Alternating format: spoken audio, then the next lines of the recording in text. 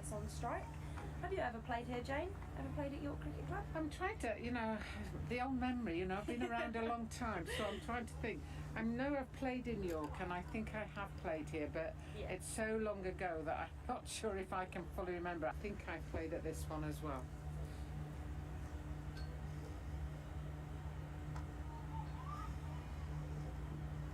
Just flicked off the hip there, nice there for no run. Having seen Robbo's attempts at Headingley this last week, I'm sure the ground staff here are wanting to lift themselves to that standard as well. I mean, what an amazing wicket he produced for that Test match. Absolutely fantastic. One of the ground staff here, I think it's Ben, he came across and helped Robbo out during the year. Yeah, he did. We had one or two of the head groundsmen from the outfields coming in, so all credit. Solidly behind it again by Step.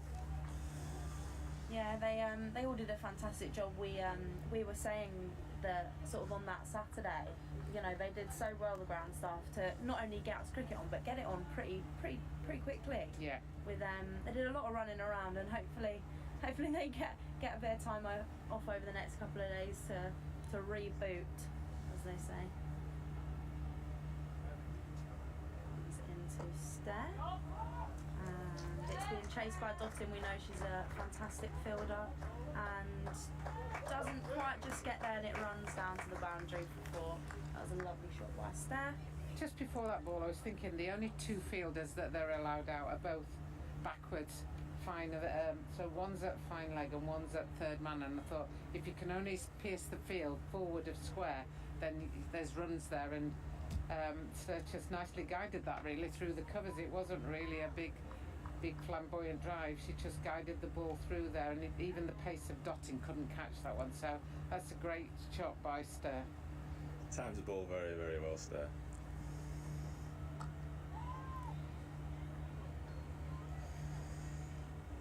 What would you say would be a good score looking at? Well, I've just heard the sort of average is 240. I think if we can get 250 plus, then I think that's going to be a good score. I think you always have to think, 50 overs, let's try and get 5 and over at least, and then you've got something to bowl at.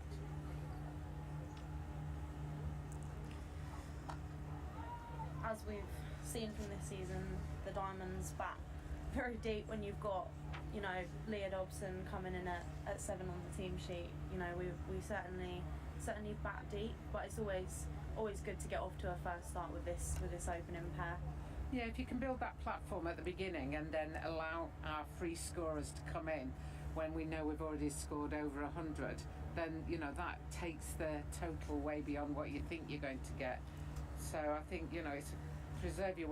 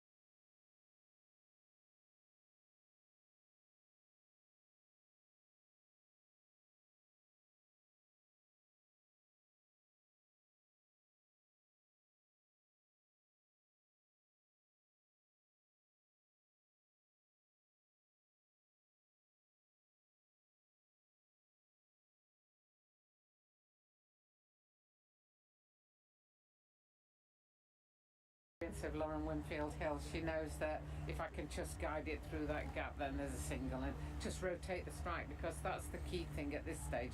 Rotate the strike, because you've got 2 very different players in so much as one prefers to play one style and another. It's still the Roses match. We've got still the Roses match. We've got some other rivals as well. I think when there's only 8 teams, then and the girls play in different teams, so a lot of them swap, don't they, for the 100? Yeah. Norris comes in again, driven to mid-on, but Naomi Ditani feels that very comfortably. But going back, you know, because they mix around, I mean, Lauren goes down to play for Oval Invincibles in the 100. They all know each other so well. Even Chloe Tryon coming in, even the international game with all the franchise tournaments around, all of a sudden the top group of players know each other. So the rivalries become even more intense when you play against your best mates. You know, speaking as a twin, when I used to play against my twin sister's team, I wanted to beat them. I wanted to make sure that we beat them.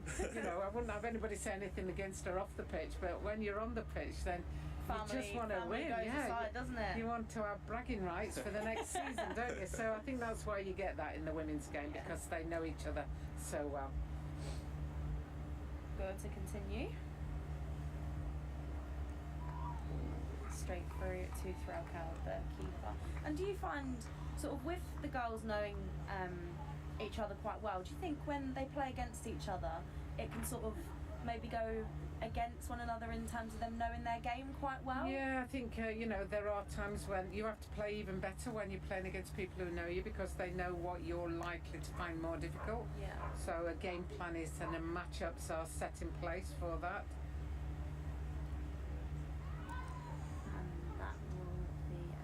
She's swinging this ball quite a lot, so she's almost got to put it outside off stump, because she's cutting it back into the right-handed batter so much. So if she places it on leg stump, it's going to go down wide every time, and that's what she did there. She just drifted it. The ball before was just outside off, and the wicket keeper took it outside leg stump. A little bit of help from the wind as well, blowing across that way. And it's another dot. Oh. Lauren went for the nutmeg there, straight through the legs. Have you got a list of the number of grounds that you've played at? No, I haven't. Didn't count when you're playing? No, but there was a fair number of grounds, I can tell you. You know, especially in Yorkshire, because at the time we weren't as lucky to play at Headingley so much. So you got to see a number of grounds. And then you remember the grounds by how well you did, really. Yeah. You know, so Thirst Racecourse, you know, when I scored 132 not out against Surrey, you know, that's one of my top of my list. You know, you sort of remember those grounds, don't you? So there's maybe a few play like there that. every week. Yeah, yes. In fact, I should ask Thirst if I can come and play every week, shouldn't I? So. Yeah, like me and Jack said, this is the first time that we've both been here, and I think it's a lovely ground. Obviously, we've got a few Royal London games here as comes in to Stair. Oh, great shot. Lovely shot there by Stair. Just pushed off the back foot. Yeah. Great shot. Just rocked onto her back foot, waited for it, and then just pushed it out through cover point for 4 runs. Lovely shot. Because Dottin's quite quick over the field, isn't she? It's very quick. It's very quick down there, but couldn't keep up with that one. She's coming into a little bit of form there in the last few games, so hopefully we can see her carry on today. And Jackson is chasing it. Should be 2. Yeah. 2 more for Stair Callis. It must be pretty incredible for obviously Stair to be opening the battle with Lauren. You know, where I found playing very low cricket, but when you play with more senior players, you really do learn out in the middle watching their game. You know. Yeah, but interestingly, you know, Stair's just got those last 6 runs off the back foot, whereas Lauren is very much a front foot player. So that's why it's really important to keep rotating the strike, because you're learning off them, but at the same time you're playing your game as well. And that was a good over for Diamonds. I think at least 6 off the over. We will just have a look.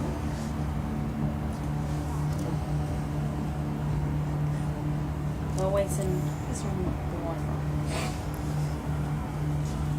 So 5 overs gone. The Diamonds are 18 without loss. Lauren Winfield Hill on 7, Stair Callis on 10.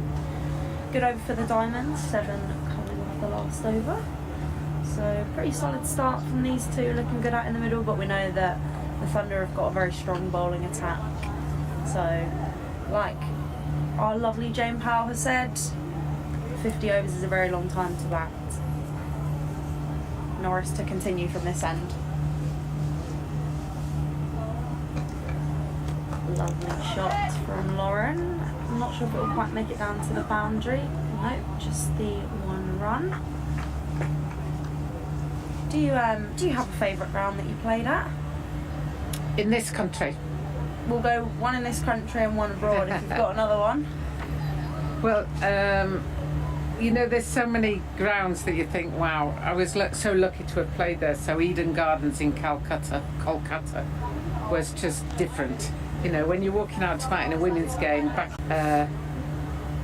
which is what they did in the men's games, it was just so unusual for us to have a massive crowd, 20,000 people, you know, was just like, wow, back in those days. So that was something that would stay with me forever. But, you know, there's lots of grounds I like. I enjoy playing in Grace Park, Sheffield, because I used to play with my dad. But then playing at the Oval, playing Worcester and Canterbury were good grounds for us in those days, because people could, like they do here at York, turn up with their own seats and sit down by the side of the pitch. Of course. I think that's sort of the lovely thing about the grounds that both the men and the women play at, is that they're all quite different. You know, you have, I like to kind of refer to some of them are stadiums and some of them are grounds, and you know, I think it's great to have these really, really huge grounds to get as many people as you can in, but it's also quite nice to have, you know, the feel of a county ground, a bit of grass in the distance, you know, it offers something different, doesn't it? It's nice characteristics. Yeah, and to it each also one. takes cricket out to more of the cricket playing fraternity, rather than just centering them on the main event stadiums. Yeah, for sure. We've got a few people down here today enjoying the sun while it is out. I spoke to a young boy when I came in. He was about 8, 9, and I asked him if he was batter. He said yes. I said, "Are you a bowler?" He said yes. And then he turned around and he said, "I'm a fielder too." So I said, "Well, good for you, because everybody has to field, so good on." And it was so lovely, you know, and that sort of interaction you don't always get at stadiums. For sure. Tara Norris to continue. To Stair Callis and Plays that misses that one. Maybe a little bit of movement for the seam there, but Both left arm. yeah, both left arms getting it to do a little bit this opening pair. So often the left arm over is a difficult one for a right-hander, because often they can get it to cut back. But it looks today like Marika is getting it to come back and Norris is getting it to move away. So although the line is similar, the effect is very different. So that's quite a challenge for the batters at the moment.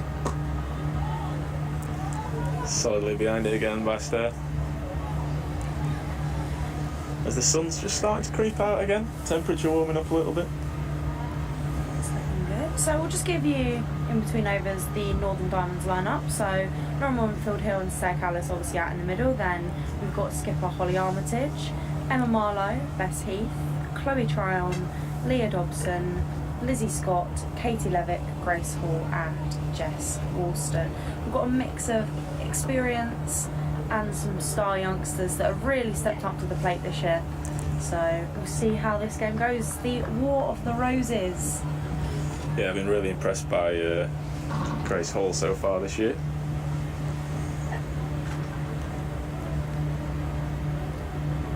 Rika to continue. Lovely shot by Lauren, but no run. But this is where Thunder know that Lauren likes to drive, so they've got the mid-on and mid-off quite straight. A lot of other teams you play against put them a little bit wider, but because they know that that's one of her favoured shots, then they've got them fairly straight. So even though that was a good shot, it was very easily fielded. Marika to continue to Lauren. And that's just a bit So that'll be 1 run. Good fielding by Heath. Yeah, as you alluded to earlier, Jane, with the difference in the batting styles, Lauren looking to get forward a little bit more than Stair, and maybe Stair sort of reaping the benefits from going back a little bit more so far. Different styles of play that we've got out there in the middle with these two. Score continues on the far end.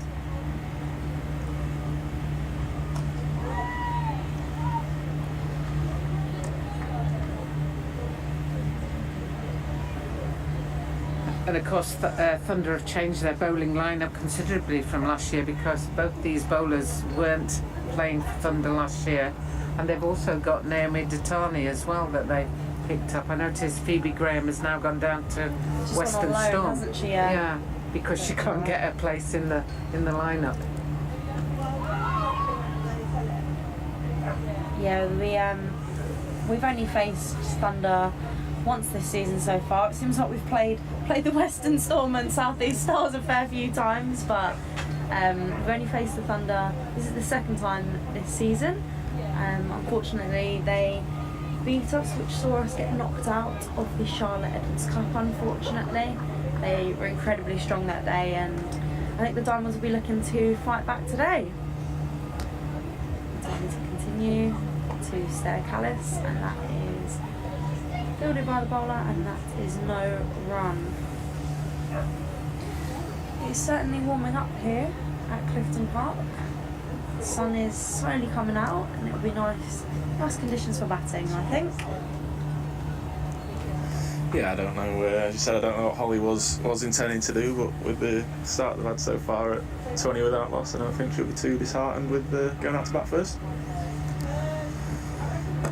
Not at all. I think, scoreboard pressure is important in these games, so you just need to bat sensibly and don't panic. If this was a T20 now, we'd all be tearing our hair out, but you're building the platform from which you then start to see the ball a little bit better and move your feet a bit more, and all of a sudden in the next if you're going 10s, the first 10 is the building, and then the next 10 is the slight acceleration, and then you've got a firm platform from which the others can come in and let fire. Yeah. Definitely have got some power coming in later on as well. As you say, with Chloe Tryon, Bess Heath and Holly still all to come. Plenty of power left in the shed still. I always think back to Chloe Tryon's debut against Western Storm first game of the season, and she just came in, and I must admit I've never seen someone smack a ball that hard. She certainly showed us that she was here. Norris to continue, and that is a lovely shot. That is fielded by Datani for no run. Yeah, she's certainly been an important asset for the Diamonds down the order.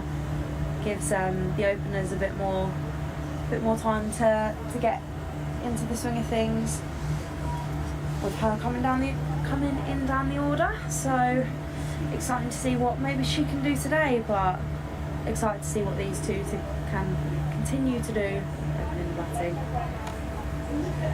Just had a message from Jonathan Doige to say it's raining sadly in Worcester, so if anybody wants to see some cricket, tune in.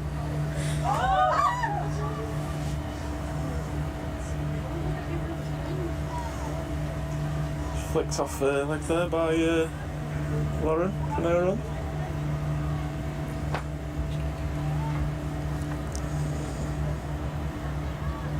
It's a shame about the game down there. Yeah, because we had a great start, didn't we? Finley and Adam really started well. They really did. Nice to see. Nice continues. Oh, Lauren looks to get brought back on that back foot, but I think maybe just skidding on a little bit. Oh yeah, didn't get up very much, did it? No, but it looked like it was hittable, so I think she made the right choice. She just didn't execute it as well as she would have hoped. But she's still there. That's the important thing. She is.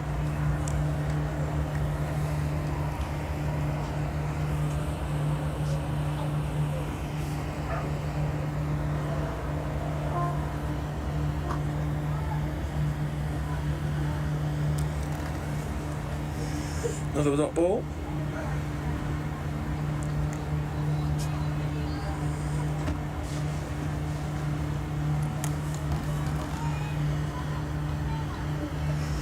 My twin sister in Australia's just said it kept low.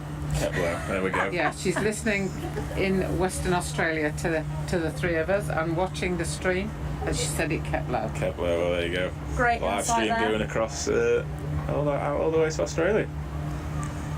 Yeah, if you want to get in contact with us, please tweet us at north_diamonds.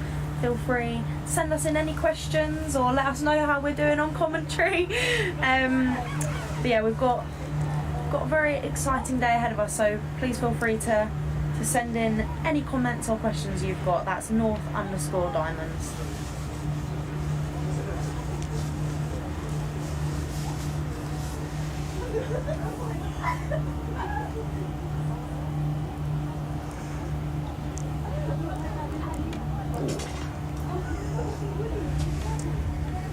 If you do hear any noise in the background, little Northern Diamonds up on the balcony with us, so they're up here watching, so anything in the background, they're just sat up here supporting their team. It's got some stats up here for Tara Norris in 25 matches, 31 wickets to the right-handers and 5 to the left. Although, albeit played a lot more against right-handed batters, so averaging 25 to the right-handers and just 20 to the left. So this will probably be the last one of this spell, I would think, for Marika.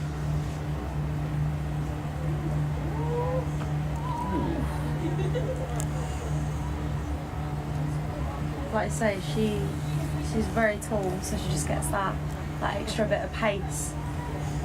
a little bit extra bounce as well, but if the ball in the last over with anything to go by, they might have to be careful of that, so it's skidding on a little bit and keeping low.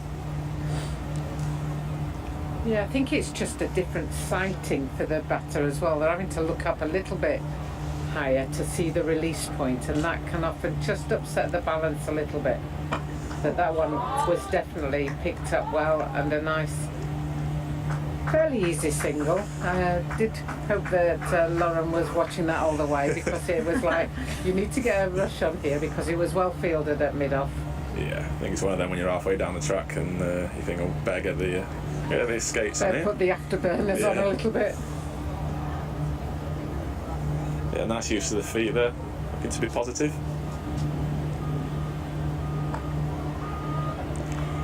Stair Callis in again, solidly. I think the wind's just picking up slightly. There's some flags off to his right that are they're going in the distance. It's definitely assisting the bowler from that far end.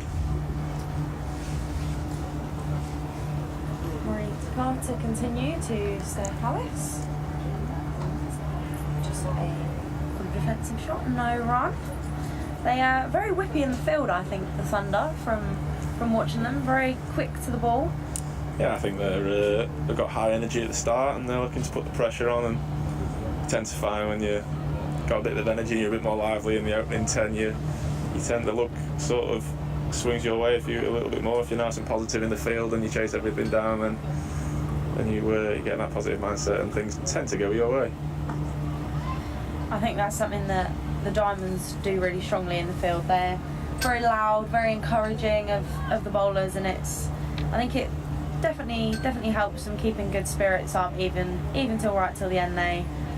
They're a strong unit that hopefully will secure the win today.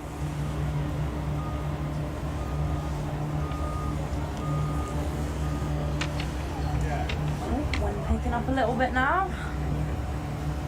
Marika to continue to Stair Callis. And that's being chased. Yeah, pushed into the mid-wicket area, and they've taken 2 there.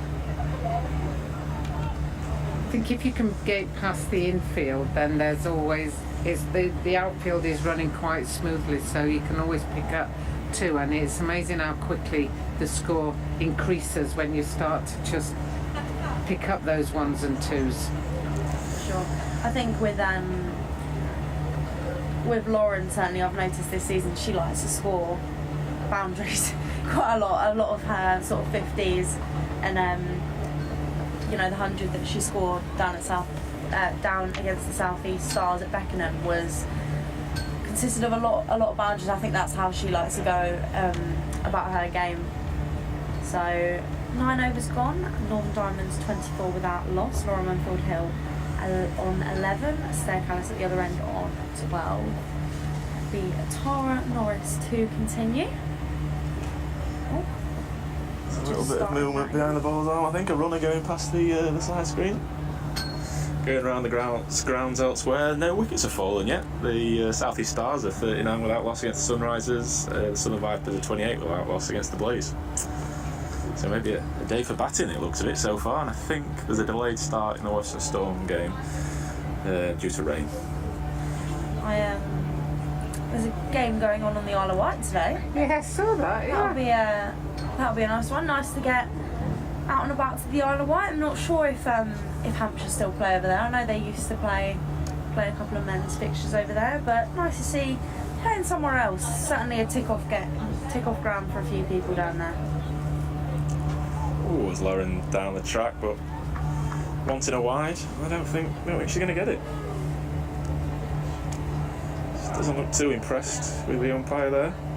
See if we can get a replay on that one, see how wide that was.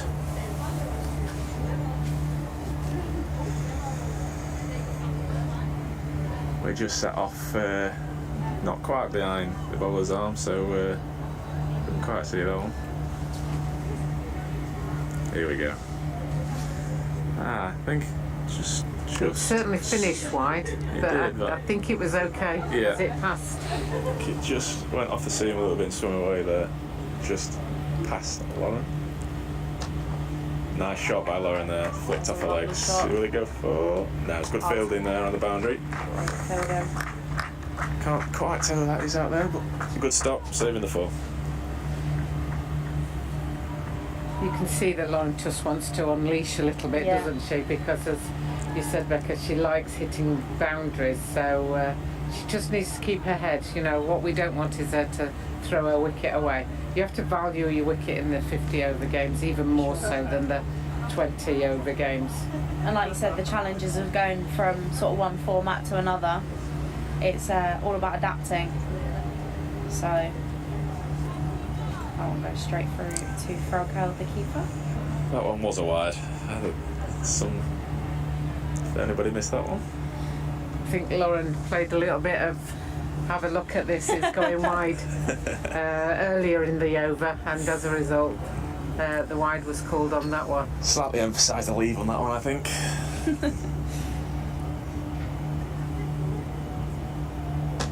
Lovely shot by Lauren, straight over the top for 4 runs. That's the aggression we've been talking about from Lauren Winfield Hill. She does like to hit it hard and well, doesn't she, down to the boundary, so it's a lovely shot from her. I think she really likes it in that area, just slightly foolish look to get on that front foot and go over the top. She's really strong there. And both boundary riders, one's at deep square and one's at long on, so if she can hit it straight or over mid off, then it's a very safe shot.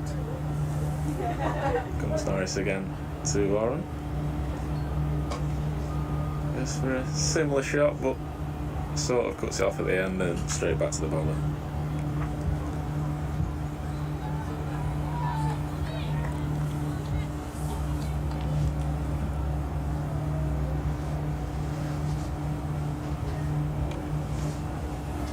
It's interesting how quickly the score can move up, because we were almost on 2 and over at one stage in this first 10, and now we're on 3 and over, so you don't have to panic, you just have to protect.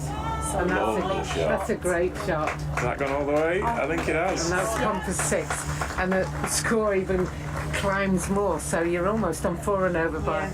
Well, you said about obviously starting off at going sort of 2 and over and building it up. Well, it looks like they're getting pretty comfortable out in the middle, and the boundaries are starting to flow. So it's exactly what you're looking for your opening pair, End isn't of it? the power play. the power play. The Downs are 37 without loss. And the youngster's going to stay on, so this will be a 6 over in a row. That's quite some ask for any quick bowler to be going 6 overs on the bounce. And you obviously were a captain for many years. I love that. What were your sort of tactics in the field? Did you kind of go out there knowing exactly what your game plan was going to be, or did you tend to kind of see how things went? What was your I had a rough game plan, a rough game plan in my head, but then you have to see how on the state of the game, and then you adjust and adapt depending on what's happening. Yeah, for sure. That's 2 more to the totals. There, Callis, number 22.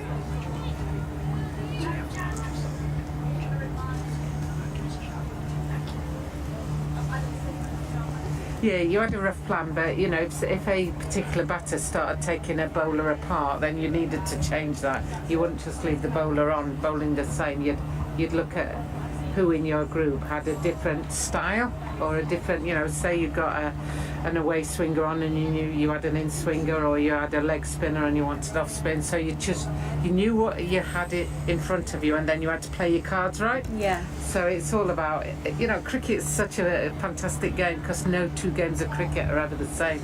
So you just have to know what your skills of your players are and then play them accordingly. Yeah, I think. Sorry, go on. Go on, Jack. Just say the matchups have really become a thing in modern cricket, and how some bowlers, we've seen it in the Ashes with Stuart Broad and Warner, 17 times. Exactly, and how some batters and just say on particular like some bowlers, and how the matchups can be used to break a partnership or to using the and of course, you know, the favour. women have now got lots of matchups that they're thinking about, so you know, I'm sure Heather Knight has already worked out which bowlers she's going to use against which of the Aussie batters in the next game tomorrow. But she'll also know how she'll adapt it if that's not quite right. And you know, you can go in with a set plan, and then unfortunately somebody could pull up in the warm-up. So you can't have a fixed plan because there's too many eventualities, too many changes. You might end up playing duck with Lewis Stern and having to... Yeah, there's so many factors that can just come into play, isn't there? Yeah. It's a good thing with the modern game that players can obviously access. You know, they can see exactly their stats of what works for them, what doesn't, but then it can go the other way because everyone else can see it as well, can't it? So, you know, even with the likes of the live streams now that the counties are producing, and obviously like the one we've got here today, you can't unfortunately say, oh, it wasn't out with LBW, because people can just watch it back these days. But it's good for improving your game, but good for the opponents as well, I feel. Yes, and actually when we first started filming back in the 2000s for the women's game, we used to share the feed because we said, well, it doesn't make the coach any better because it's what you did with the information. Because there was a little bit in all other sports, you did your own filming, and suddenly in cricket in the 2000s we just had one feed and everybody used that feed because it, as I say, it was up to them how they used it. Yeah. But fascinating stuff. I can remember climbing many a sight screen to put a camera up. Not like these poles that they have these days and all fancy, and getting some tape and making sure it stayed there. It was very funny when I look back now, but it was state of the art back then. We were way ahead of the game. Exactly, leading the way. So change of bowler for the Thunder. Naomi Datani. Datani is coming on, replacing Tara Morris, sorry.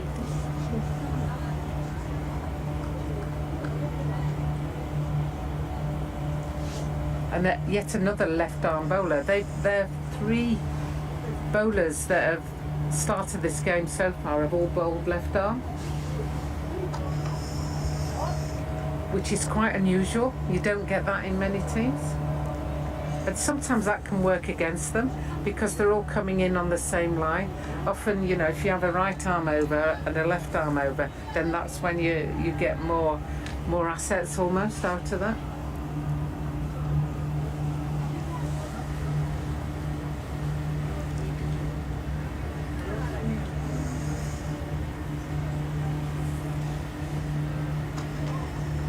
pulled again by Lauren, but only the single.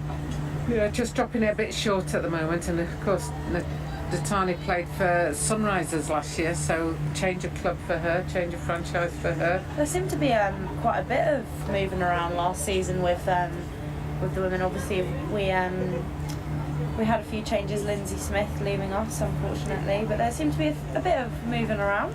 Especially with the Thunder. I think the Thunder. Foot down. It's a drop by Dotted. That's a surprise, because you don't see a player of her character when the ball comes straight to her. She didn't even have to move, but was a bit surprised, I think, by the speed it came to her. But it was a fairly routine catch. Yeah, it was actually. It did, like I say, it did come quite quick, but should have been taken really there. But another life, is there for Stern. See if she can regroup and make the most of that. We've got an issue with the wicketkeeper with Ellie Threcold at the moment. I think she's got something in her eye, but I think she seems okay.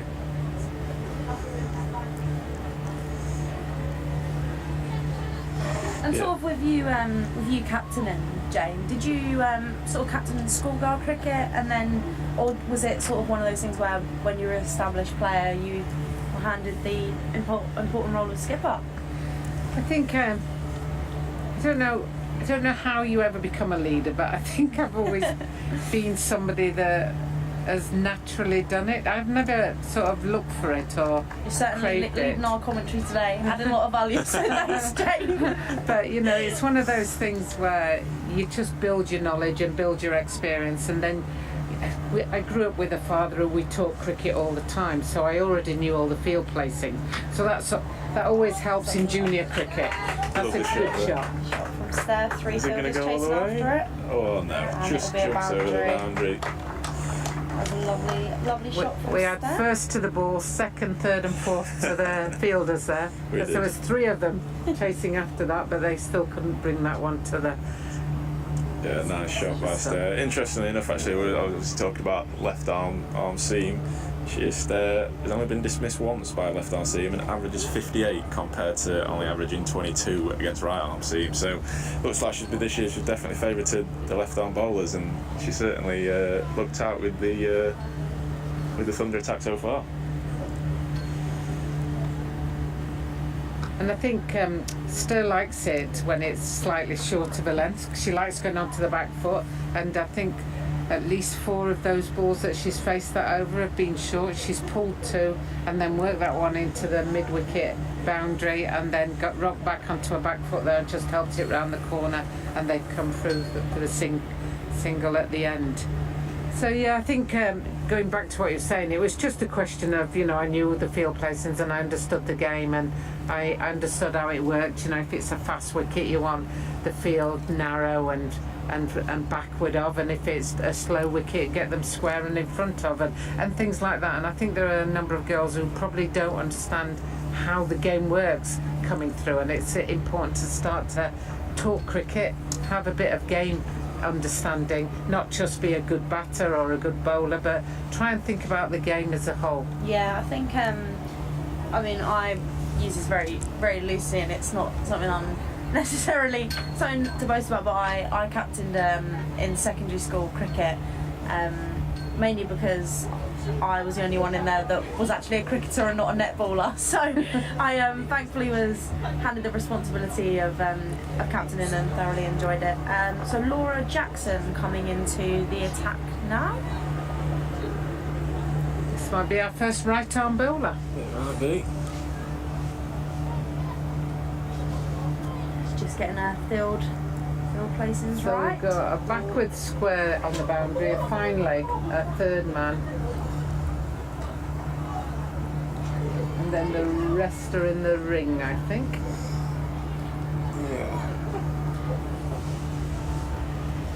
Rachael deciding she's had enough of standing back and the helmet's going on, and she's coming up to the wicket.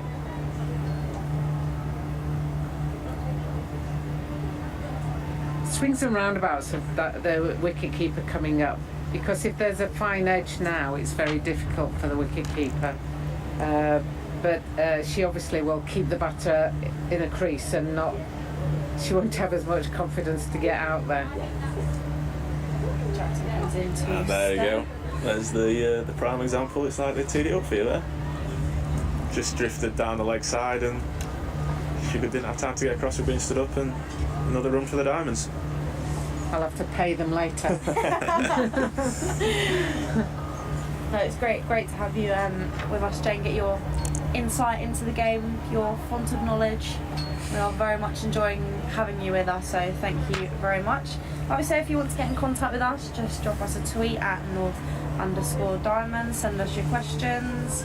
Hope you're enjoying the commentary with a slightly different commentary team today. Jackson comes into Winfield Hill. Lovely shot, just timing there from Lauren, just flicked off the legs for 4. That takes the diamonds past the 50 mark. 53 to the diamonds now. She just looks like she's got all the time in the world, doesn't she? She does.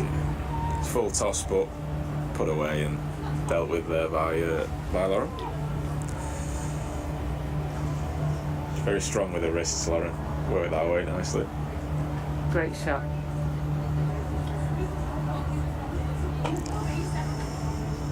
Full again, but fielded by Dottin.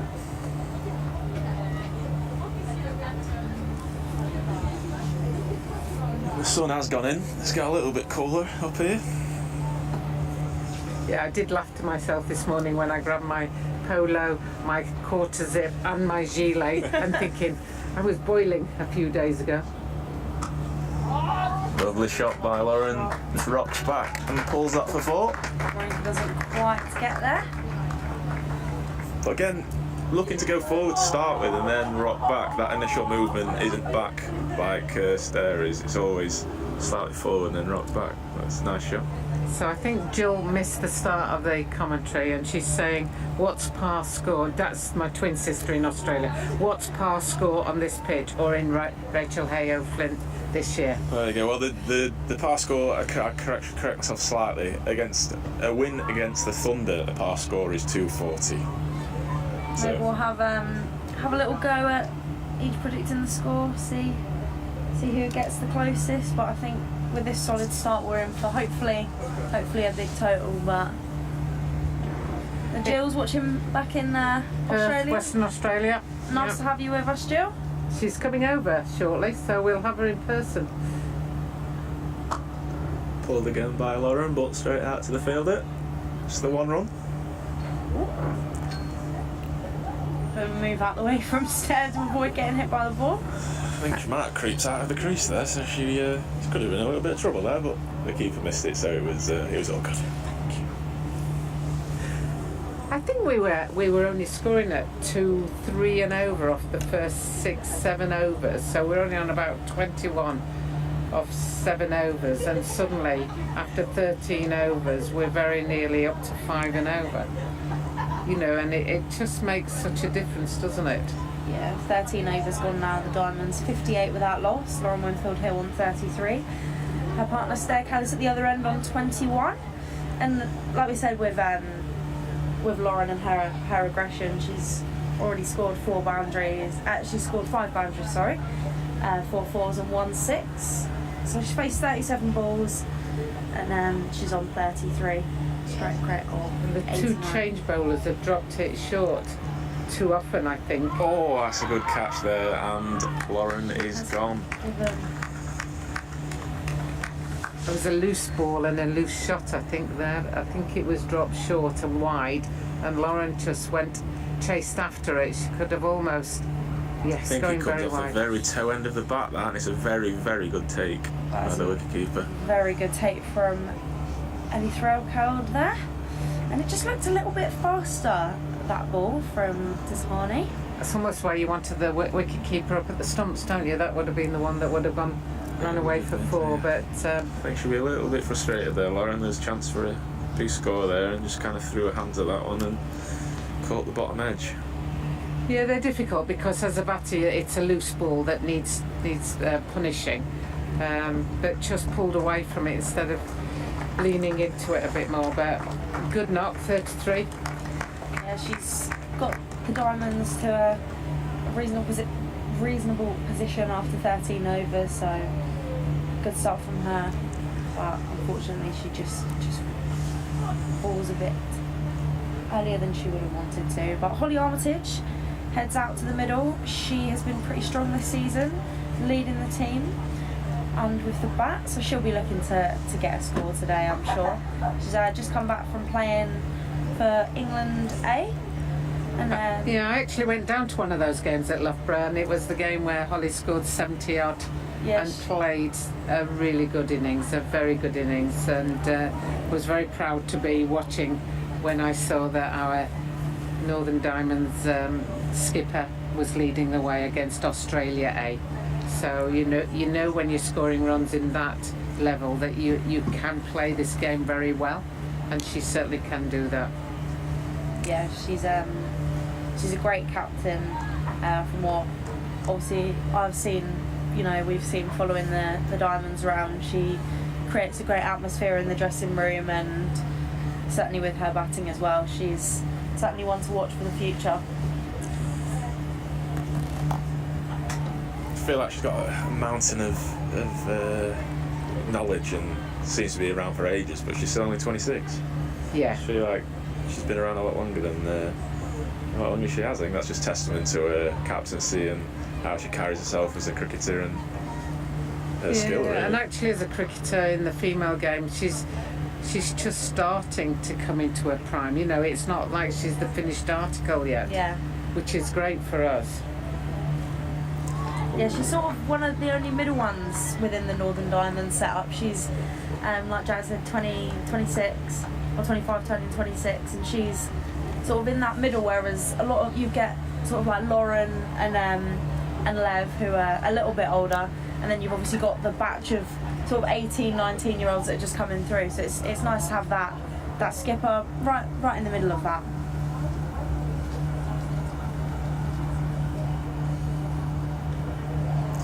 Just let that one go there by Holly. But yeah, just going back to our conversation earlier, the run rate just above 4 now, so picked up a little bit before the fall of Lauren.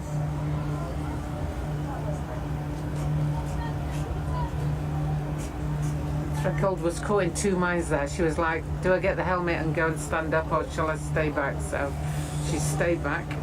It's worked for her earlier in the over, as we've got somebody wrapped in a duvet disturbing the behind the bowler's arm down there, just walking past the side screen. Yeah, Datani's tightened up her length now and line, and she's proving quite a handful at this stage, so just needs to play yourself in, Holly, and just and there's the girl in the duvet. It really is summer, folks. It really is summer. We're July the 11th. I did say the sun had gone in, but I think that is taking it to the extreme. It's lovely to have the support out here at York.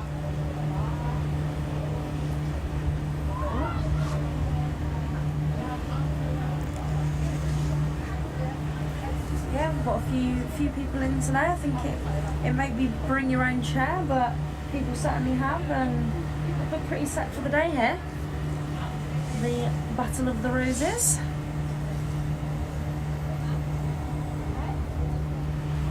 The ground staff got the right idea with that. The big office chair. That looks the comfiest out of them. Out the rest of them, I think. For sure.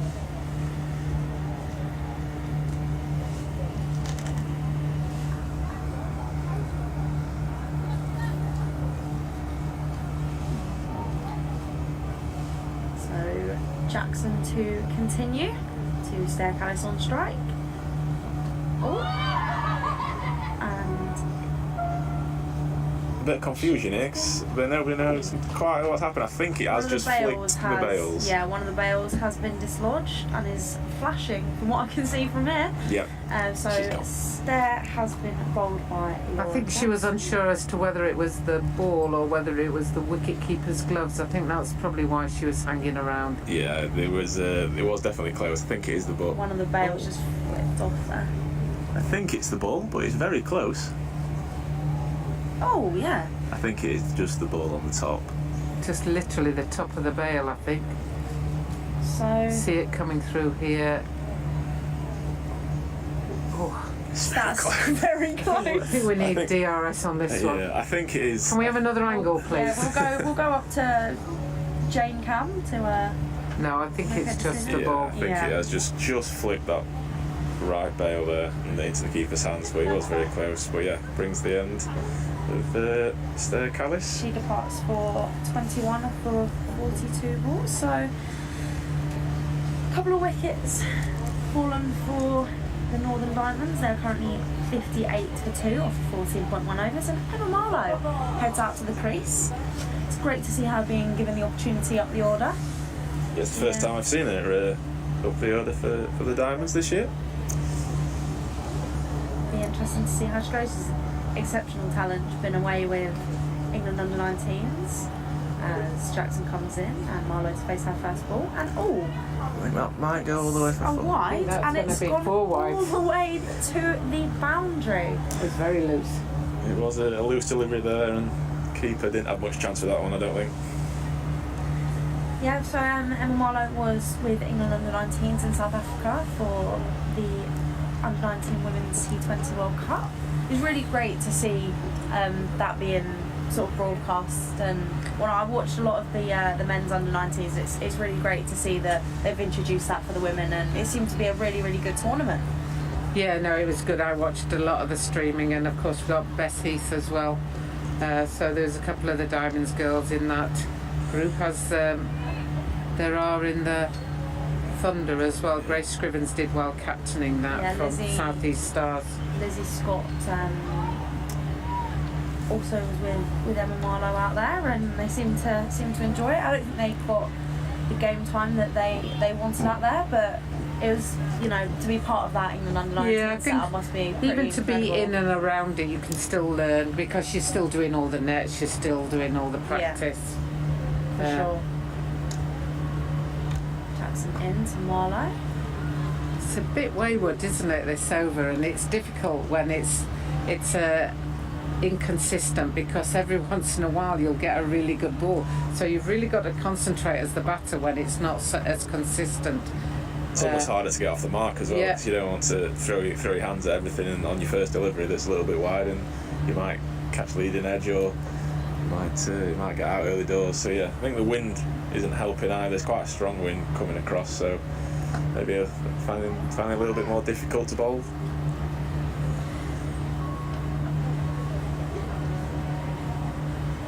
I think in your mind you're sort of saying, if we can get a boundary and over, then that's good at this stage. Strong, and so when somebody gives you 4 wides to start with, you can almost just sit back and just look to rotate the strike. So you don't need to look for a big hit. Just leading edge. That would have been a phenomenal catch if Jackson had got to it, but just not quite. So A little bit of a nervy start from Marlowe, I think, but maybe stuck in the wicket a little bit. Took the leading edge, but luckily it landed safe.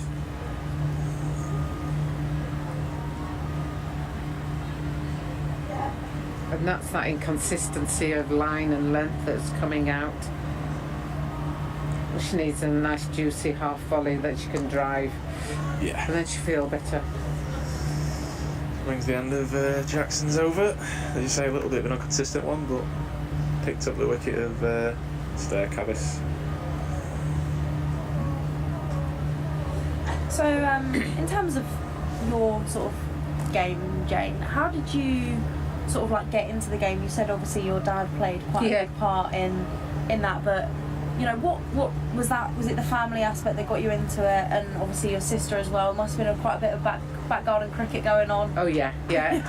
We definitely played a lot of backyard cricket, and whenever we could, and we actually used to be able to play on the streets in those days because there wasn't as much traffic, and you could. So we used one of the roads that we played on as well, but then went and joined Sheffield Women's Cricket Club. To continue. That's a lovely shot by Super Holly Armitage, but no run. It's been fielded by Gore.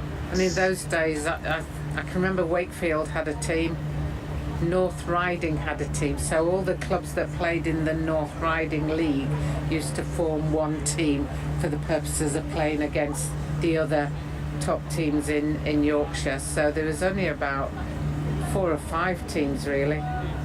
Wanting to continue. Bradford had a team, so Yeah. and you used to just play. Well, you travel miles. I remember playing down a game against Wolverhampton, and that was a normal game from Sheffield. So. And was it like overs wise? Was it general? No, we played what you call declaration cricket in those days. So you'd play from 1 o'clock to 6. Nice. And then you batted. If you were batting first, you decided when you'd declare, knowing that you gave yourself enough time to get the opposition out, and there was always 20 overs in the last hour. So that's where you learned to play cricket. Yeah. So it wasn't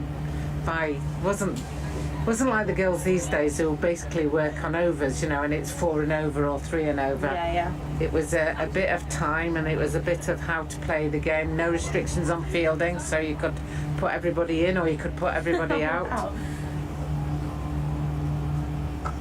Good shot there. Lovely shot by Holly Armitage. That goes straight down to the boundary. That's a long run. That's gone to the rugby pitch. So I think we've got a father running after that one because it's gone a long way. Yeah, that was a lovely shot. And how nice is it to see the sort of the development of the women's game to now see, you just said, the travelling all the way down to Wolverhampton to play a game where now amazing that there's a South Yorkshire League, so there's more than one club in South Yorkshire, for example. It's just fantastic to know that these girls can have the opportunity to develop their game without having to travel miles, without having to have an extra cost, because when you're travelling then you all have to share the petrol money. Well struck again by Holly. One thing I love about Holly when she's out in the middle is her calling. She is very clear. Yeah, she's very clear, very vocal, and makes it a lot easier if you're her partner, doesn't it?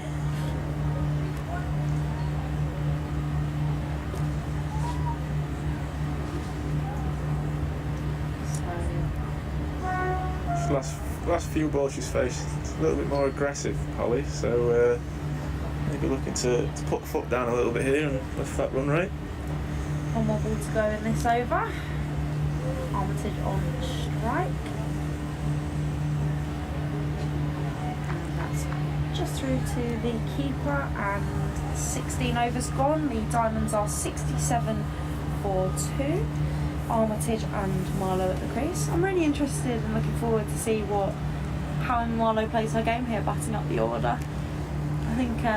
I think that's the exciting thing with the Diamonds this year. You've already alluded to the fact that we've got 3 or 4 experienced players, and then the rest are pretty untested really in this level of the game. So it's very exciting to see which ones stand up and which ones struggle a little bit. And it's nothing wrong with struggling. Before I was England captain, I think I was 12th man 21 times, so it's okay to sort of take your time. You don't have to run. Yeah. It's very much a marathon, this game. Jackson to continue to Marlowe. It's almost where you learn the most about your game, when you are struggling a little bit, and absolutely. You have to almost try a little bit harder in those nets and get a little bit extra coaching. I know Danny's amazing with the younger players we've got here, and how much work goes into it. And I think that's, like I say, you learn your most about your game when you are struggling, and then it all kind of drops into place, and all of a sudden you're in some good form. Again, down the leg side, and the keeper has got no chance for that, but didn't go for 4 this time. It's cut off on the boundary. So another wide, and there's this erratic nature of the bowler at this stage, and you have to keep concentrating, honestly, because this girl can bowl an absolute jaffer, and you're like, oh, crikey, where did that come from? Yeah.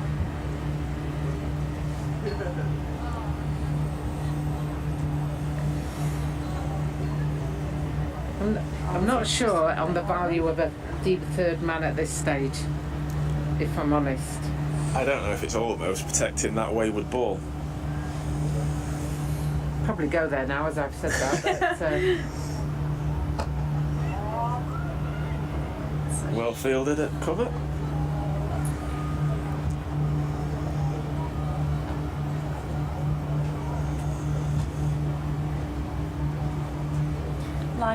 Like Jack said earlier, it must just be incredible for you to see how the games come on, and with this this regional setup, it seems to be sort of like what's working at the moment. Jackson continues into Armitage, and that's just pushed. So we'll do the fielding. So 1 run to the total, Emma Marlowe now on strike. Yeah, and the other massive benefit for any of the Yorkshire junior girls is that, you know, they don't have to pay for pathway, they don't have to buy their kit, they get free coaching.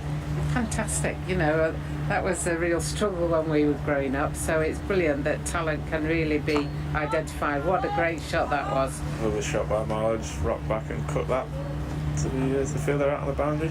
But yeah, to have no boundary into the game now, and no matter if you've got the talent, you're going to get picked up. Yeah, if you're good enough, then there's an entry point, and you can develop in that.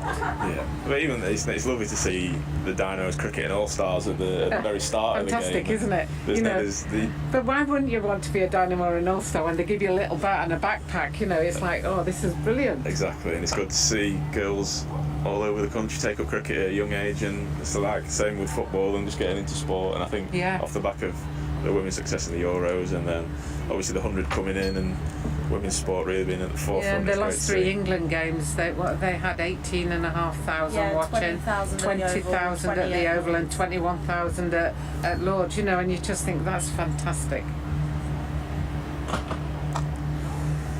Guided round the corner by Holly.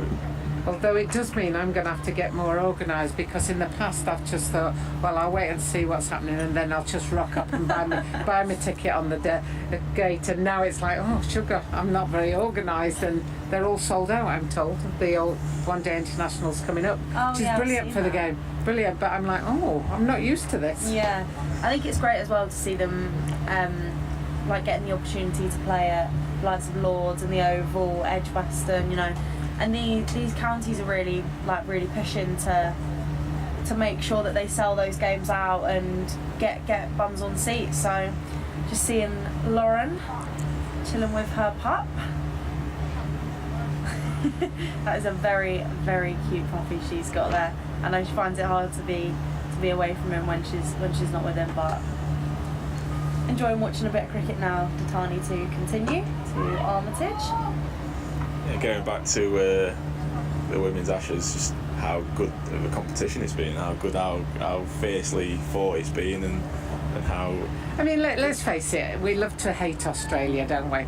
But what competition that the women are having, you know, it's nip and tuck, anything can happen, it could go either way. I'd like to think that we've turned the corner now, having won the last 2 T20s. But it's such good competition, and when you have good competition, crowds like it because there's something to cheer. Although I do think the English crowd would quite like an easy win as well. Yes. At the same time, it's just great entertainment and great value for people to see good quality sport played by the women around the country. They're at Bristol, Taunton, Bristol, Southampton and Taunton coming up, so well worth tuning in, I think. I don't think there's any tickets left, so you'll be unlucky if you want a ticket, but you'll be able to tune in on various streaming or various TV companies. Yeah, I think definitely looking to next year where we host Pakistan women at Headingley. I think we'll be looking to sell that out and get a packed crowd in there and support the England women's team. Really looking forward to hosting Pakistan women next year, and Pakistan men. I think we've got them in the same week. Yes, 4 days apart. So, 19th for the 22nd, we've got them. So come and support both of them. Don't just go to one gender or the other. Go to both of them. I think it's quite good that they're so close. Oh, and that's gone straight through Heyhoe. She's been bold. That's a good ball from Naomi Datani. That one cut back. Sees the end of the innings for the Diamond skipper. Diamond's now 73 for 3. It's funny, isn't it, how a couple of wickets fall and just the dynamic does just change a bit. Thunder certainly putting the pressure on, and definitely nipped back a little bit, that one, as you can tell by Holler's reaction. Yes, so often in cricket could go bang bang really quickly. Never quite know, but that sees Bess Heath join Emma Marlowe out in the middle. She is certainly a power hitter and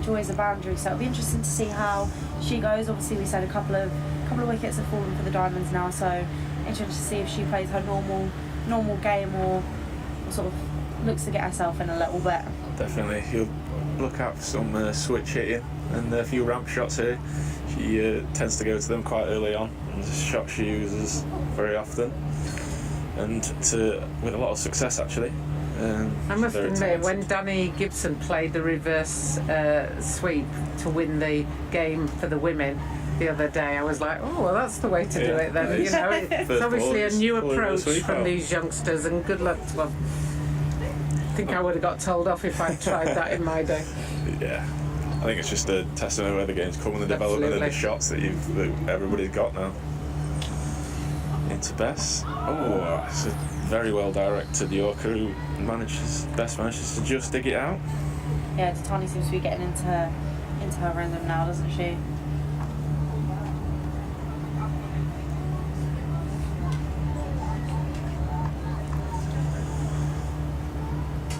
Yeah, this must be a 4th over, is it? This will be quite sure 3rd or 4th, I think.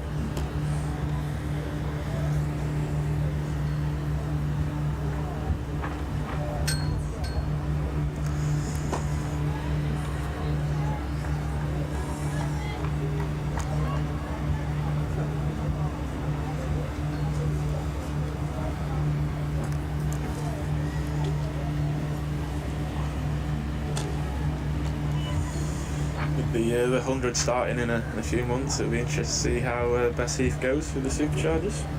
Yeah, and I believe Grace Hall has got a call up to Melbourne Superchargers, from what I'd seen on social media. Very good. She's been a great talent, and good luck to her. She'll learn from the overseas people as well who are in that group. You know, I think that's the great thing, isn't it, of any franchise tournament is who you get to play with as well. Yeah, definitely. I mean, we saw last year, Rachael Slater got to speak to Mitchell Stark and learn off him, which is obviously probably one of the best bowlers in the world at the minute, and just to learn off the experience that he has and take that into her own game. Yeah, so that was Tani's 3rd over, that was. So 18 overs gone now for the Diamonds. They are 73 for 3. Emma Marlowe out in the middle alongside Bess Heath.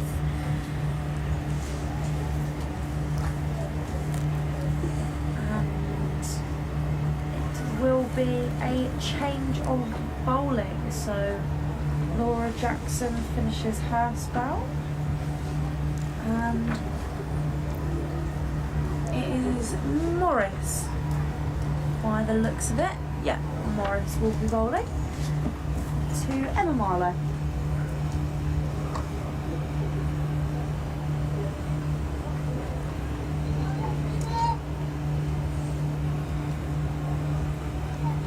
So it's the first time we've seen a spinner come on.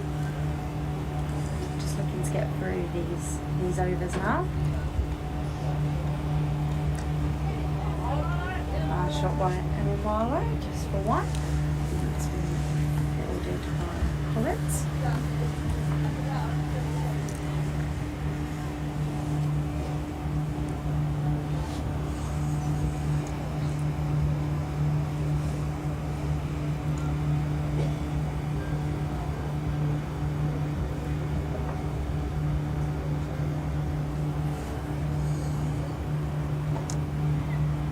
Nice shot there by Bess Heath.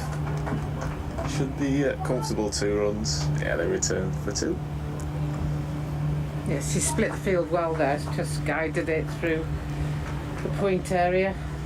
Just started limping there a little bit, Bess Heath. Hopefully it's nothing. Keep an eye on that one. Must be old age, eh?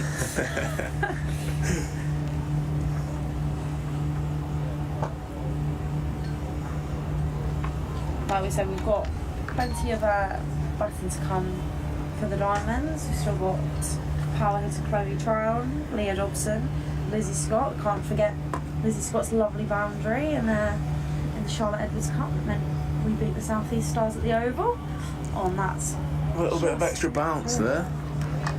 and it will go down to the boundary for 4. And that's the one where the keeper's standing up. She's obviously got an edge on that, and if she'd been standing back, but you wouldn't stand back to the spinner, but it's just a really difficult one if you get anything on it. Yeah, I think it's a little bit extra balance did everyone. I think it did Bessie, and obviously found the edge and did the keeper. Popped up a lot though. And Ellie Threcold's one of the best keepers in the tournament. Again, a little bit more extra balance there. From your perspective, Jane, I know we see it quite a lot in the men's game for players missing for their teams on international duty. Obviously, with the women's Ashes going on alongside this competition, do you think that there's an advantage for, obviously the Diamonds unfortunately haven't got anyone in the ODI squad, but in terms of, do you feel that's sending teams with a bigger advantage? I mean, there's two ways of looking at it. One is that way completely, and it should be an advantage to the teams who haven't lost players. But for the teams that have lost players, it really gives you that chance to give somebody else a go, and they can so often step up because they're wanting to show what they can do. So sometimes you get more effort out of teams where they've lost 3 or 4 players. Taking the opportunity for the youngsters. And they've got nothing to lose because they can always turn around and say, oh yeah, but we didn't have Sophie Eccleston and Kate Cross today. You know, and you just think, yeah, you're right, you didn't. So it's probably swings and roundabouts as to which is the best to be in.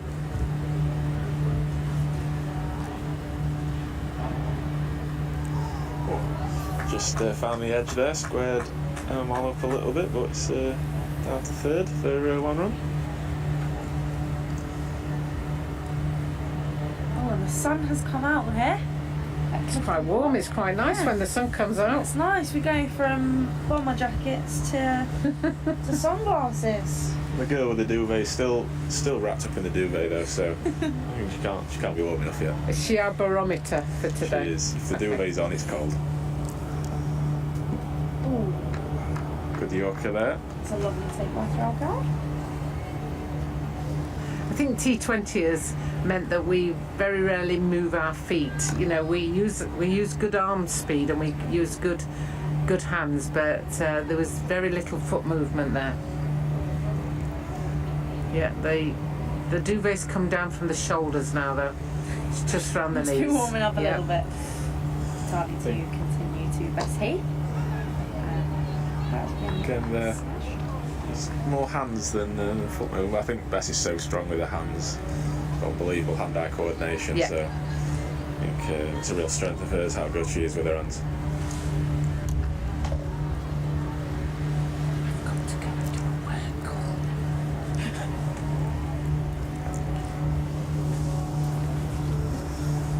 Calls the tiny again to Bessie. Just pushes it back up to cover. So we say goodbye to Jane Powell for a while. Thanks so much for your help, Jane. What an absolute asset Jane has been to Yorkshire and Northern Diamond. She's followed both teams up and down the country as well as having other work commitments with England Disability, but she's been absolutely fantastic to be around, so thank you, Jane.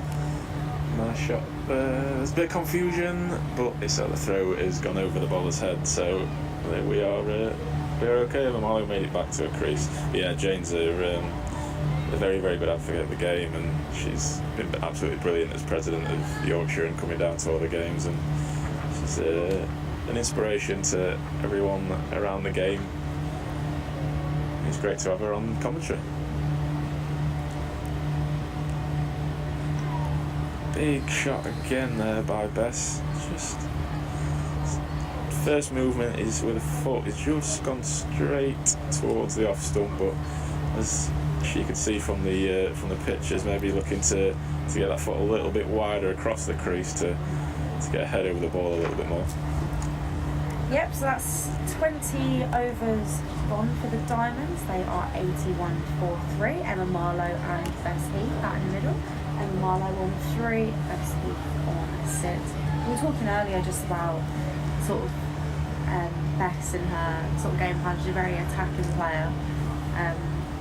So it'd be interesting to see how she goes about this. Definitely, I think she'll look to be positive, but she'll probably hold it back a little bit and just be the anchor in here. As we see a little bit extra bounce again, she's really getting the ball to pop up here, and the last few deliveries have sort of taken off. It is a little bit of a slope,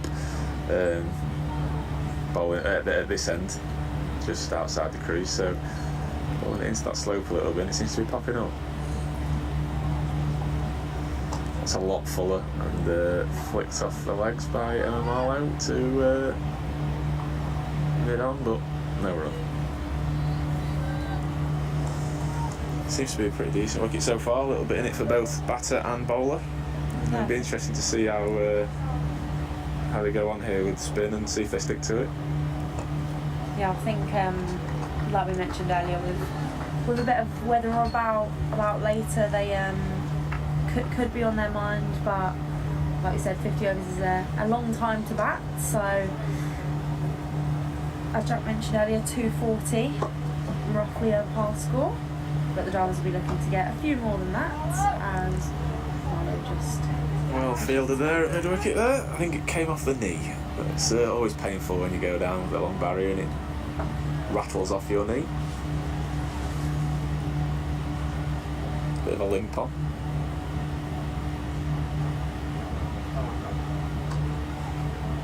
Lovely hands again there by Emma Marlowe. Just comes down the track slightly and just flicks it off her legs for the single. It's nice to see Emma Marlowe being given that opportunity up the order. Seeing her train throughout the winter, she's certainly been working on her batting. It's great to see her being given the opportunity today. She's got a lot of people to learn from in this side, so excited to see what she can do. Yeah, she's a great talent. She works extremely hard. I'm sure if we got Danny up here, she'd tell you just how hard she works. And she's, like I say, been with England and in the under-19s, and she's a special talent that hopefully over the next few years we'll watch develop into one of the Diamonds' best players. So look forward to see how she gets on.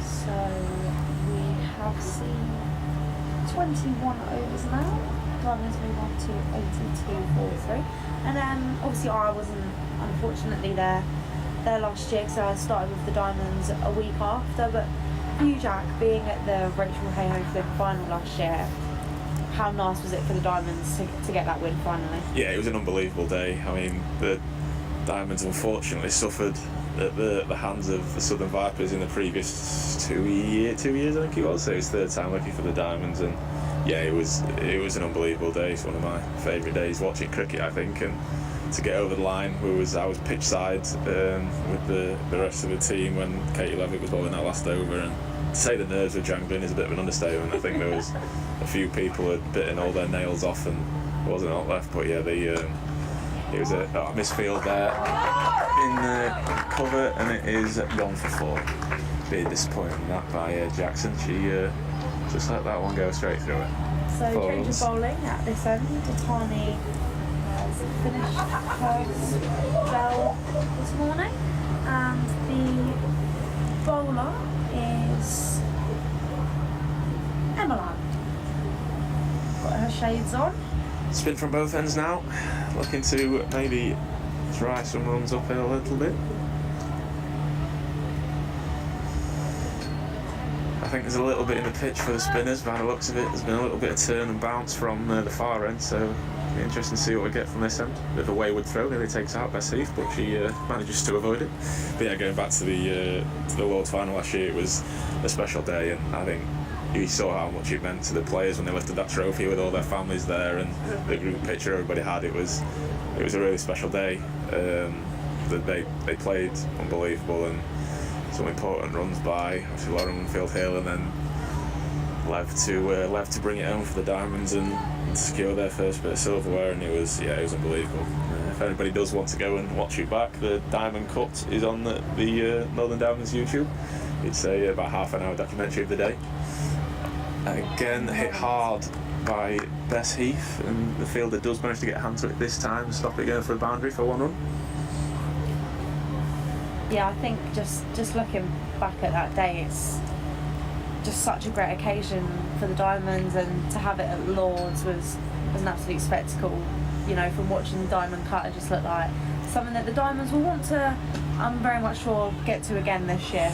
Yeah, that'll be their goal to get to the finals for the Rachael Heyhoe Flint. But I think it was a special occasion, like I say, being at Lords is a lot of the girls' first time going to Lords and especially playing there. So I think the first day was just a case of take it all in when we go out and went to train, take it all in and make sure that you're taking everything from the occasion. But yeah, it was special just to walk through the long room at Lords and all the history that comes with it, and to have a women's domestic final there. It was special. It was a special day, and I'm sure a lot of the players will look back at the highlight of their careers so far, or if they look back at the end, it might be a highlight of their career. So it was it's lovely, and hopefully we'll get back there this year.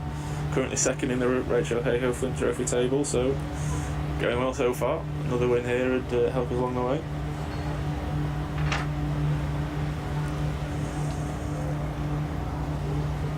It's nice to continue from the far end. A lot full that time, pushed out to cover by Bess Heath.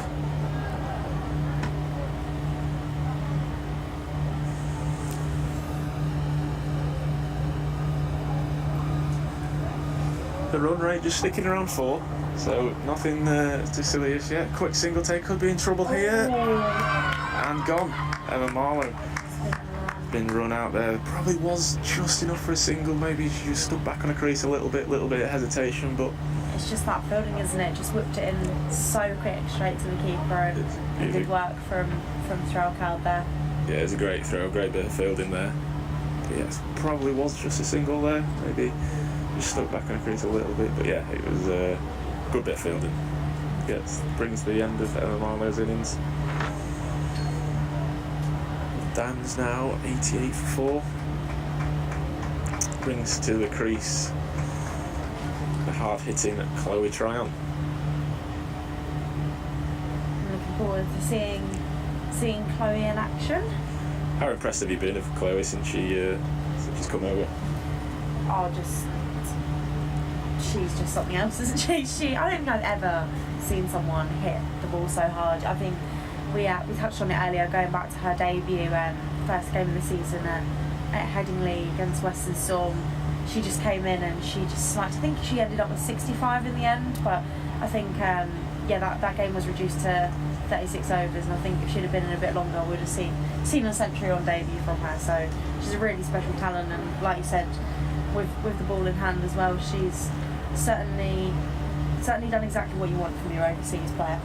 Yeah, definitely. She's come in and made an impact, and that's what you bring your overseas in for, to make that impact and add a bit of experience to the team. And she's got a job to do here, steady the ship a little bit, a few quick wickets here. See if she can use that experience and steady the ship for the Diamonds. Yeah, for sure. I think now that a couple of wickets have fallen, they'll be looking to steady the ship for a little bit, and then hopefully go hard towards the back end of the innings. So we'll see how it plays out. But we've seen this year that the Diamonds' bowling attack is exceptional in all areas, so they'll be looking to set a total that our bowlers can look to defend. Yeah, definitely.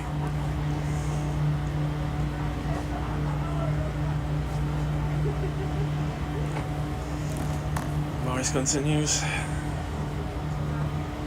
and Chloe Tryon just pass it back to cover.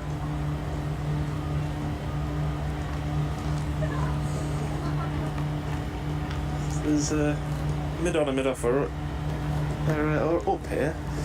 Oh, in fact, all the fielders on the outside rope. So maybe she'd look to go over the top. That brings the end of the over. Diamonds 88 for 4.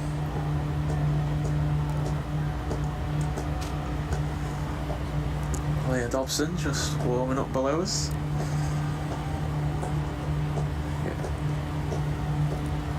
That is some proper skills. just doing a few keep-uppers with the bat, getting the hand-eye coordination going. So a slight, obviously, change of commentary team today.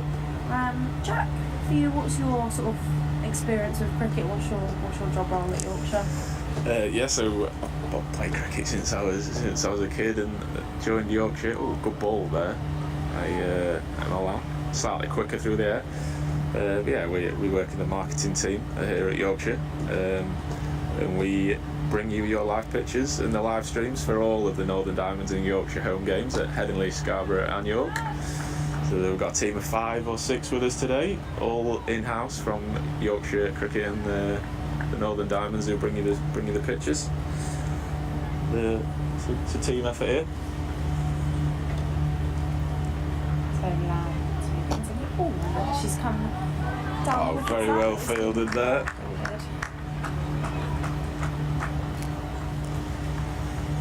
That was a hard hit from Bess coming down the track, but only the 1 run coming from it. The other good thing with this partnership, they're very quick between the wickets. They'll be looking to get the odd quick single. So yeah, they're both very, very positive players, and we'll be looking to rotate the strike and keep that scoreboard ticking over, keep the scoreboard pressure keep going a little bit, and yeah. We're just going to be joined by Harrison Allen, the Yorkshire and Northern Diamonds analyst, to give us a little bit more insight around our overseas and with Chloe trying at the crease. Perfect time for us to have a chat. Hello, Harrison. Hello. welcome Hello, to everyone. The comms balcony. Yeah, thanks for having me. I keep saying I would come on, didn't I? But You did. haven't had a chance yet. I kept putting it off, so Yeah, it's finally bothered to show up. yeah. Yeah, what do you think to start? Yeah, doesn't look like a typical York pitch. Usually it's very quick, nice to bat. It's a little bit slower and maybe a bit wet than usual. Seems to be a lot of, especially bowling from the far end, there's a lot more bounce at this Yeah, end. I mean, with these two in, we could probably get anything from here if they can stick around to the end. But yeah, I think maybe we're re-evaluating a little bit what we thought past score was from now. Chloe Tryon goes over the top. Lovely shot from Chloe. And that runs away to the boundary for 4. Yeah, sorry Harrison, you were saying with these two, they're certainly power hitters, aren't they? And it'd be interesting to see how they play the game from here. Yeah, well, we're having these two coming in 4-5 or 5-6, depending on who's available and stuff. Just allows, say, Holly and Loz to play their own game. They can set up a game, and then the last 20 overs, these two can come in and just tee off, basically. And it's worked in quite a few games already this year. Like Bess has had a brilliant year so far, and Chloe, we've seen glimpses of what she can do, especially that first game against the Storm and stuff. Like she can definitely score over 200 strike rate if she gets going. So fingers crossed she can. I mean, there's so much time here. She can take her time and get in on what looks like a little bit of a tricky pitch. And do you think maybe the weather is going to play a little bit of an aspect in their heads, batting out in the middle at the moment? We know there's a little bit of weather around a bit later on, or? Well, I think we were expecting a bit of rain, weren't we? Maybe at 11 or 12 o'clock. Very well fielded there. It's hit very hard by Bess Heath, and Cotton did well there. Well, yeah, I should probably check the radar. That is probably my job, really, to be on top of that. Try and be a bit more accurate in terms of when we think it's going to rain. Do we need to press on, that kind of thing. Lovely shot there by Chloe Tryon. We've seen the power that she can have, but that was just timed there, straight through the covers for 4. Yeah, that is a lovely shot. Yeah, she doesn't need to get all of it, and it will race away. I think she's one of the most powerful hitters I've seen in the women's game. Yeah. It's very impressive. Was she always a target for the Northern Diamonds as an overseas signing? She was a name that came up fairly early in the process. I mean, yeah, how it kind of went about it this year was that we reviewed in detail last season and maybe a couple of seasons. We knew we were losing a couple of players, and we wanted to back our youngsters, and we were trying to find someone who could maybe fit that experienced head role, as well as someone who's going to add a lot of value with bat and ball. And having Chloe available pretty much all season has been a massive bonus. Like you see in a lot of tournaments last in the men's side, and even in the women's side now, the players dip in and out quite commonly. So having someone available, I think, really helps, and they gel as a team more, and they can settle in better, play better. I think so. It's worked really well. Yeah, obviously the experience she gets from playing all over the world, and the youngsters can learn off that. And we've seen with Emma Marlowe going up the order. Is that a decision that's been made by yourself and Danny, or is Emma sort of pushed for the going up the order a little bit? More so Danny, I think, seen her in training and stuff, and she was doing well. And we had that spot. Obviously, we lost Holly to England A and best, so we had an opportunity to back someone. And we've been saying for a while now that looks like she can be an all-rounder eventually. So you got to give people opportunity, and that's one of the big things in this kind of next 2-3 years we're trying to do. Is like, I mean, Yorkshire's always produced their own players, and the Diamonds want to do the same thing. We want to back our young players, and we've seen them do really well already this year and last year. So just a little pause for a drinks break here. Yeah, I think like you were saying, like Chloe being around the season, it obviously take a bit of pressure off for her as well, because you see with themselves, like, you're bringing over season, they want to make an impact, they want to be an impactful player, but sort of being here all season, it gives her probably a little less pressure to go hard all the time. And you know, we've seen the talent she's got with the bat and the ball, and she seems to have fitted into the Diamonds really, really well. Yeah, there's always a level of like adaptation in a number of aspects. Like, it's not just that she's playing in England, which she might not have played as much as she has other places.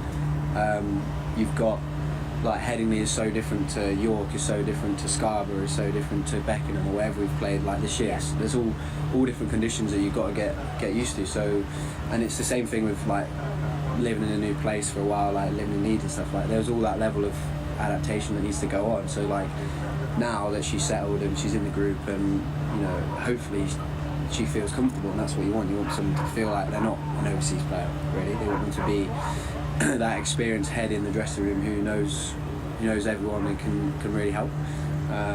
It made a big difference for the men with having Dave Visa. Like, he had that same impact, that he was available for the whole thing, was available to just get around the lads. He knew what he was doing, and Chloe's had the exact same thing here. Yeah, Visa was an incredible sort of asset to the team. It seemed like that was what, you know, we were missing, and he came in and he certainly did the job, didn't he? It's just a shame we couldn't quite get over the line in a couple of games just to qualify, but there's always next year, and well, yeah, I mean, I'm sure we won't see the last of them. Yeah, we've already started that process. Like, I was in Worcester yesterday, and we had a chat around what are we looking to do long term, what's the focus. The same way I've done with you with the Diamonds. So like, we're already thinking about it. We're already thinking about the Diamonds T20 next year. Like, how can we were disappointed not to get through.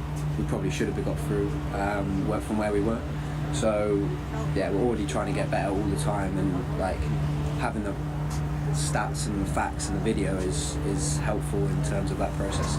Yeah, you just mentioned there, obviously, with what you do and the stats and facts and all the stuff that you do for both the men's and the women's side. Can you just give the people listening just a little bit of an insight of what you do? Yeah, so we've got a team of 3 of us. So myself, Kira, who's inside coding behind you, and then Liam as well, he's at the 2s today at Scarborough. So we're more of a joined up team, like, across the club, which I think we've tried to be in all aspects, really. And the first kind of responsibility is creating the coding and the footage. So the footage you see here on the stream, we use that, create clips of every ball, and then the players can use that for feedback.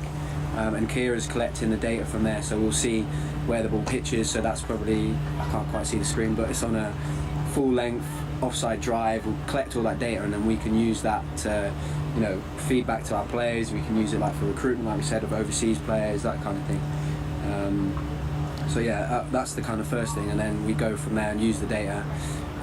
We use Tableau, which Jack's been using a little bit today as well, to visualize that data, which makes it so much easier for the players and coaches to understand, because no one wants to just look at a sheet of numbers, like, or Excel sheet or anything like that. So I try to keep it very visual, interactive. That's kind of like our key point of difference, I think, from what what maybe other teams might try and do. Yeah, as Chloe Tryon just pushes on off the back foot for one run.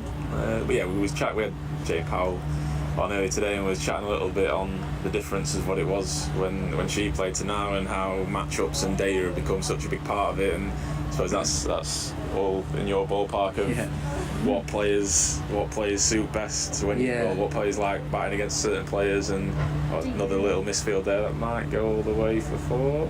Do you find with your job role, do you get sort of players often coming to you saying, you know, how can I improve, what can I do, or do they sort of chase the information, or is it for you to put out to them?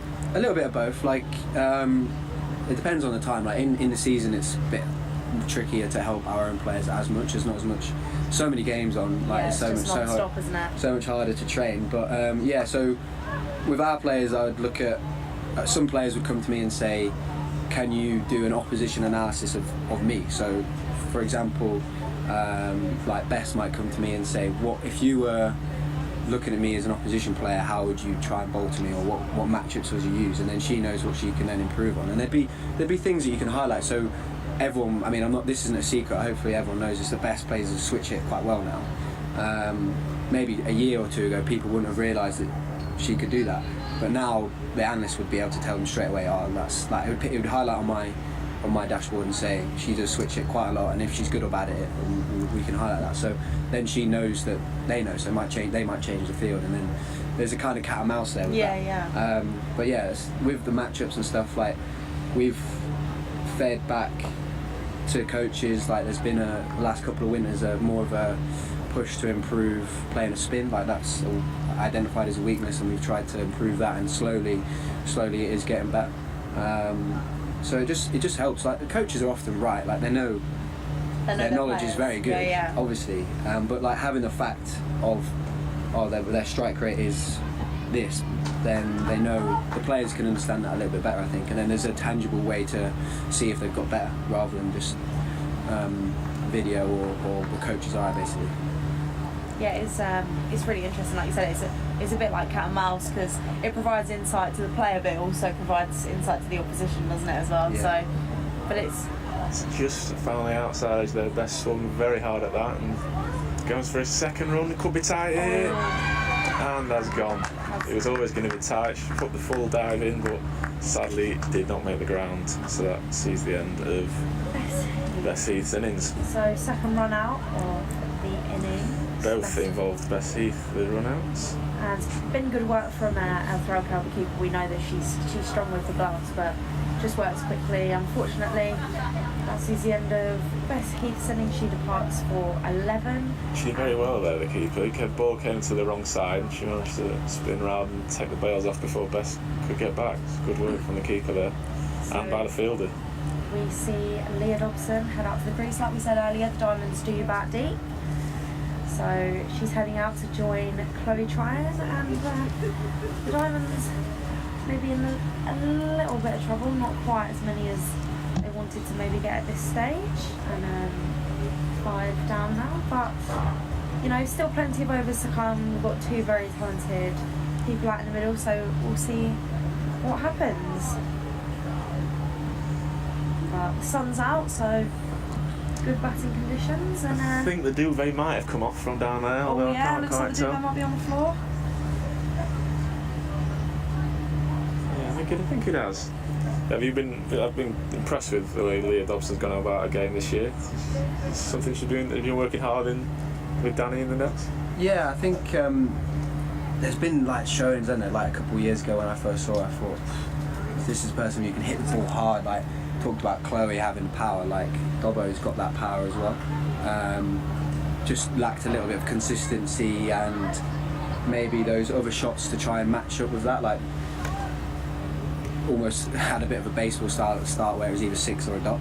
But she's added a lot more to her game. She's improving all the time. Having pressure, that's the big thing about professional contracts. Being able to train all the time with better facilities is made a huge difference. And yeah, I'm excited to see her.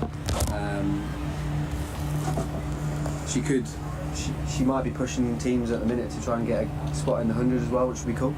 I think it'd be great to see more of the Diamonds in that in that space. And we've seen how with like Capsy and Sophia Smale, like they can hit the ground running in 100 and then they become a star. Maybe we wouldn't see them as much after that, but like it'd be great to see that happen.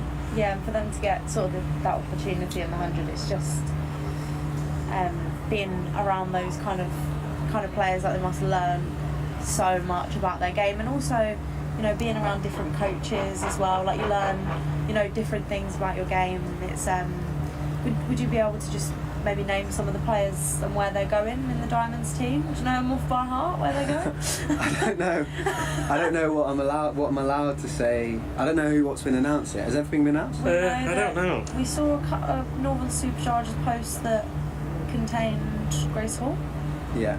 So now we know that she's been called up, which is nice to see her getting that opportunity. She's been pretty class with the Diamonds this year. I think Lizzie Scott has been signed by someone other than the Superchargers, so that's good as well. I don't actually know which team, but yeah, it was good for them to get an opportunity to go somewhere else, like you say, work under other coaches. It's just the experience, like we said with Chloe Tryon coming here, it's just even more experience to get under the belts for all the players.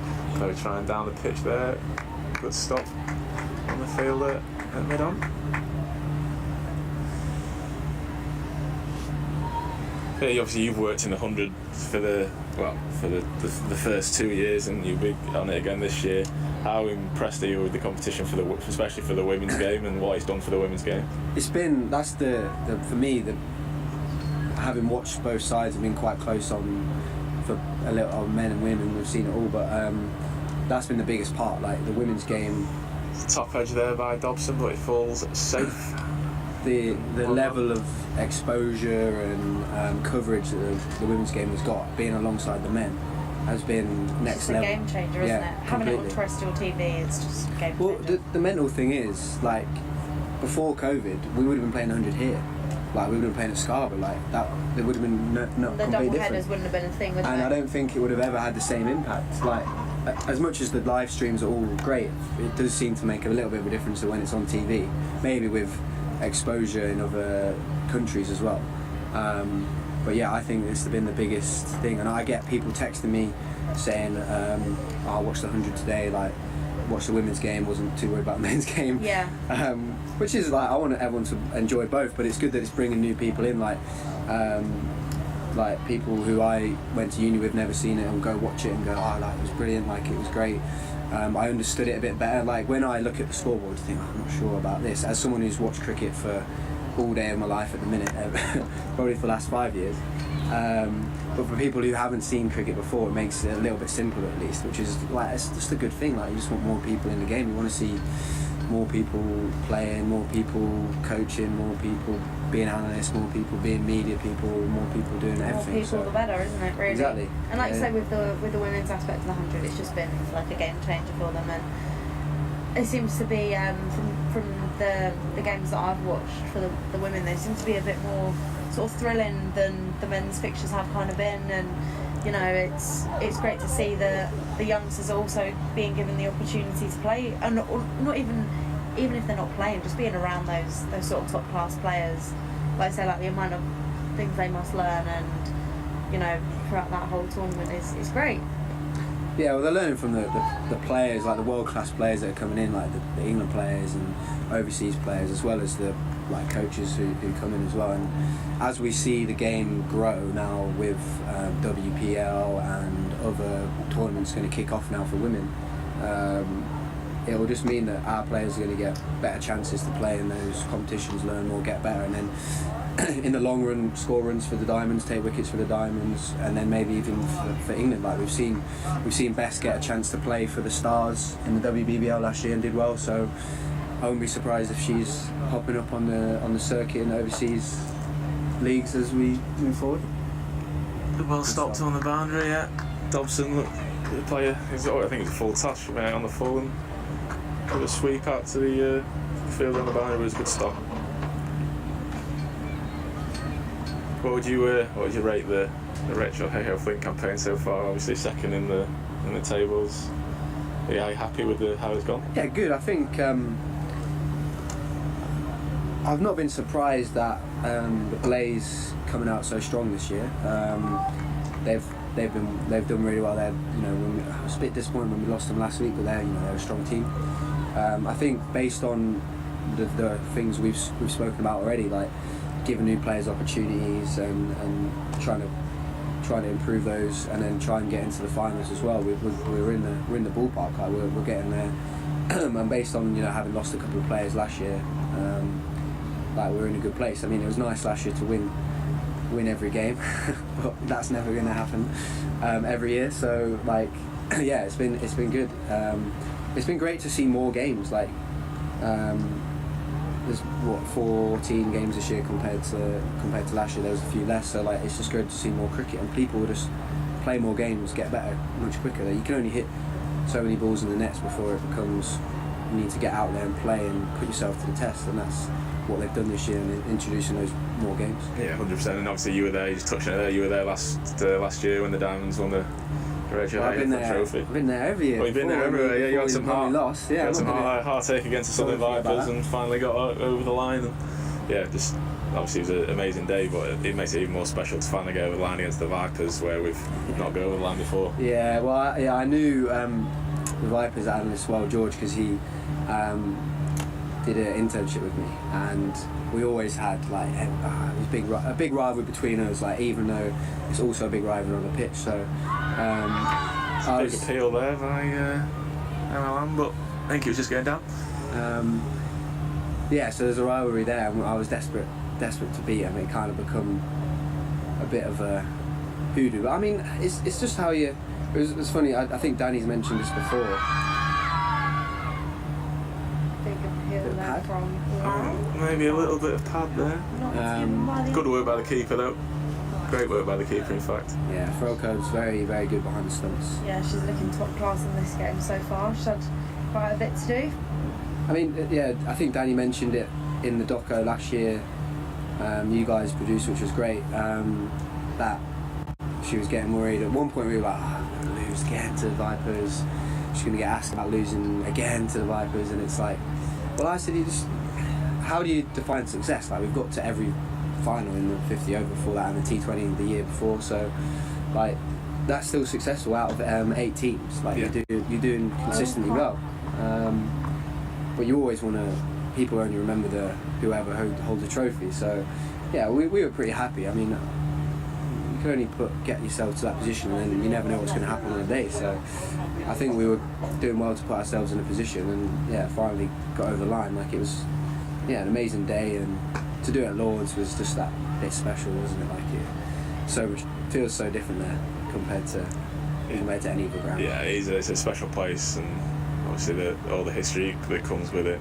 It was lovely to celebrate in Lord's home changing room, and to sit in the Harris Garden with the trophy, and all the Diamonds family and friends and all our fans that travelled down to London to be there with everyone. It was it was brilliant. And like everyone did so well. Like, the pressure, like, to play at Lords. Like, I remember going out to the middle and standing there and thinking, wow.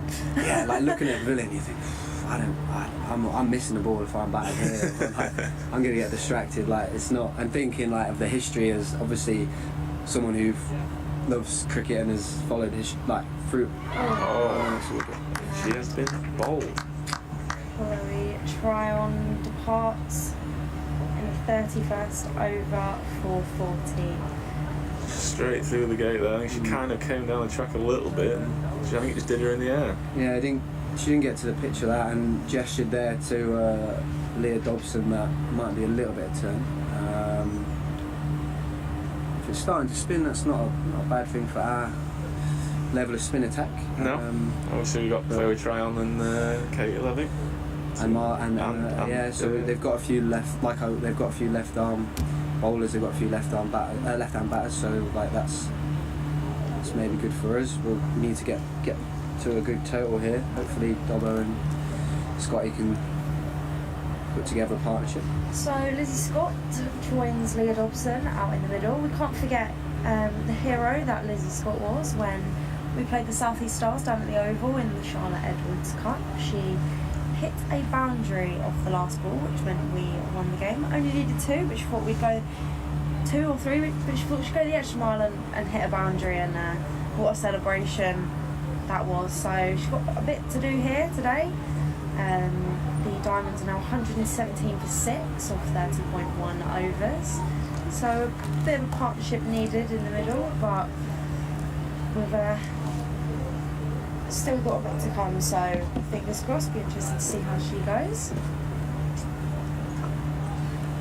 And the first ball is just a dot.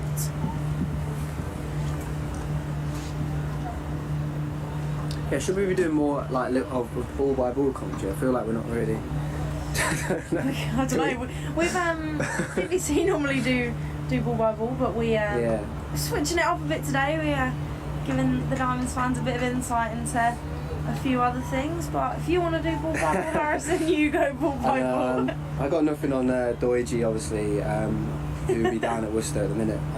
Hopefully he might be listening, because he keeps asking me to go on there, but I keep declining, so he'll be angry. But we're glad you've joined the dream team today on Diamonds Comms. So what would from this stage, from your perspective, Harrison, what would you say would be a good score? Now obviously we can see that it's doing a little bit for the spinners, but what would you say would be a good score on this? Good work. And throw cold again.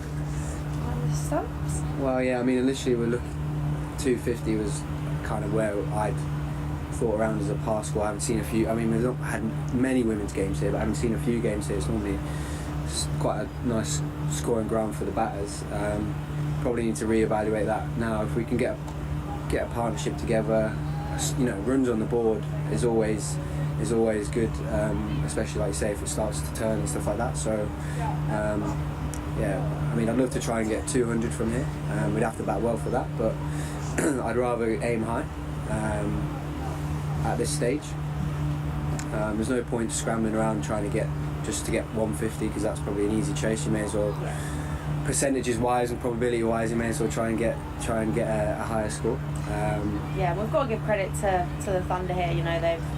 They've bowled exceptionally well. Obviously, I have the unfortunate of two run outs, but they've bowled and fielded very well. So it's Emma Lamb to continue, and that's batted straight back to her, and there is no run. Yeah, well, I think the Thunder are one of the teams who, it's shown how this system is working. Like they,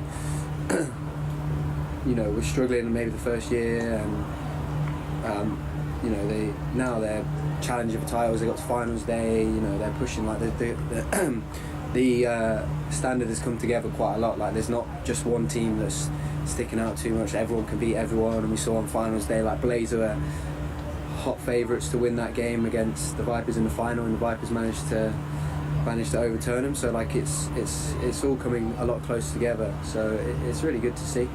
And there's so many individuals who are improving so quickly now in the professional system. Yeah, for sure. We touched on earlier that we've only obviously played the Thunder once this year in the Charlotte Edwards Cup, and you can see sort of the talent that they've got on display here. And I said that the talent is generally pretty widespread from what I've seen this year. There's a lot of talent in like widespread across the regional teams. So it feels like we've played Western Storm and South East Stars quite a lot. But it's good to see that there is so much excitement to be about in women's cricket. Well, yeah, and the first couple of years we played the North teams quite a lot because of a bit of COVID restrictions about. That's a great shot. A lovely shot. Dobson really demonstrating her power there. She's got such good hand-eye through the ball there. Once she hits it, it stays hit. Lovely shot there. Yeah, but it's nice to play different teams, play different places. As much as logistically for us setting up cameras and things at outgrounds, it can be a little bit different to Headingley. It's great. I think Scarborough is one of my favourite places to watch cricket. York isn't far behind now. They always produce great pitches. We're starting to get a few more people in the ground, which is good. And it just creates different challenges. You don't want to see the same game all the time, and Headingley, we know what it's like there. It can be pretty fast scoring, so it's nice to challenge ourselves in different places. And so Chesterfield we saw was a bit different in terms of spun a little bit, kept a little bit low, and up and down bounce. It's good to see different conditions and how people can master those conditions. Just push back up to the bowler there. How is he, Scott? I feel like we haven't talked about food enough. That's normally what we hear on the live stream. It is. I mean, I don't know what there is for us today. I've heard that we can get stuff from the bar, but I'm sure we'll let the listeners know as soon as after lunch. Well, yeah, in my previous visits, York has been one of the best for tea. It's great news. My first time here at York, yeah, so standards normally very good.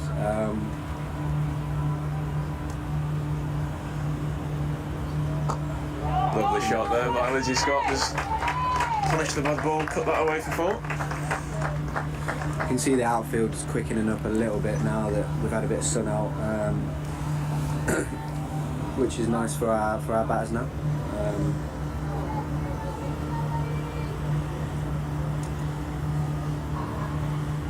Yeah, definitely drying out. It was a little bit wet underfoot when we arrived this morning, setting up the cameras, but seems to be drying up nicely in the sun. Well, we've got a question here for listeners. Thunder have obviously got quite a few left arm bowlers, and earlier on in the season in the T20 they played 5 left arm bowlers. They had 3 left arm seamers and 2 left arm orthodox spinners. I wonder if our listeners and viewers can find another team who played as many or more left arm bowlers than that in a game. Any game? Ever? Any game ever. Yeah. Men's or women's? Both. Yeah, let's go for both. Let's go both. Yeah, okay. I mean, you don't normally get I think this is very different to most women's teams. You don't get. It's a weird thing in the game at the minute in women's cricket, where I think there was an article recently about England women not having any left-hand batters. No one seems to know a definitive answer of why that's happening. So it's very unusual to see so many left-armers, I think. Peter, our new coach, mentioned earlier that maybe some of the Pakistan teams of the past would have maybe had a few left-armers. Let us know. North_Diamonds on Twitter. Let us know if you can find any other team with more left-handers in their lineup.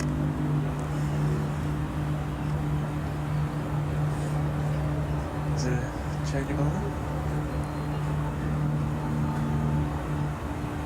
What's that? Bell. Still there.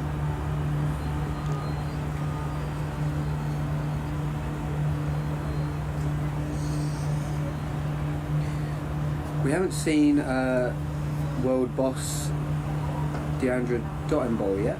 We've not. I wonder if she hasn't bowled in the last couple of games. I wonder if maybe she's had an injury or something like that. I mean, if the pitch is now spinning a little bit, maybe they just want to keep the spinners going. But yeah, she's an exciting. Like we were talking about having Chloe in our team. She's another exciting player to see in the regional game.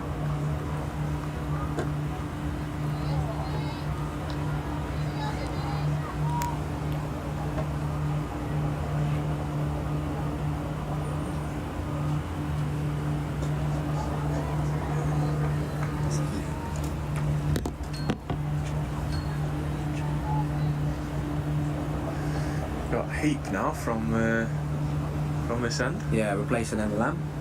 So another spinner. Oh, that's a big shot there by Leah Dobson, and it is just gone over one bounce and over the rope for 4. Nice shot there, straight over the top. Down to, I think that's the Northern Diamonds Academy down there. Yeah, they're playing the game over on the.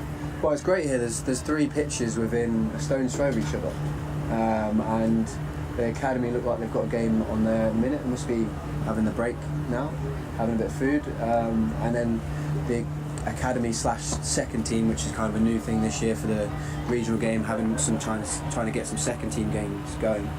They're playing over on the other pitch, the 3rd pitch here, which is I think Clifton.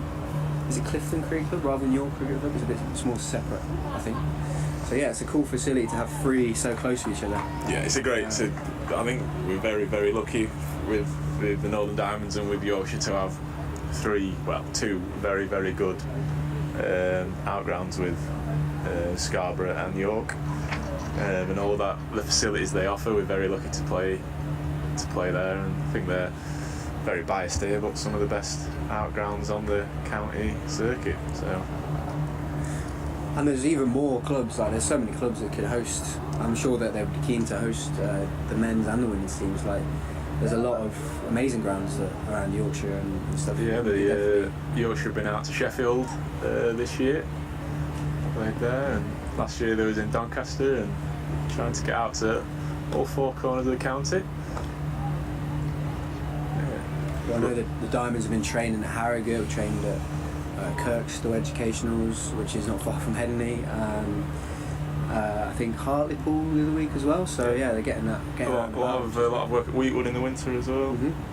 As well as going up more. Obviously, the Northern Diamonds takes in Northumberland and Durham as well. So Newcastle and up at Danny's club at, is it Chester Street, I think. So yeah, they get some good mileage in, which is really good.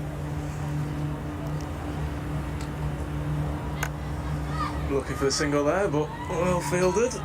No run. Yeah, their fielding's been pretty good today. The Thunder look pretty strong.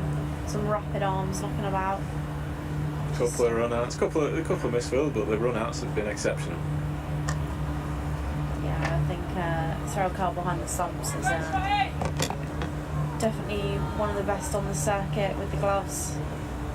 She's been pretty exceptional today.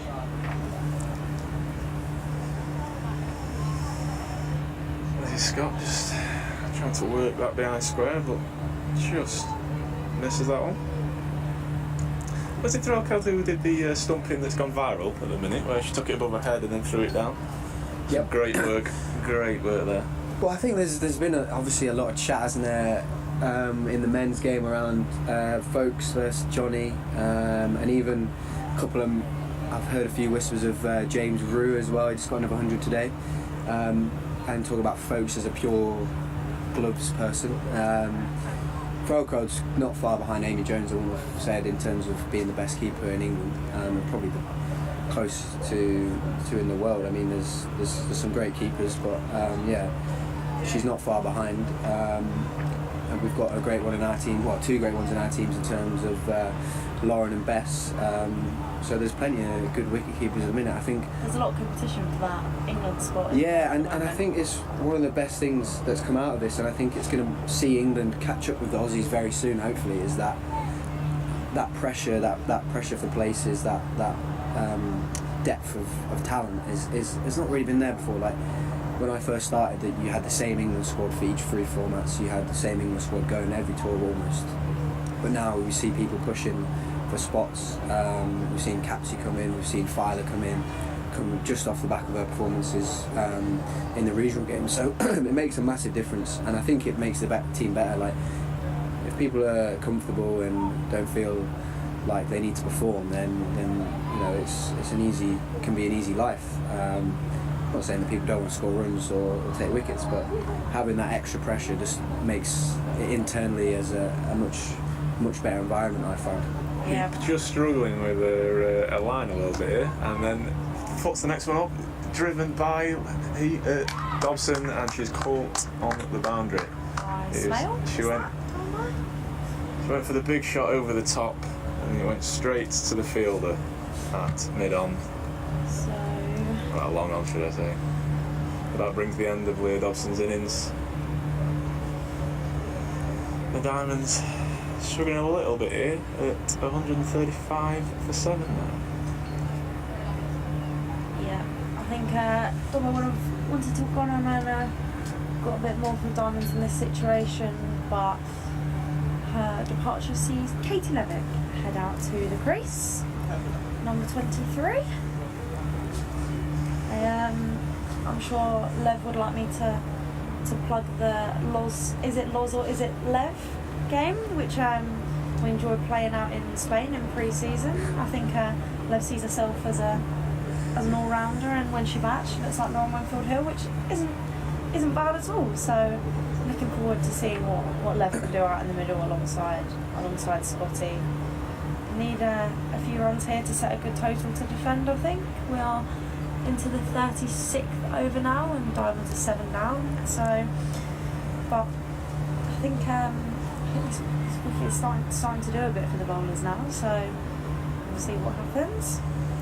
Like we said, we've got a very strong bowling attack with the Diamonds, so they'll be looking forward to getting stuck in, I'm sure. Yeah, it was, I think, definitely looked up this run rate a little bit from now, but yeah, we'll see. I think that's what Leah Dobson was going for, with the big shots over the top. Worked a couple of times in the previous overs, and then they just dropped the fielder out onto the boundary and picked up the wicket. But yeah, just going back to the conversation, Lev plays a nice shot around the corner, picks up a single. Just going back to the previous conversation around keepers, what's the thinking behind Loz keeping in the 50 over and Bessie for the T20? Is there any thought behind that, or is it just giving them both a chance? Yeah, I think Loz has been. Oh, and there is another wicket. Lizzie Scott just flashed at that outside off, and it's been caught by Dottin. She did drop one in that position, very, very similar to that earlier in the game, but she makes no mistake this time. And there is another wicket for the Thunder. The Diamonds now 8 down, 136 for 8. Yeah, It was a little bit of a wayward shot there, looking to flash at that one and just hit it straight to the fielder. Yeah, a bit of pressure on for the Diamonds now, I think, getting towards the back end of the innings, and we'll feeling the pressure a bit from the Thunder bowlers, but we can't really take anything away from them. They've felt very well and fielded very well. Like you say, Dottin just dropped that one earlier, but holds very firmly onto this one. Then she sees Grace Hall head out to the middle to join Katie Levick. So into the bowlers now. Grace has been exceptional with the ball. This year really taking the opportunity from her debut, but it'll be interesting to see what she does with the bat here. Yeah, I've been very impressed by Grace Hall since she's come into the team. She's got a bit of a different bowling action, but it's definitely working. We'll see what she can do with the bat. She's got a bit of a job on her hands here with the Diamonds 136 for 8. She gets off the mark straight away, just tickling one around the corner. She's certainly a feisty player with the ball, so I think it'll be interesting to see how she goes with the bat. It's definitely a little bit of bounce here, a little bit of extra bounce. It's popping up a little bit from both ends now. Yeah. Have you been impressed with Grace Hall since she's come in? Very, yeah. I think just having that different angle, like, it makes such a big difference. Like, you don't come up against many bowlers who bowl like that, and I think that's just made a big difference. Especially like her deft bowling's been brilliant. We saw that in the T20s, and I think she's got a lot to like about her. And we've given her opportunities, and she's still young, and there's so much more we can hopefully get from her. I think the fantastic thing about her is she's so young, and she, whipping it in how she does at such a young age, where can her game sort of end up? It's really nice to see, the likes of Jess Wilson and Grace Hall and Lizzie Scott, all I believe under 20 and, doing what they do for the Diamonds is incredible. Yeah, definitely.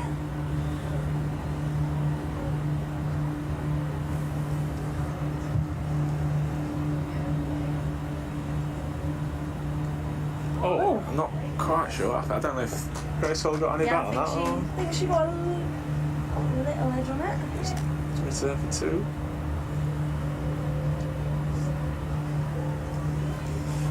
Harrison is leaving us now. Thank you very much for joining us on commentary. Thanks for joining us, Harrison. It's great to have you insight. Yeah, the Diamonds looking to steady the ship again and keep that scoreboard creeping up. Just a run through for people who've just joined us. Lauren Winfield Hill as Callis opened the batting. Lauren went for 33 and Stair went for 21. Holly and Emma both went for under 10, and then Bess Heath and Chloe Tryon went for 17 and 14. Leah Dobson, Lizzie Scott went for 13 and 16. So not the biggest scores. No one sort of stood up and scored the big runs yet. Maybe build a partnership here and we'll see how they get on. That's a very cheeky shot from Grace Hall, and is it going to make it down to the boundary?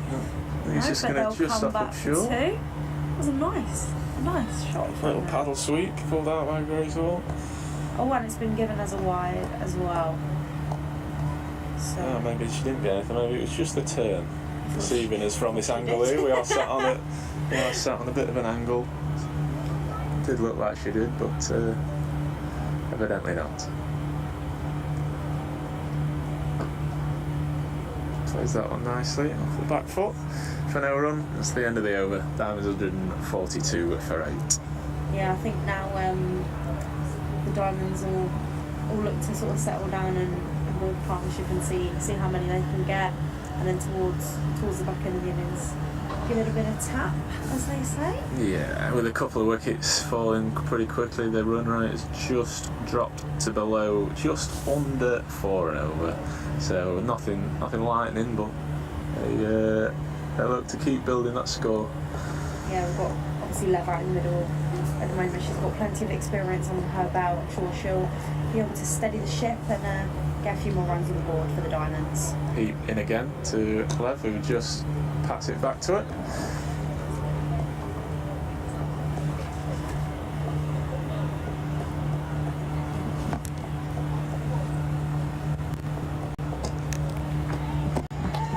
Yeah, I think the Diamonds just looking for a partnership. Winfield Hill and Callis at the top, 58 coming from them two, and then since then just 15, a couple of 15 partnerships, 22 and 18. So nothing to shout about yet in the partnerships. I think just these two stick around, keep putting the bad ball away, and try and take advantage of the last 13 overs or so. I think we'll try and build a partnership and we'll get up to a good score. Yeah, for sure. Oh, because that one really stayed low. Hardly got up at all, that one, and it nearly went through Katie Levick and Shania's bowl, but it just missed the stumps, and they got a single because they missed everybody.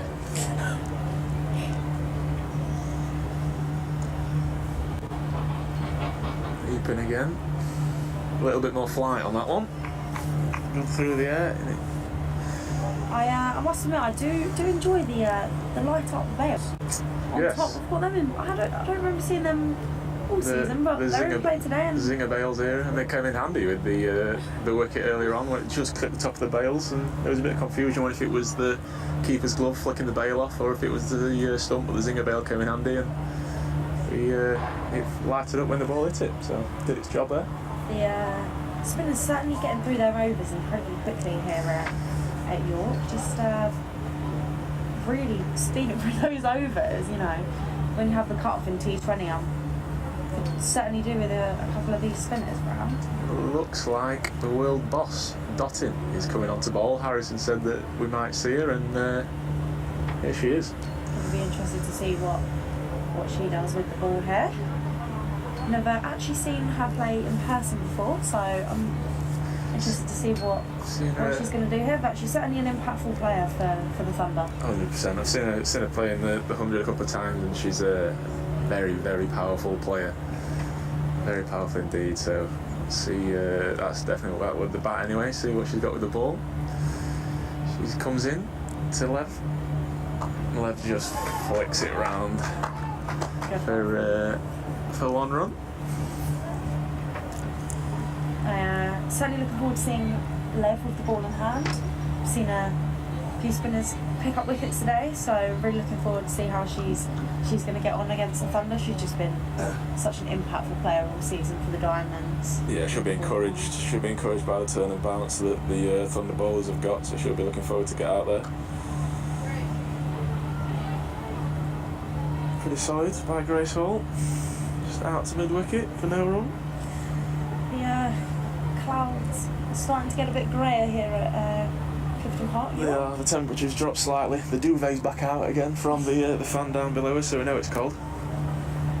Be sure to get in contact with us via Twitter, North_Diamonds. I wonder if anybody's got in contact with Harrison's question, see if they can find a team that's got more left-handers. As Grace Hall rocks back, hooks that, but just falls short of the fielder, and they just get a single.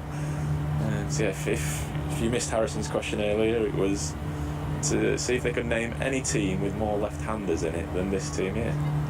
We've got 5 in the team here, so we can. If you think of a team, men's or women's team, that's got more left-handers in it, let us know. North_Diamonds on Twitter. Solid by Lev again, off the back foot, pushes it out to extra cover.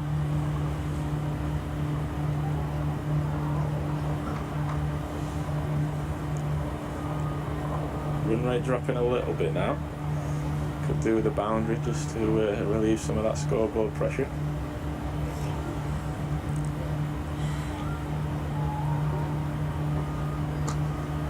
And there it is, I think. I think that's a nice shot off the back foot by Lev. Just cut away for 4, and there is the boundary.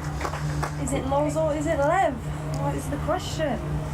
Well, I think after that shot, she'll cement in her head, cement herself as an all-rounder. I think she was slightly annoyed that on the Diamonds documentary we called her a bowler. So there we go. We do apologise after seeing that. We can definitely confirm you are an all-rounder, Lev. Yeah, she's worked really hard on her batting throughout the winter, like most of the girls have.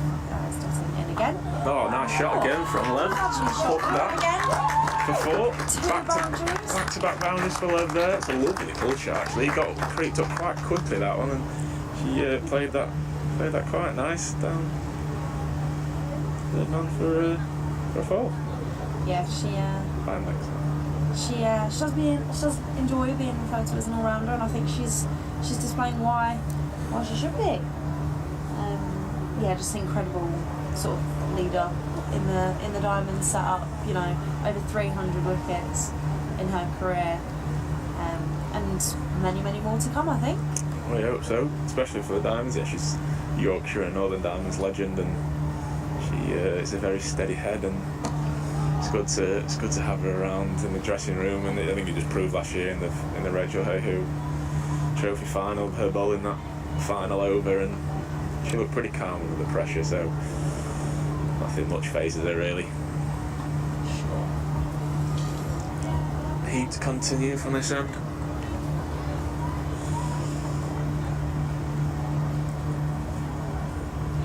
I think this wicket's only been interesting.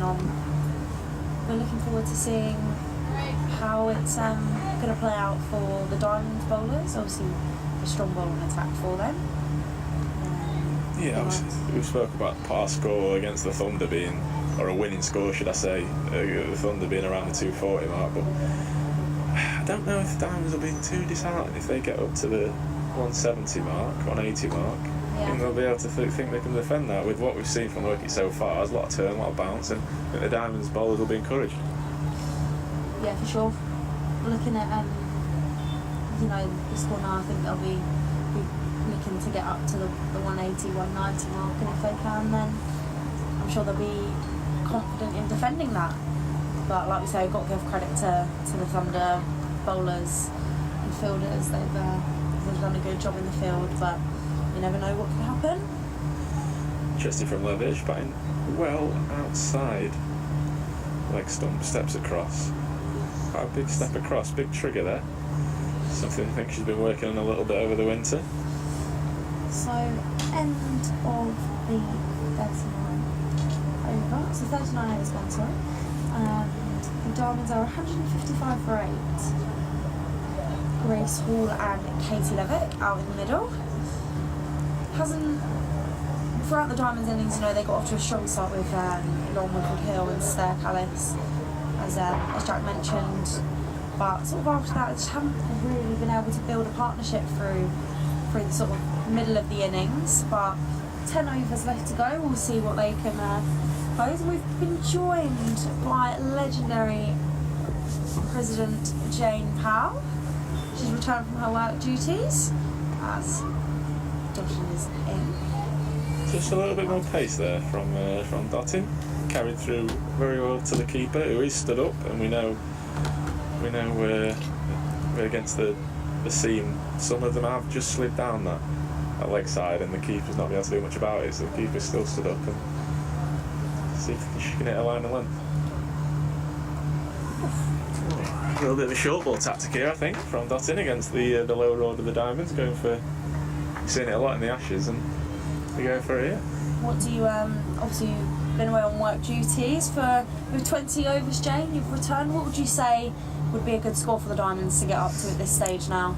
I mean, if they could push it up to 200, because Thunder have fallen short on a couple of games this year. I think they scored 202 in their last one, so they'd be wanting to break that magical barrier of 200. Dottin's such a powerful, compact player. You know, she might not be tall in stature, but she's one of the strongest, most powerful players on the women's circuit. So the fact that she's digging it in there is, the girls are dealing well with it down the order, because it's not an easy ball to play when it's coming up around your chest level. So if they could push it on a bit, that would be very good. Just to the space. Yep. Just chipped up by Grace Hall, but it's over the field and dropped safe. Yeah, we were saying that there's been a lot of turn and bounce from the spinners in the middle overs, and I think we'll be encouraging the Diamonds. They'll feel like they can get a lot out of this surface, I think. Well, Yeah. Katie Levick will be sort of rubbing her hands Yeah. with glee, won't she? You She'll know, be and looking that's forward to it. you know, one of our experienced spinners, and picked up a lot of wickets in the trophy so far.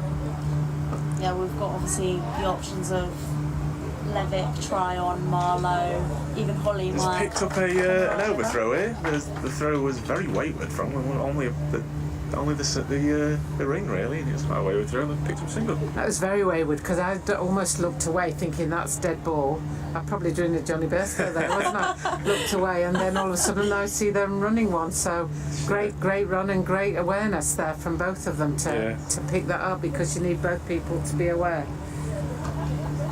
Well, dealt with again by Grace Hall. Just flicks that off a hip, picks up the single. Yeah, these two have.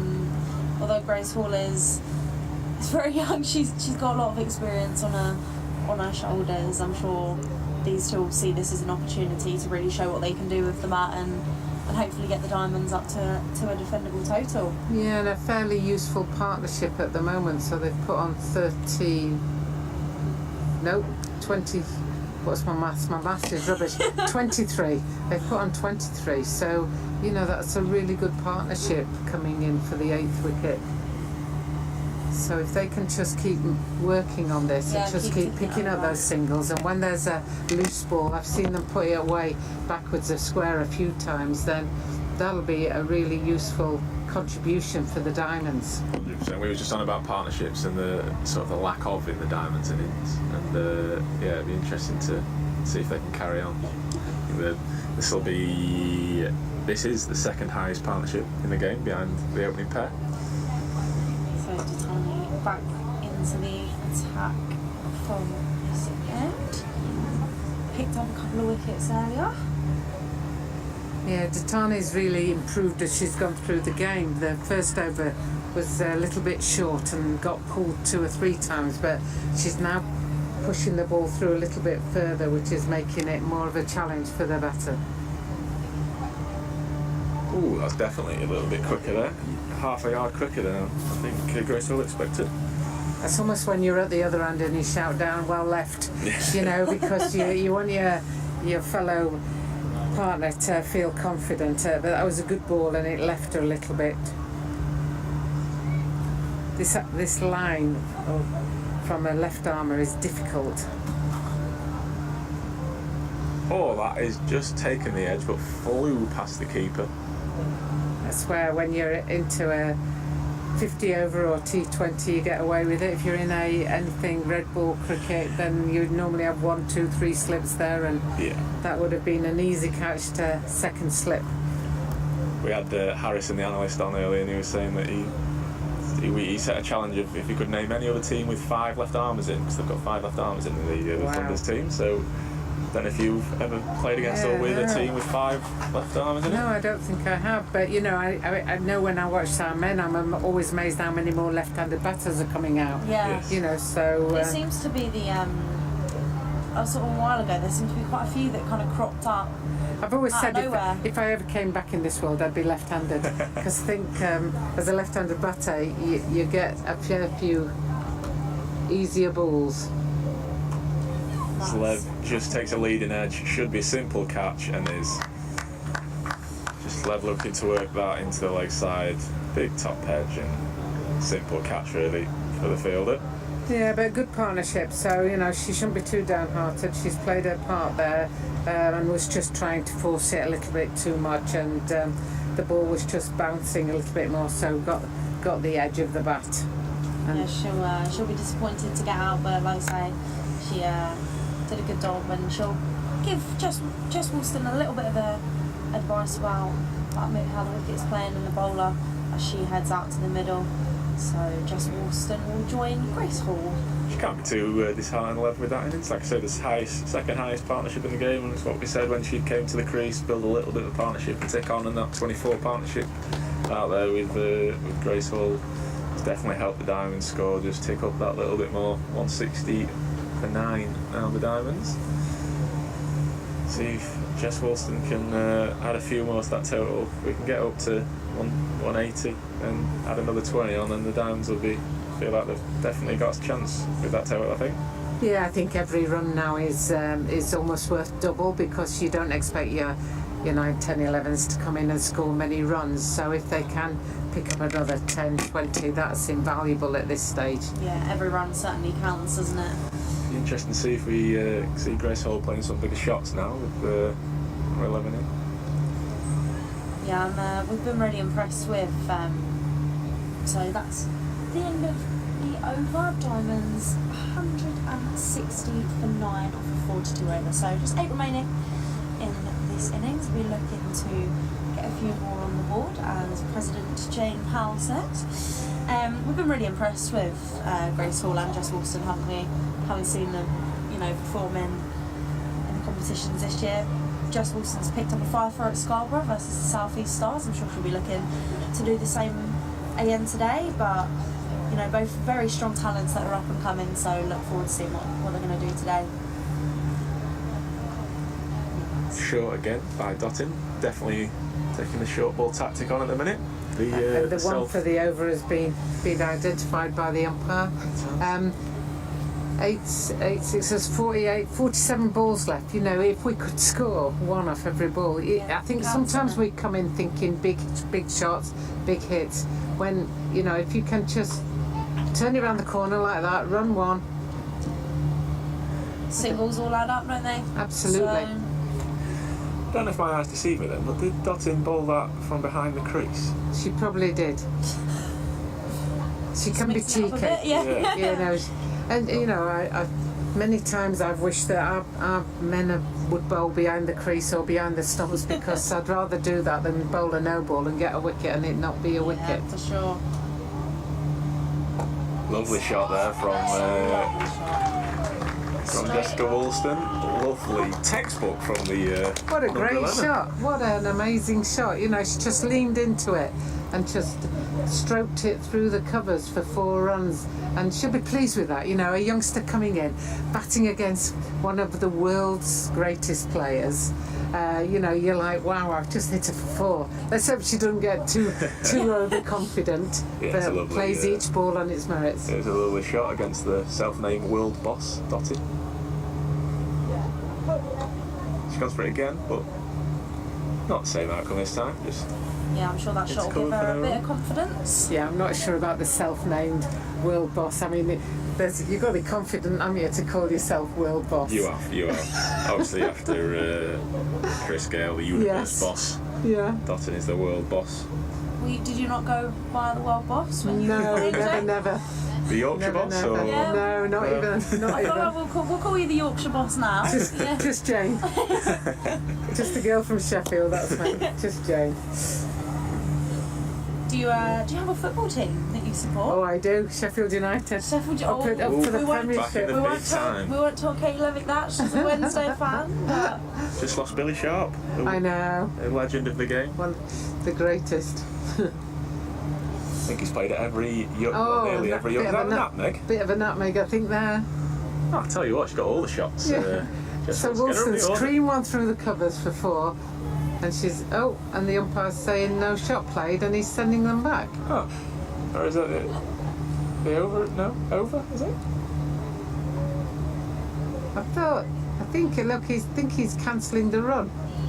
oh, interesting. Very interesting. It's a bit harsh. Yeah, I don't know if Thought we'll be she able was trying to play a shot there. I can get a replay on that one, but yeah, it's very interesting.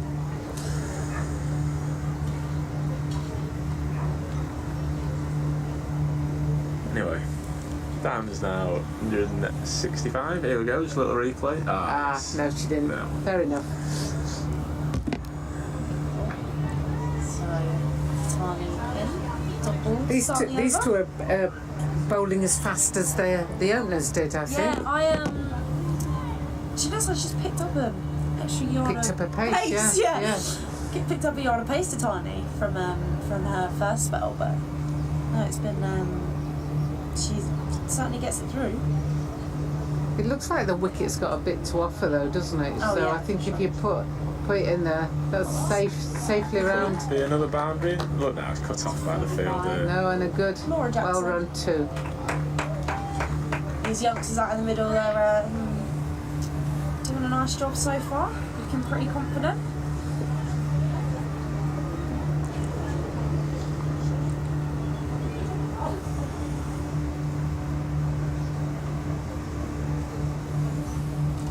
So graceful facing, Tani in.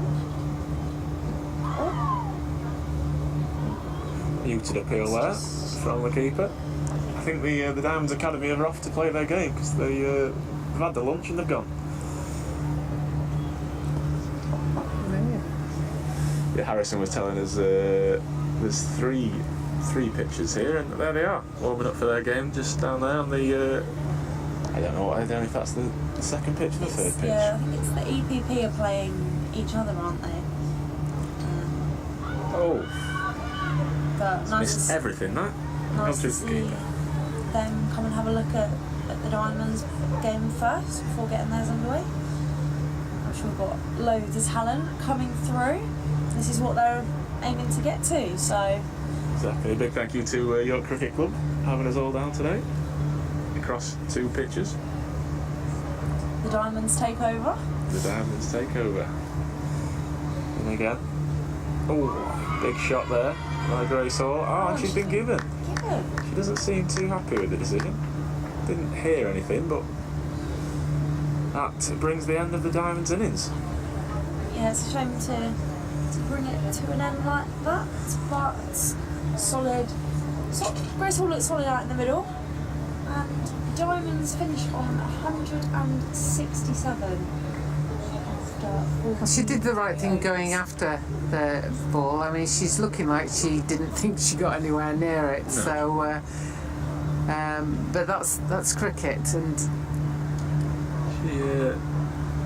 She doesn't look too impressed she's been given out I there, always does she? find a good indicator is when they turn around to see if anyone's caught it, and she didn't seem to do that at that stage, but she's been given by the umpire, and Diamonds finish on 167, so Probably maybe. feel like they're a little bit below par, but there's definitely something in the wicket, so Diamonds will be looking forward to getting out there and having a go themselves. yeah, it gives them something to bowl at. You've got the runs on the board, so the others have still got to chase it, and all you need is a couple of early wickets, and the pressure will be really on them. Definitely. Well, like we just said, the Diamonds finished their innings at 167. The Thunder will need 168 to win, and we'll join you for the start of the Thunder innings. Thank you. thank you.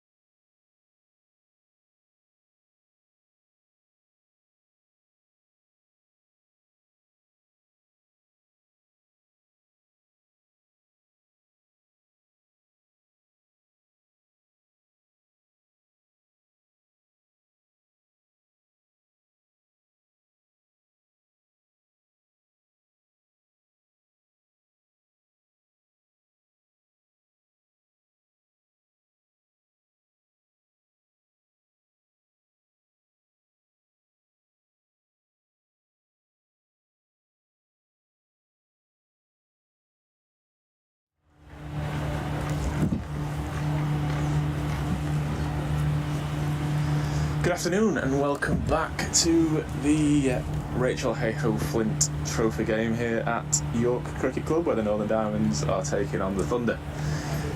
The Diamonds finished on 167 in their innings, so 168 for the Thunder to win. Some different voices and faces on commentary today.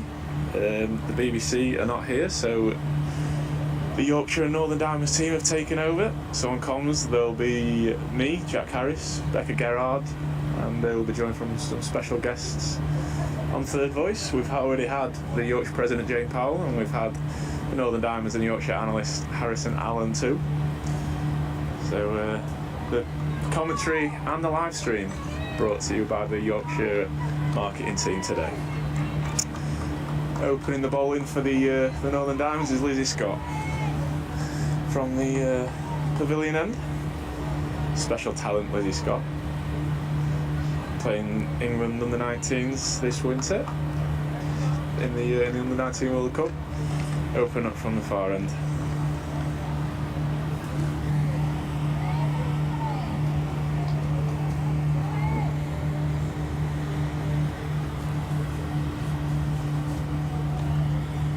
In comes Scott. Ball's down the leg side, and I think that swung away, missed everything, and it has gone for four. Katie Levick couldn't quite cut that one off.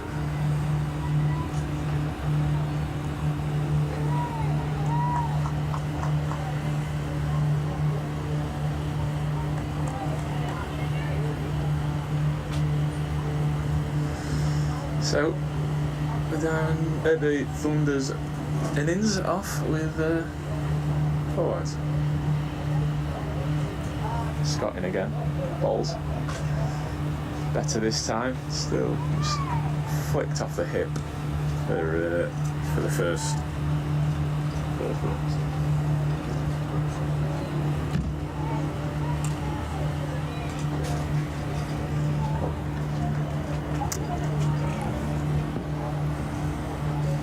Opening the batting for the Thunder is Emma Lamb.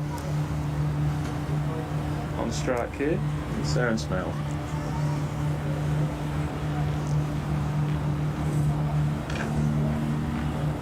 Lizzie Scott in again from this pavilion end. Balls, it's just flicked off the legs by, I think that's Emma Lamb. No, sorry, Sarah Smale. 1 run.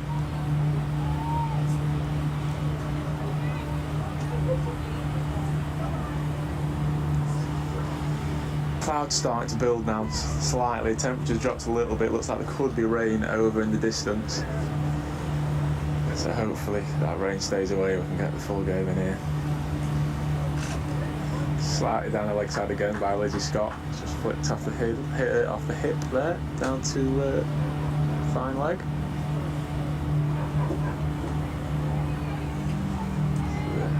There's plenty for those who watch the Diamonds innings. There's plenty in this wicket, especially for the spinners. Seems to be a lot of turn and bounce. So Katie Levick definitely in the game. Chloe Tryon. Lizzie Scott in again, and off the front foot. Good stop in there by Bessie.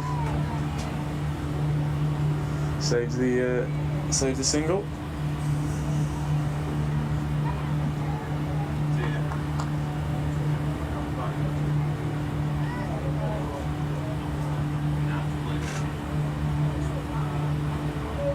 Scott in again. Block full this time. Just flicked off the leg by Ismail.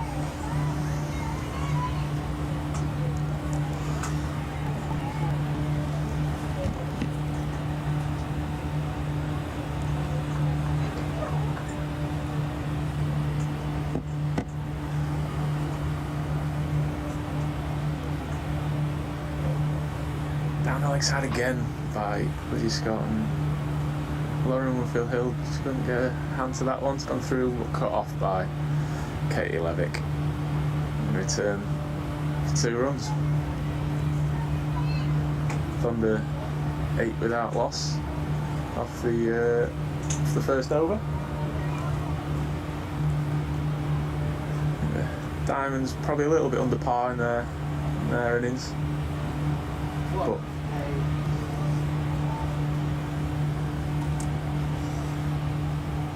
hopefully encouraged by what they saw in the wicket. The defending Rachael Heyhoe Flint Trophy winners from last year.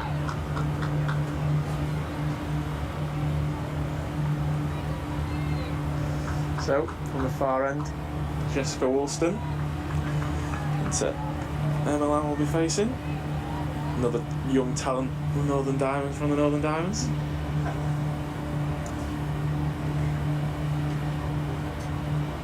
Down the leg side again. Don't know if that swung there. Can't quite see from this angle. As I'm joined back on commentary by Becca Garrard. Becca, how's your lunch? I don't have any lunch. Not had lunch yet? No. Oh. I think there's only a couple of sandwiches knocking about left. So I thought I'd pop back out. Good afternoon to everyone that's tuned in for the second innings of this Northern Diamonds versus London clash. It's better from Jessica Woolston. Don't know if you can hear, but the chants of Wooly going around from the Diamonds players. Jessica Woolston's nickname. She's got quite a few, I think, hasn't she? She's got the sheep. Yeah, she does. Wooly. A few sheep puns flying around. Yeah, well, she wanted Shaun the Sheep as our walkout song for our Charlotte Edwards Cup campaign, but didn't quite make it out, unfortunately for her. Nice shot, pushed off the back foot by Milan, but keeps Grace Holders the field in there, point.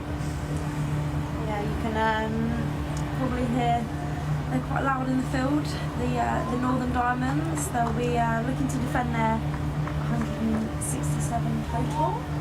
So we'll see how it plays out. Hoping a couple of the players that the pitch looked like it was doing a bit in the middle overs, so they'll be looking forward to taking a few wickets early on, hopefully. Definitely, temperature's just dropped a little bit and the wind's picking up. And Yeah, it could be looking for a raise a no ball there by Jessica Wilson. It's a free hit. See what is that Emma Lamb? Yeah, see what Emma Lamb can do with this free hit. I've seen many free hits in the women's game this year, haven't I? I've seen more in the men's game, but I haven't seen too many. Charlotte Edwards or Rachael. See what Emma Lamb brings here. There's no third, so could be the ramp or mid-on, mid-alpha up, so she could go straight down the ground. Straight up, she gone onto the leg side, should be safe. Is Dobson? Yeah, Dobson fields well. Cuts the boundary off. You return for just 2 runs. Yeah, she's got a firearm Leah Dobson, she's good in the field. She's got a very good arm from the deep down there, but yeah, free hit there. No boundary, so a good return from Jessica Alston, the sheep. The sheep. She's in again, balls to Lamb. Just turns it round the corner for a single. Again, Dobson doing the fielding. She's quick to that one. It'll be interesting to see how long it is before the Diamonds bring on spinner. We've obviously got 4 on the side in Tryon, Levick, Emma Marlowe and Holly Armitage. Occasionally turns her arm over a bit. So be interested to see, because spinners were quite impactful, weren't they, for the Thunder? Yeah, definitely. A lot of turn and bounce, especially from the front. Woolston is in again. And Mary's just solidly behind that, push for no run. That's the end of the second over. The Thunder are 11 without loss. We said Britain in the first game, so we haven't seen Thunder so far this season. So A jumper off, I think.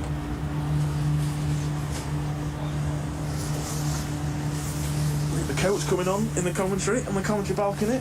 Temperature's definitely dropping.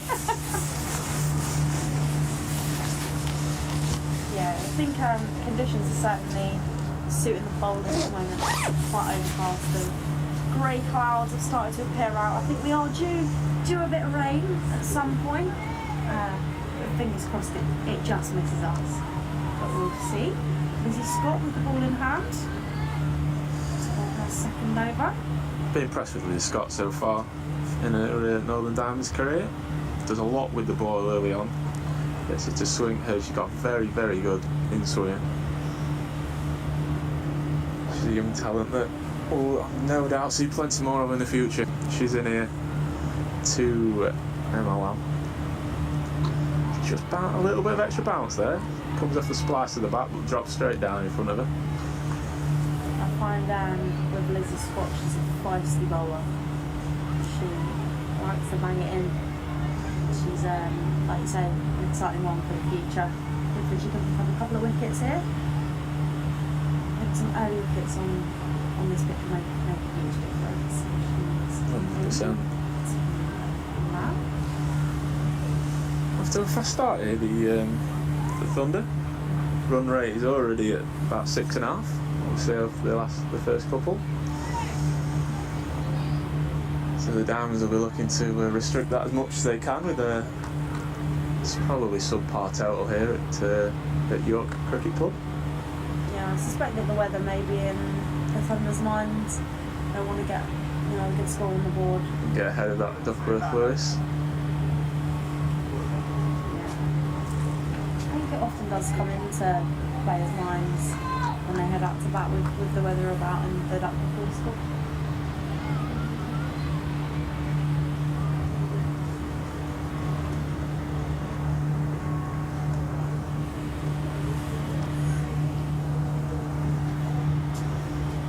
Lizzie Scott's in again, and Smells just driving, pushing it out into the leg side, but there's no run. Yeah, this opening pair, a very young opening pair for the Diamonds with the bowlers, but been very impressed. They plugged away all season and been quite successful. A little bit short, and that's pulled around the corner by Smale and out to the fielder on the boundary. I think that's Emma Marlowe. I suspect that Lizzie Scott will know a bit about Smale's game. They were out in South Africa together for the Under-19 World Cup earlier this year, so probably knows a little bit about her. But it is now on strike at the moment. It's in. It's a lot better there, that fast ball from Lizzie Scott at that line of length. Yeah, she's been very good with the ball this season. Just whips it in. She's got quite a bit of pace about her. And we've often seen, haven't we, in this competition, Lizzie Scott and Jess Alston opening bowling for the Diamonds.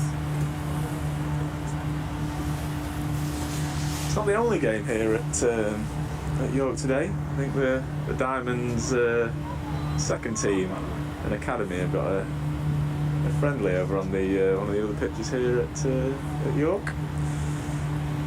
It's nice to see everyone, all the Diamonds teams basically getting out today.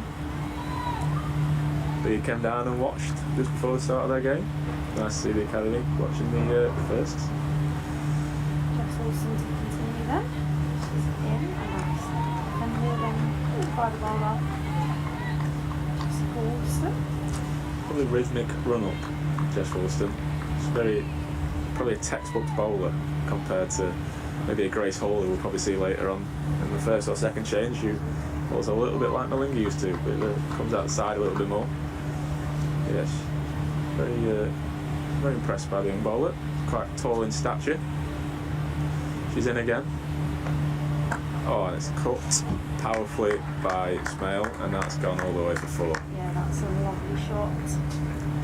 Just couldn't quite get to it. Is it left or is it great up graceful? Yeah, I think it sat up just a little bit there. I think the pitch is a little bit wet and back of the length just sat up nicely and cut away for 4. Yes. A good start of the Thunder. They'll look to take an impact early on. Whether or out, the Diamonds in, and that's going Could be back-to-back 4s here, I think it is. Boundary. Yep, let it go on. quite just get there, so back-to-back boundaries for Snail. Struggling with her length a little bit. It's just a little bit short. She wanted maybe to get more out of the pitch. Just pitch up a little bit more. It's just kind of sitting up and begging to be hit, really, these last two deliveries, and Smell made no mistake, and two nice shots and found the boundary both of them. Obviously, what just Wilson was here. That's a lot better by Woolston. Big appeal, but nothing, no movement at all from the umpire. Just that little bit fuller. It's drawn her into the drive, and it's just clipped the pads. Look close, actually. Get a replay on the screen. I was watching the pictures of the replay just on, but yeah, it's a lot better there from Woolston.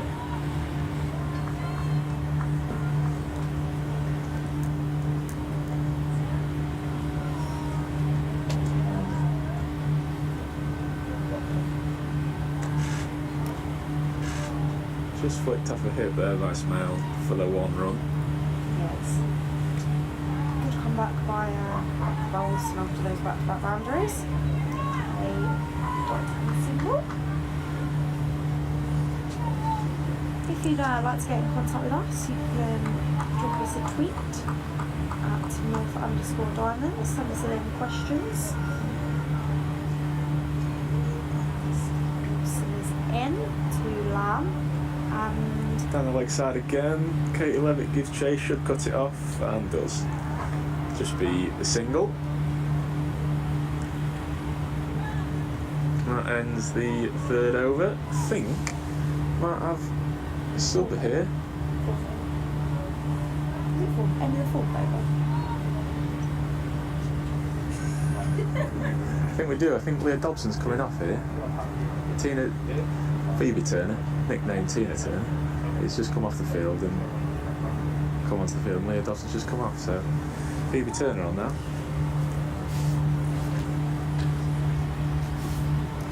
And it will be Lizzie Scott's to continue. A little chat with the skipper and Jess Wilson.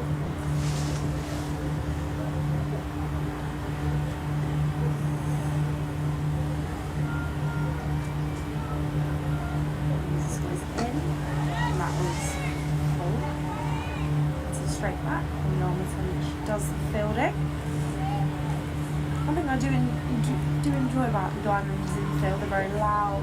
They throw the ball about quite a bit to one another. Yeah, high energy, definitely a high energy group. They thrive off it and brings the best out of them, really. Lizzie Scott comes in again. Oh, it's a good hand by Winfield Hill, because that crept up quite quickly there, up to her left hand side. She's one of the keepers, or one of the only keepers I know that keeps with shin pads on and not pads. She has them under her trousers.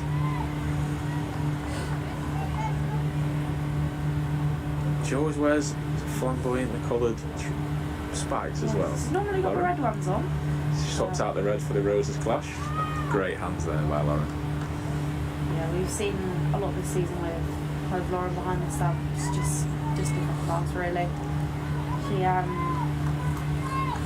We enjoy a wicket keeper masterclass from Lauren from here. She got, I think it was three catches in the game against the Stars that we won. So she's looking good. Scott is in again. A lot fuller that time. And it's just pushed into the leg side by Smale. Chloe Tryon did the fielding. Nice to see some people coming out on this Tuesday afternoon, supporting the Diamonds. There is quite a few people here today. Bring your own chair. That bench is knocking about. Oh, he finds the edge of Smale's bat, but flies away to the boundary. This outfield definitely dried up in the sun. Yeah. It was a little bit wet underfoot this morning, but definitely dried up in the sun. Yeah, the outfield does look a little bit quicker, doesn't it now? The Diamonds will look to put a bit more pressure on to this opening partnership. It's a quick start by this opening pair. Yeah. Well, looking at the greyish skies around us, we do need 10 overs, I believe, for... Oh, it's bowled it. What a Great ball from Lizzie Scott, and they have the breakthrough. Really good by Lizzie Scott. Just finding that length, pitched it up a little bit. We'll wait for the replay and we'll see if that just came back in by the reaction. That's there, exactly it looked what the like Diamonds needed. it did just come back in. And the celebration from Winfield Hill behind the stump says it all. So the Thunder are 32 for 1. That breakthrough was needed, wasn't it? The Thunder were looking good out there. Fast start by the Thunder. Definitely needed that breakthrough, and I think that's Smale departs. Yeah, Smale departs. So it'll be Ditani that joins Lamb out in the middle. Just rolled the ball to Tiny, and she got into a nice rhythm. The second spell was a lot quicker than the first as well. It was interesting. It certainly looked like she picked up the pace from this angle. So look to see what she can do with the bat. Yeah, definitely a breakthrough needed for the Diamonds there. The run rate just over 6 at the minute for the Thunder, so well ahead of where they need to be. This brings I think the first of 5 left-handers for the Thunder. So the left-hand right-hand combination. Are you left-handed, Jack? I'm not. I'm right-handed. I mean, we heard Jane earlier saying that she ever started playing cricket again, she will be left-handed. So I'll have to give it a go. Might be better. Solidly behind it there. Good over by Lizzie Scott. For those of you that's just joining us, hello and welcome to the live stream from York Cricket Club.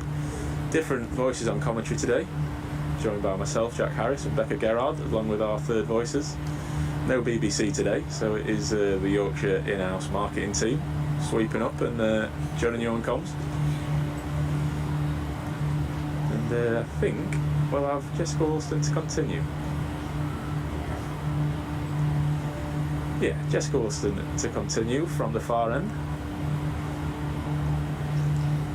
She'll be looking to pick up another wicket from the other end, as Scotty did. So we'll see what happens. But she's looked good, hasn't she, just recently this year? Yeah, she really has. She looks very good talent and a good bowler going forward for the Diamonds. Lovely line length there, digging into that space, and Lamb just pushes it back to her. Yeah, I think the Diamonds got plenty of bowling options here. You've obviously got Marlowe, Tryons, obviously Scott bowling already. Then you've got Levick, Hall as well. So 4 options sort of spinner-wise amongst that, and the Thunder spinners seem to make an impact. Interesting to see Grace Hall towards the back. Bowled very well in the death in the T20 comp in the Charlotte Edwards Cup. So it'll be interesting to see if they turn to her to bring a little bit of death bowling in if the run rate seems to be creeping up a little bit. So we shall see. But yeah, plenty of spin options for the Diamonds, and as we saw from the Thunder innings again, that little bit of turn and bounce from this wicket. Normally quick here at York, but I think with the weather and the rain we've had over the last couple of days, I think a few inches fell on Saturday. I think it's just a little bit softer, getting that turn and bounce in as Jess Walston comes in and bowls again, and just pushed off the back foot there by Allen. What are your thoughts on the field placing so far, Jack? Yeah, I think they've got to go with a bit of a balance here, because they want to be attacking and take wickets, but they also can't lead too many runs. So they need to be tight in the field, which they are, and they're saving the ones and putting the pressure on, making the batsmen go after it and try and clear the field, and hopefully that brings in a mistake or a leading edge, and you just never know, you might get that breakthrough. Lovely shot there. Found the gap straight through the field at point, and no fielder there, and just lovely cut shot. Should be wanting to get back on a length now. Jess Walston. I think in this sort of scenario, you've got to look to take wickets. not defending a huge total, the Diamonds, so taking wickets is crucial, especially early on, because you take one and hopefully then you find another. So the Diamonds will be looking to take wickets early on as Wilson comes into Lamb, and that's just slight misfield from Emma Marlowe, but they get no run for it, and it's been passed around the ball. I was quite confused what Bess Heath was doing then. She was just she's just backing up the keeper, but she ran from miles away, it seemed. Yeah, they're very energetic in the field, are the Diamonds. That's the type of standard that skipper Holly Armitage sets. Solid again by Emma Lamb. She's looked flawless so far in her innings. And that sees the end of the 6th over. Thunder are 36 for 1. So it's Emma Lamb is currently out in the middle alongside Tani. Plenty of batting to come for the Thunder. They bat deep as with the Diamonds. So I'm just scoring there on the live stream. I think I saw somebody do that at the Ashes. They were sat in the Howard stand, in the upper of the Howard stand, and they scored every ball, which is impressive. Yeah, I must admit, I've never actually scored in a cricket game. Have you? I have. I mean, I think when you play junior cricket and school cricket, but especially junior cricket, if you can score, you get a few quid if you score for the adult teams on a Saturday. Oof, that's a lovely ball from Lizzie Scott. Yeah. Just looked that bit faster there. I think so. Yeah, I think there's a lot of juniors. If you score for the senior teams on a weekend, they Bit of pocket money. get a bit of pocket money. Yeah. I think we know Beth Langston, who isn't playing today. I think she's done a bit of scoring for her cricket club.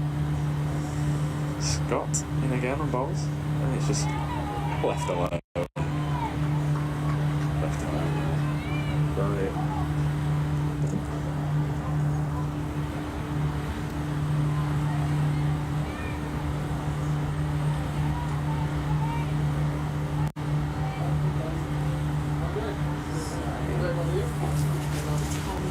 Strike. Scott steaming in. Nice shot by Datini, just pushed off the back foot, but there's no beating Bess Heath in cover. She's very good in the field, Bess Heath, obviously a keeper, but she brings a lot of energy. She's rapid in the field. Strong arm. I suppose she wants to throw it into Lauren Howe if she would want people to throw it into her. Yeah, there's no mistake with you're a keeper, is there? So Scott to continue, bowls, and there's a quick single, bit of a mix-up, could be a run out. Safe. If I had had a direct hit, that would have been out. Datini just set off there. Yeah. Didn't just hit it straight towards the fielder, set off and got turned down by Emma Lamb, who centre back. Leah Dobson has a rapid arm in the field. I think if she'd have hit the centre, that would have been out. But yeah, a bit more communication maybe needed from the two out in the middle. Datini and Lamb. Slips with brought. That's another take. It's just maybe an appeal to distract from the ball going down the leg side there, but anyway, wide given. Good take by Lauren, but yeah, just a slip bit brought in here by the Diamonds. Chloe Tryon stood at first. Maybe see it indicating the ball is swinging slightly. And the edge is coming into play. It's just an angle here, so can't tell too well. Again, just down the leg side, and that's back-to-back wides. Just lost a bit of her rhythm here, I think, Lizzie Scott. But I'm sure she'll look to bounce back into a rhythm. She picked up the wicket of Smell, previous over, guys. And she's been Datini's next man now. And that's just gone straight back to the bowler for no run.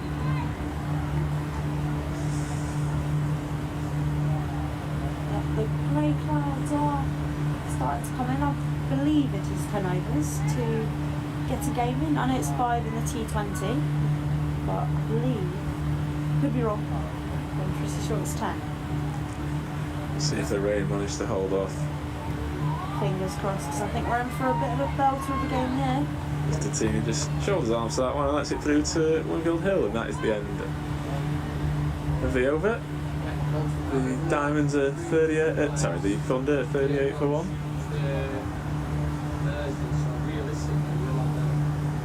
So yeah, as the wind picks up again, temperature drops.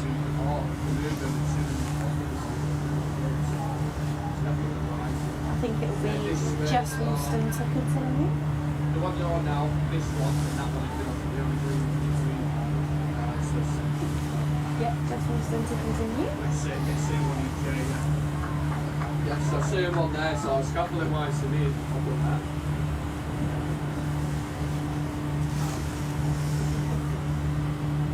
Woolston is in again to continue from the far end. Just pushed out to the leg side by Emma Lamb for no run.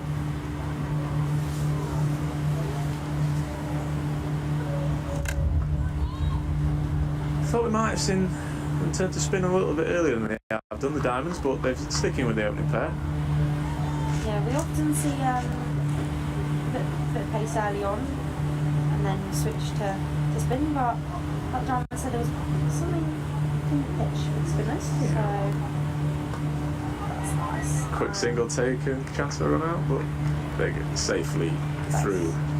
Well run by the Thunder, but yeah, interesting to see when they were turned to spin.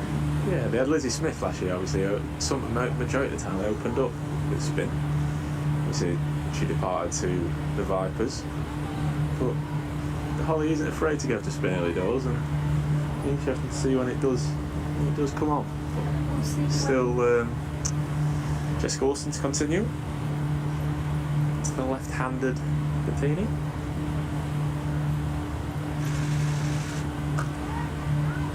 A little bit of extra bounce there, but Bettini's well behind it for no run. Looking forward to seeing the race ball in action as well. Plenty of bowling options for the Diamonds. As Jess Woolston has ball in hand. To Tina. Just pushes it back towards their house.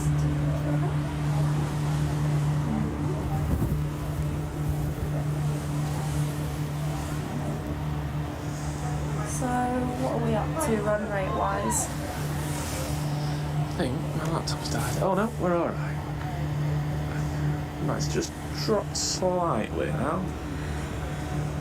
It's around 5 an hour now.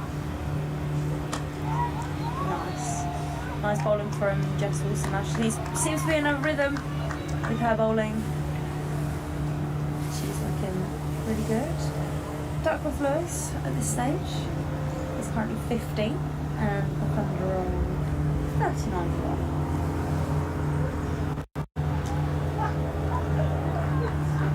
I'd always love to know how, Duckworth Lewis is worked out. I feel like it's a lot of numbers. It's a very complicated equation that it goes over my head, I'm afraid. It's a bit too many numbers for me, I think. But seems to work. So, and that is the end of the 8th over. And the Thunder are 40 for 1. Lizzie Scott, the person who picked up the 1 wicket ball. She bowled slow. She continues with the ball in hand from this end. Be interested to see the next 2 overs how the Thunder approach this with the weather around. Yeah, they're well ahead on Duckworth Lewis, and they're just going to carry on at the pace they are, or just take it steady. We'll see. Nice from Scott, and Tini just very solidly behind it. quite a powerful player, the Teeny, so got plenty of shots in her arsenal. She does want to go hard at the ball, but at this point in the game, she's happy just to sit in and push the bad ball.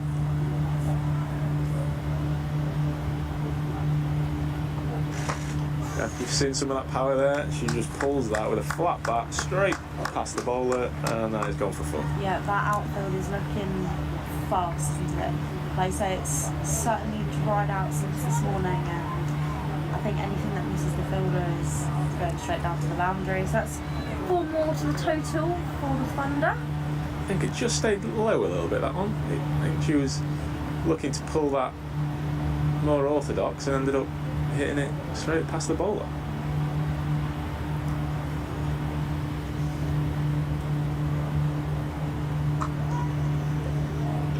Scott finds that line again, and the team just pushes that out to, I think it's Holly Armty who did the fielding there.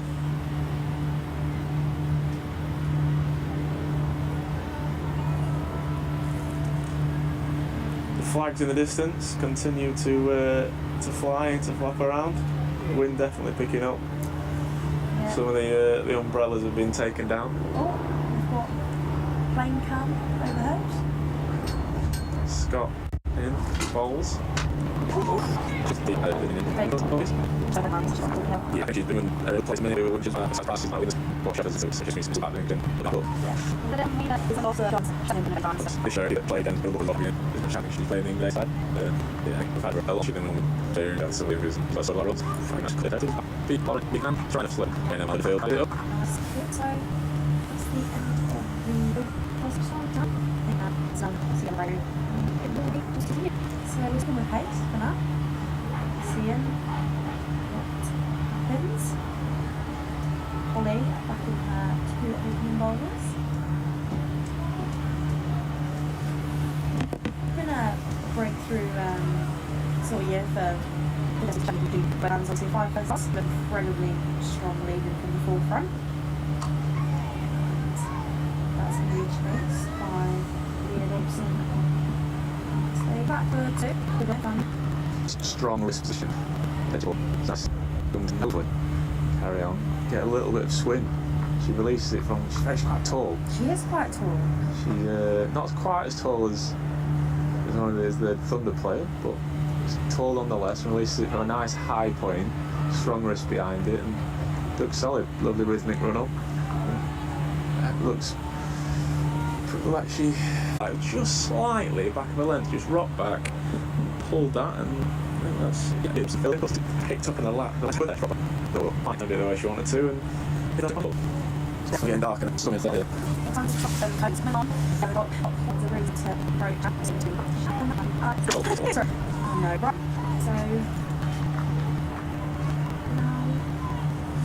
Got a bit of a picture there. Simple, just throw it. Really got the picture. Alright, I'm just using finally push it out to the sexual element of it. So, grab it. Left up, 5 minutes into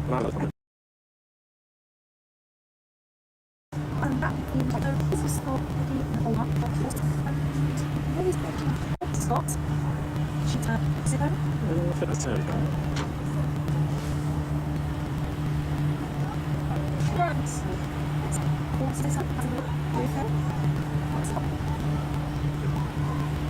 Now, after taking my sunglasses off in the previous over, I think I'm going to have to pull them back on. It's a good sign, so hopefully the rain stays away. Lizzie Scott in again, and the Tina again, very, very solidly over the ball. Lovely textbook for defence, I'd say that. Head over the ball, head, hands, and weight all over the ball. Lovely stuff. Yeah, we've had a tweet come in from Jim McGrath. Hi Jim. He says he loves the Northern Diamonds energy noticeably more vocal in the field. Yeah, we've noticed that a lot this season, haven't we, Jack, with the Northern Diamonds? Yeah, they're not a shy group, let's just say that. As I have just felt a spot of rain come down, so after putting my sunglasses off and saying it's not going to rain, the rain is starting to fall. And the duvet is back out. The duvet is back out. Which is our weather meter for today. Seeing how cold it is, and the ground staff are just having a little wander around. They must have felt the rain as well. Hopefully if it's a shower, it doesn't stay around for too long, because we're going to throw a hit. the Roses match, Northern Diamonds versus the Thunder. Seems to be just above us here. There's a little cloud above us, but yeah, we'll see. Hopefully not. No movement from the umpires yet, so we carry on. As Lizzie Scott carries on for this pavilion end, she's in. Balls to Lamb, who just runs that down to third for 1 run. From Lizzie Scott again. Just have a look at the weather app and see what that's saying. Apparently it's going to rain in 21 minutes. So maybe a little bit of rain on the way, but they have to do just make it up down there, so we'll see what happens. Scott in again to Dettini. Just pushes that one back to her for no run, and that is the end of the over at the Thunder at 54 for 1. Yeah, it's just slowed up a little bit, hasn't it, in these last couple of overs? Yeah. Diamond's putting a bit more pressure on, a few dot balls. Yeah, I think there was a few slip past Lauren in the first couple of overs that went 4 wides, and I think that didn't help. But I think the dead bowlers have found their line now, and it looks like we're on a change of bowling. Yep. Katie Levick coming in from the far end, and that is the end where we did see that extra turn and bounce. So it'll be interesting to see what Katie has for us here.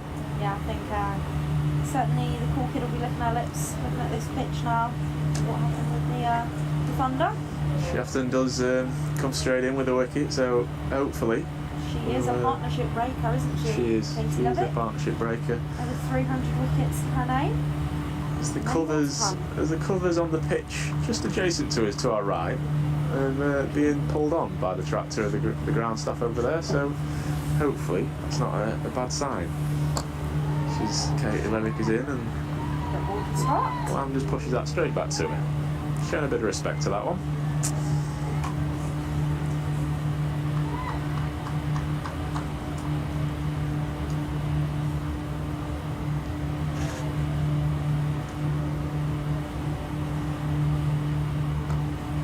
That's a lovely shot by Lamb. Just cut that. It's a little short from Katie. She's just lent on that. Cut that for 4. Nice shot. Nice shot.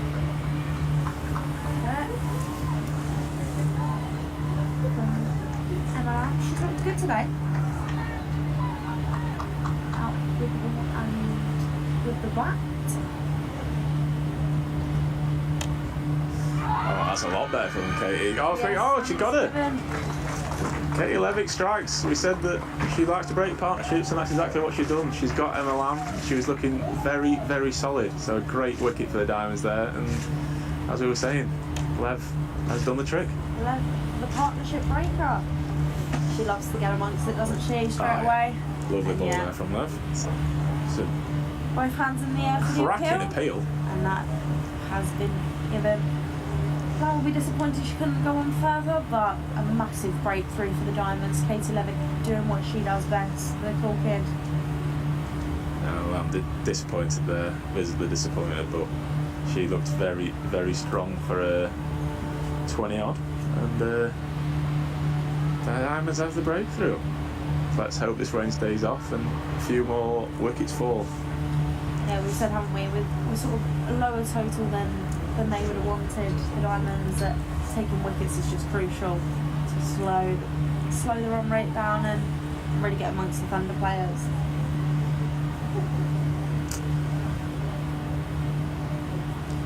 So who has headed out? It is number 31, Heap, is out in the middle. She joins Sazani.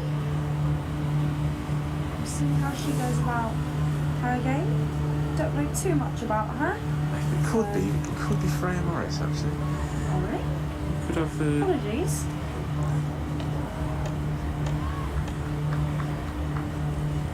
Ah yes, I think it is Morris out in the middle.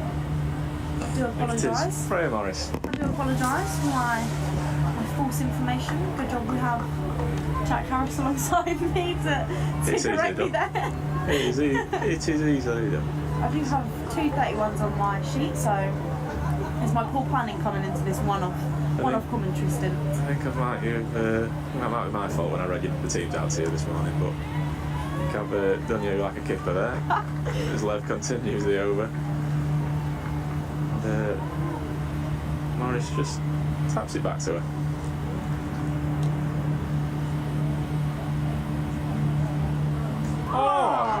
Katie Levick doing what she does best. She has bowled the Morris and she passed.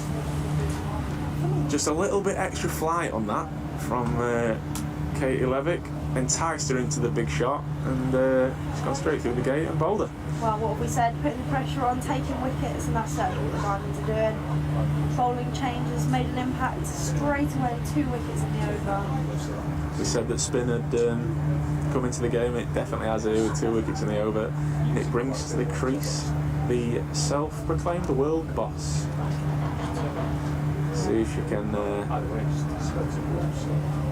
use some of that power that she has in abundance.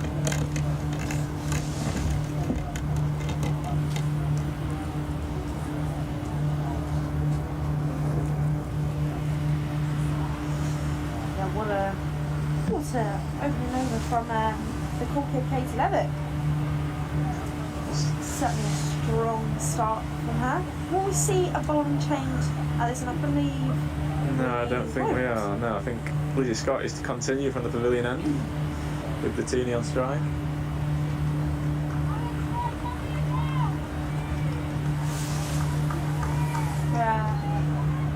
She's remaining on for a bit longer than she normally does for the Diamonds. Well, it's good to see Leon's backing her to make an impact at the other end. And that is 290. And that is no run.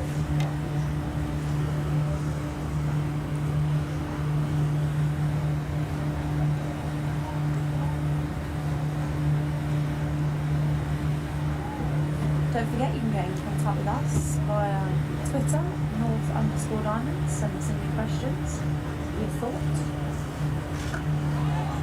That's another dot ball for Scott.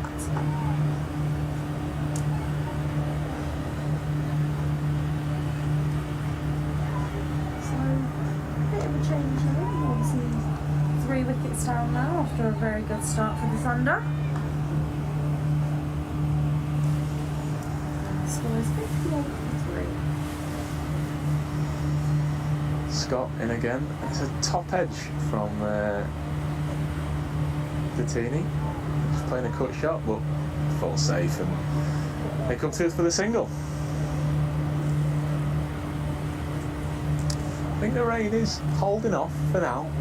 For now. But there's a black cloud hurtling towards us. I mean, the ground staff have done a terrific job considering how much rain we've had around recently. The outfield looks like an absolute belter. It's a fast outfield now.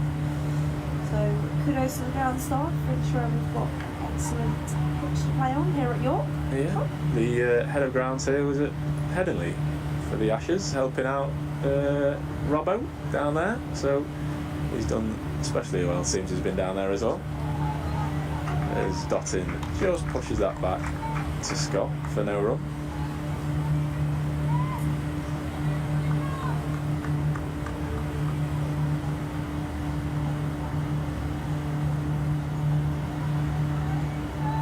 It's a strong start for the Diamonds now. There you go. More the Thunder.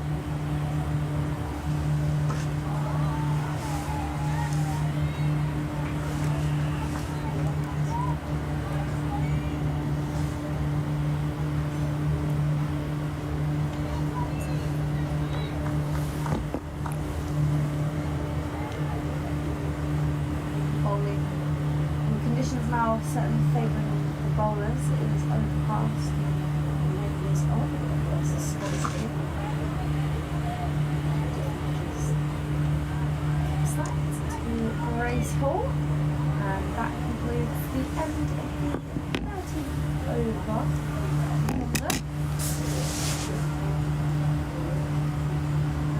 59-4-3.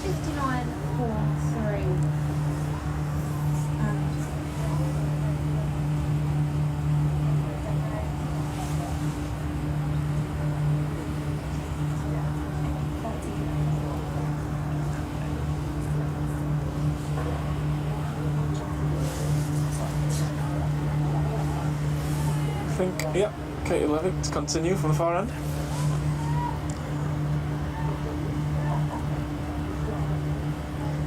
Apologies, that was 30 minutes before.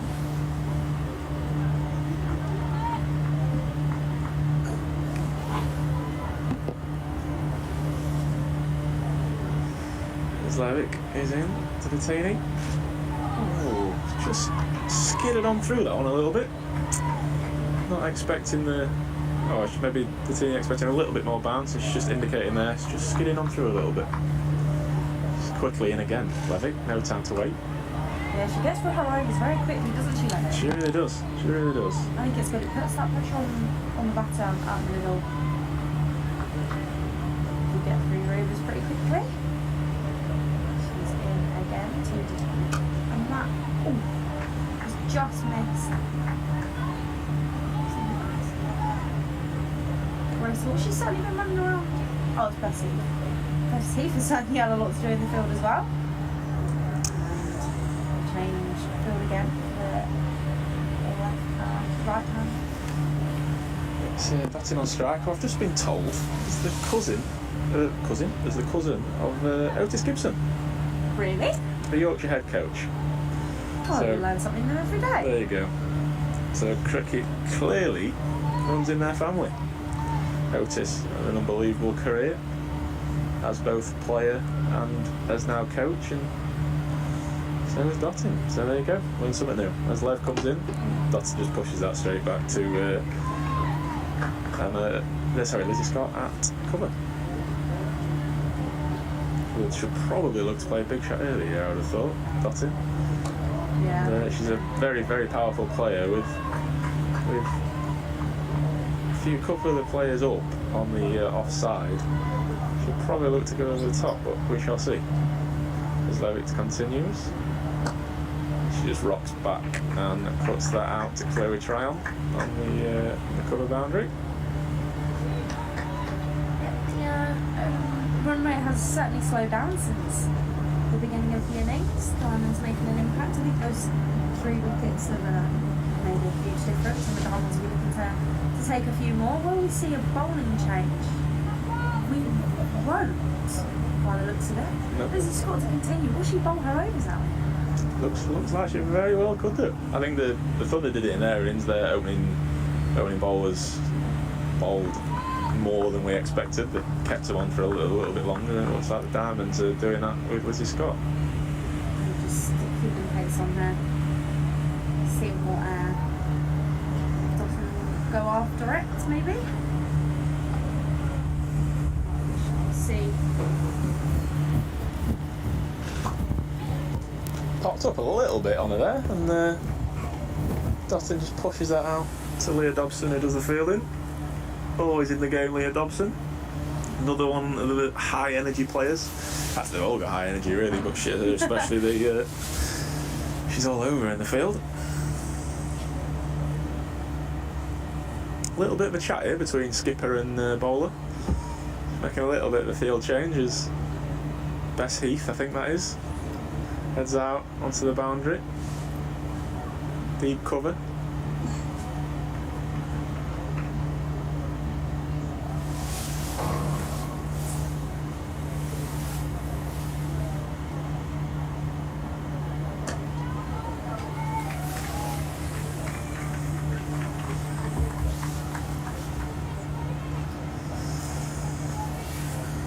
Well, the sunglasses are going back on again. They've been off and on all day, but they're back on. I'll tell you what, we've had a lot of random weather around. We can see blue skies, we can see black clouds. It's all happening. The Scott continues. Oh, and Tatini looked to just cut that, not with much aggression, maybe just trying to place that, and missed it. Yeah, looks a bit more pace in that from Lizzie Scott. Nice to see some youngsters down watching. People have made the trip down, so it's good to see people out sporting the Northern Diamonds. I think just comes off the pad and goes for a leg bite. Is it a leg bye? Yeah, I think it was off the pad. Yeah, umpires just signalled that. Yeah. But yeah, I think there's a lot of support for the outgrounds between Yorkshire and the Northern Diamonds. Obviously with Scarborough and York, get supported very well. Yeah, got a few home grounds have the Diamonds as we're joined up with Durham and Northumberland. Yeah, we get down to Chesterley Street at the seat Unique Riverside quite a bit. Lovely shot by Dottin, who is thinking about a single, but I think that's quite far out of her crease there. Yeah, I think Sturkallis did the fielding and centre back.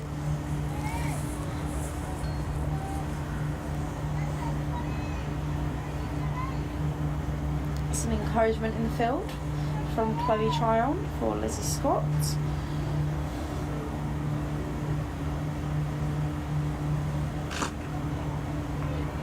They're just keeping the scoreboard ticking over here, the Thunder, keeping that score ticking over and looking to put the bad balls over in the come, but there's not been that many of them in these last few overs. Diamonds have definitely tightened it up a little bit and looking to keep that run rate as low as possible. Yeah, they'll be looking to keep that total down and take wickets when they come, when they're there for the taking. And like we said, you know, plenty of bowling options for the Northern Diamonds. Obviously Grace Hall with her fiery action and a few spinning options as well. So Katie Levick to continue from the far end. She's got 2 wickets in the bank already in her first over. She'll be hoping to grab a few more. There's something for the spinners in the wicket. In other news, the duvet's off. The young girl down there was wrapped in the duvets. It's got rid of it, so it can't be that cold. Lovely shot by Dottin, just pushing it up to Holly, who's out on the boundary just for the 1 run. She's come up now, Holly. Bit of a change in the field. Yeah, I think these you find with 50 over games, a bit like you do with T20s, the middle overs are crucial. Yeah. For the batting side to see whereabouts they can get to. Let's see if he's just come into a catching position here, just in cover, just a little bit closer, looking to put a little bit of pressure on here, I think. Yeah, this certainly looks like a field that's a bit more for wicket taking there, so putting pressure on. Quite sure what's happening here. The umpire's pointing at something to indicate something to Holly, but not a clue. As Levitt continues. Oh, and that's definitely just skidded on a little bit there, and that's good nearly cleaned Tini up there, but just missed the stumps. Yeah, she's looking good here, Levitt, looking to make an impact. She's a very, very good bowler, Kay Levitt. She can drop it on a sixpence. Certainly can. Oh, lovely shot. Lovely shot by the Teenie. Slightly over pitch by Katie Levick, and the dive for the cameras by Bess Heath goes begging, and it goes past her for 4. So, as I just said, that Katie Levick's quite a tight bowler, she gets it for 4. Commentator's curse comes in again. Nah, she's looking good here. A bit more pressure on in the field as well. There's mid-on just drops back to the boundary, maybe looking to get a single. Oh, and that has just beat her all ends up there. Make sure she's got a fit in the crease, and that concludes the end of the over.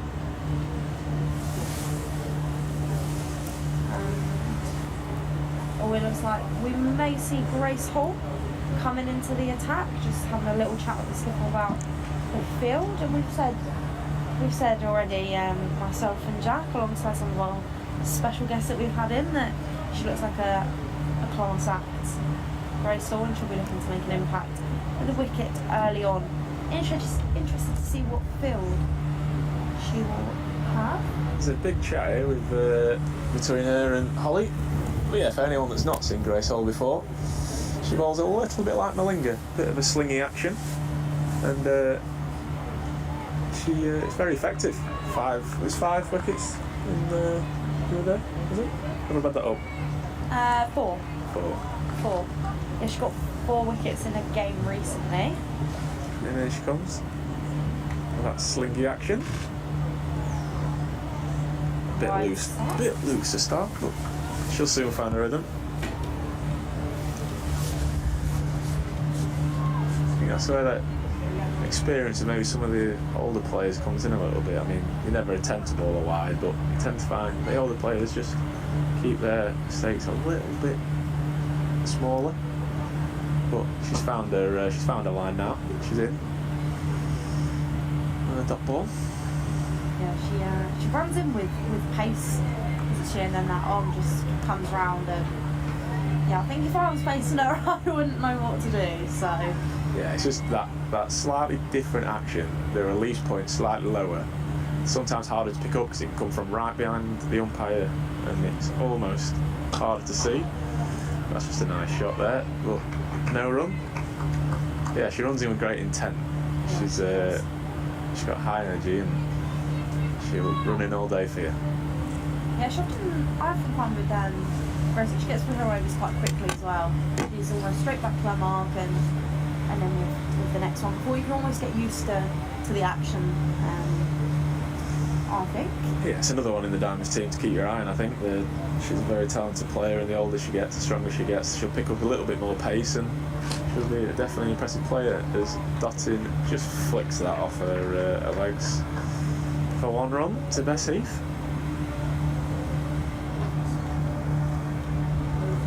It's certainly getting dark here. It is. Hopefully the rain stays away, but you never know. It'll give us a chance to have some lunch, because I've not had any lunch yet. Although we have had lunch in the game, obviously. We've been busy doing everything else. As I said, the marketing team are running the live stream and the commentary today, so we've not managed to have us lunch yet. Hopefully, Diamonds maybe pick up a few more wickets and might be able to have some strand, but we shall see. Oh, that's an unbelievable take by Lauren Winfield Hill down the leg side. Just another wide from very small window as well, but yeah, just trying to find her rhythm, like I said, with the younger bowlers, just got to get used to, maybe playing at a different round and things like that. So hopefully she bounces back. I'm sure she will.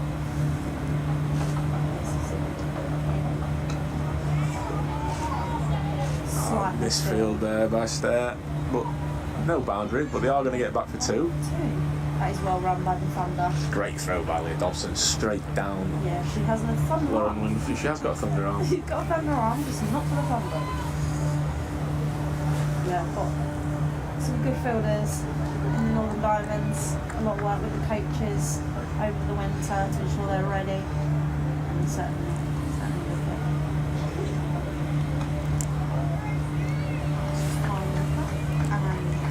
Jessica Alston does the fielding. Yeah, look at that take. For those watching the live stream, got a quick replay of that take by Lauren Winfield Hill. I can't imagine she'll want to do too many of them today, but it's a great take nonetheless.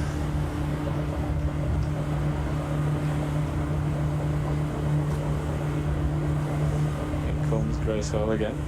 Quite wide on the crease in that delivery. Trying to angle it back into the left-hander. That concludes Grace Hall's first over. Likely be Katie Levick to continue from the far end. Yeah, the Diamonds looking to get another quick wicket here. See if Katie Levick can supply the goods from the far end.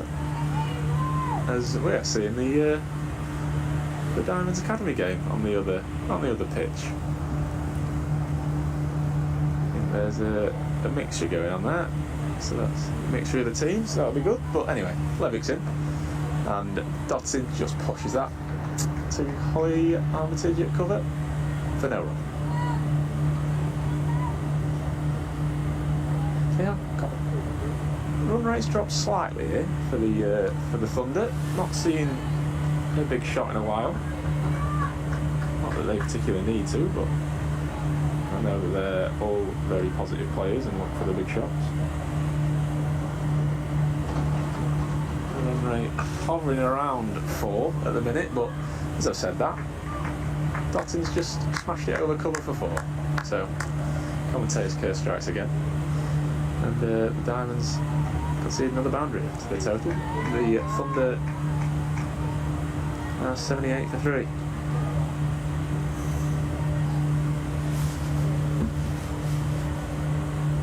They're just starting to do the partnership here for the Thunder. Bottom edge from Dottin, but just the single. Marlowe's quick around there. Yeah, I think they thought about the second, but Wilson was firmly saying no.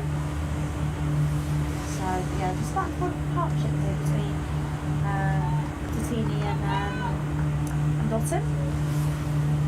Like we said, just ticking over, putting the pressure on the Diamonds bowlers. Everything's in, and that's been pushed just for a single. Leah Dobson doing the fielding here. Back to on Field Hill. Slight change of field. Just looking to change the field quite regularly so that the two batters don't get used to it.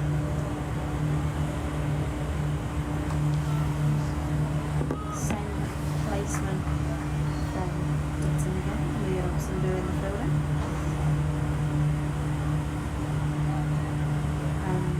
Another quick over of Caitlin. She does get through them pretty quickly and settles the batters.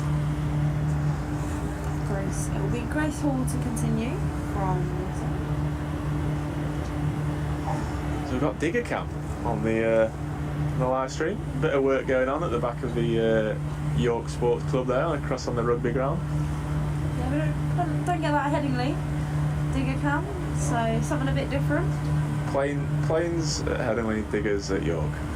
I wonder what we'll have. Seagulls at Scarborough, maybe. Seagulls at Scarborough. It's got to be seagulls. Seagulls or fish and chips, one of the two. Look forward to getting over to Scarborough again. Can't beat fish and chips down there. As you can tell, I've not had my lunch and I'm starving.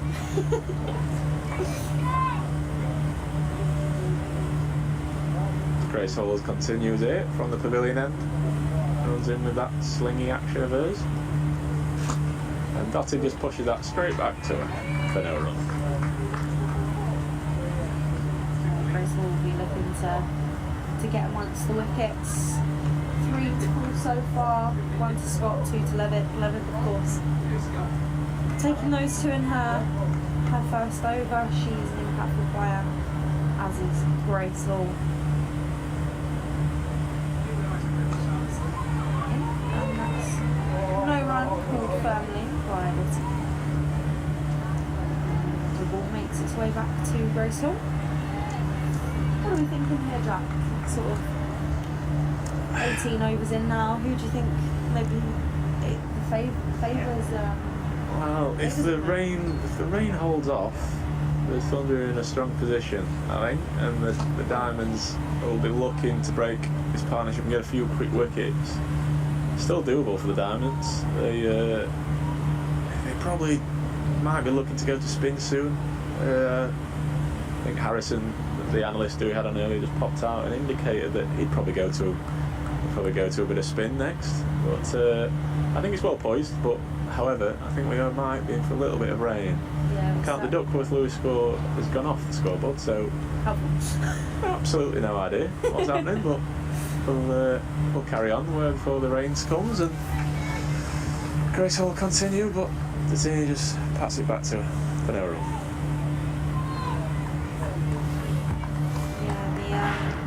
The Diamonds will be looking to secure hopefully another win today. We've obviously got quite an extensive break coming up when the 100 comes in, so they'll be looking to make a bit of an impact before we head over to that.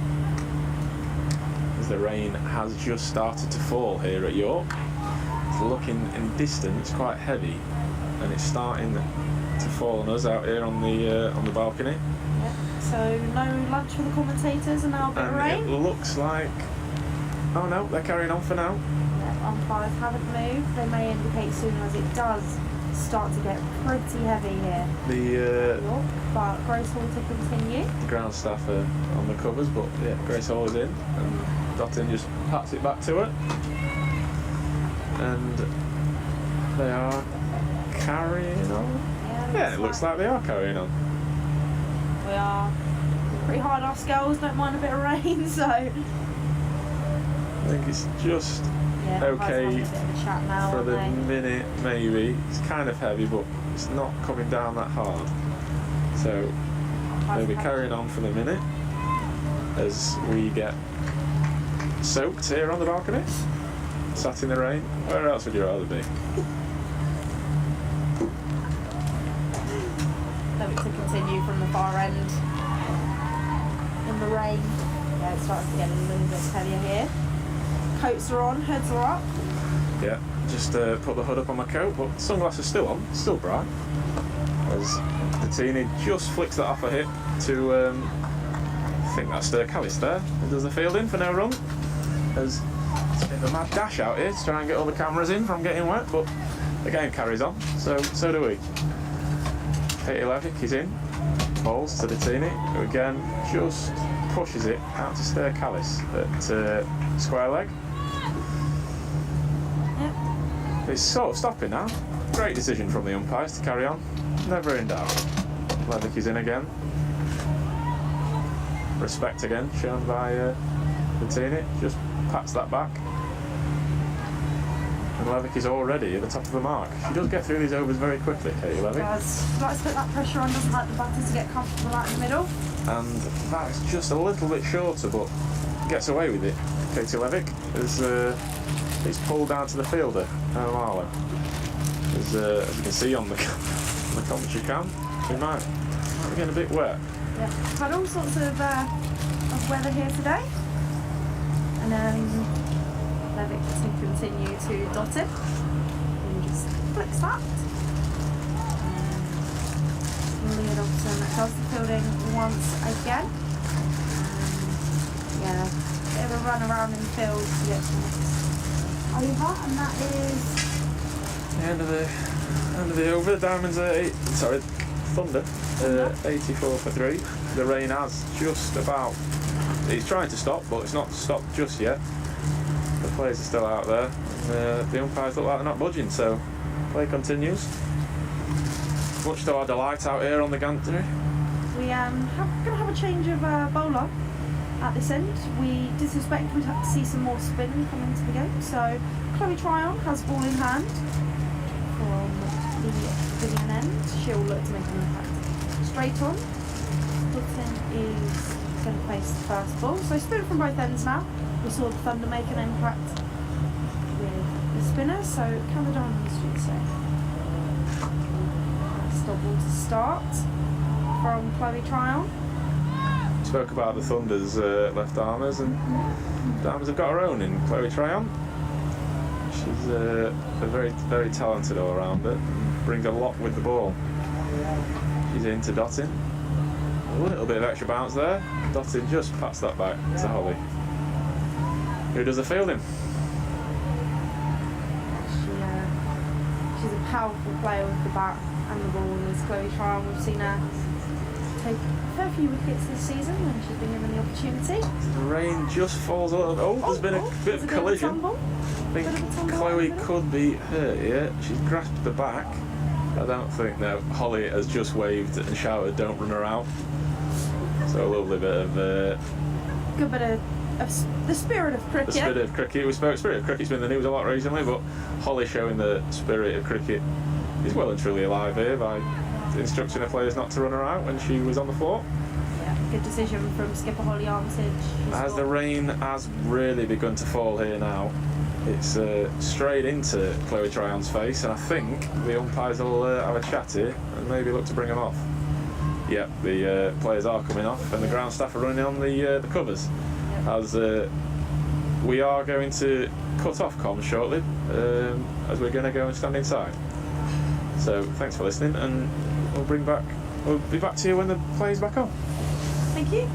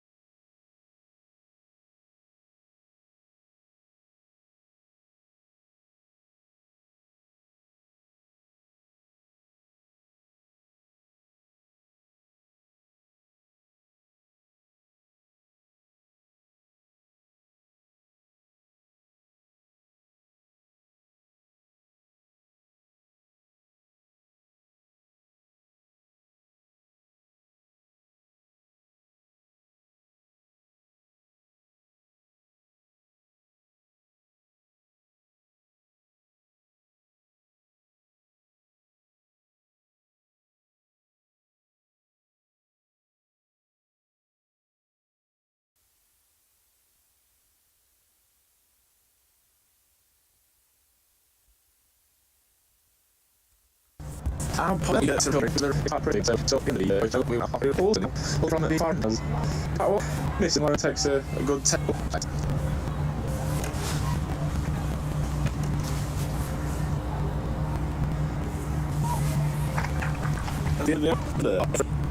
I'm going to see I'm going to see a bit of cinema. The rain is still falling. Is way down the leg on the beam to build up. Single to the south.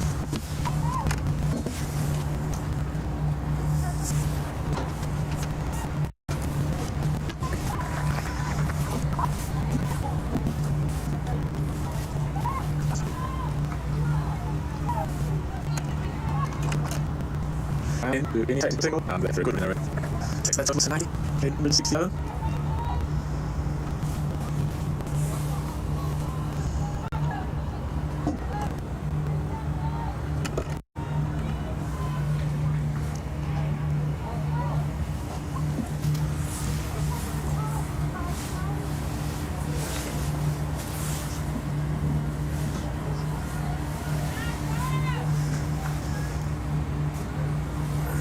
The end of the over, and the 22nd, the Thunder on 90 for 3.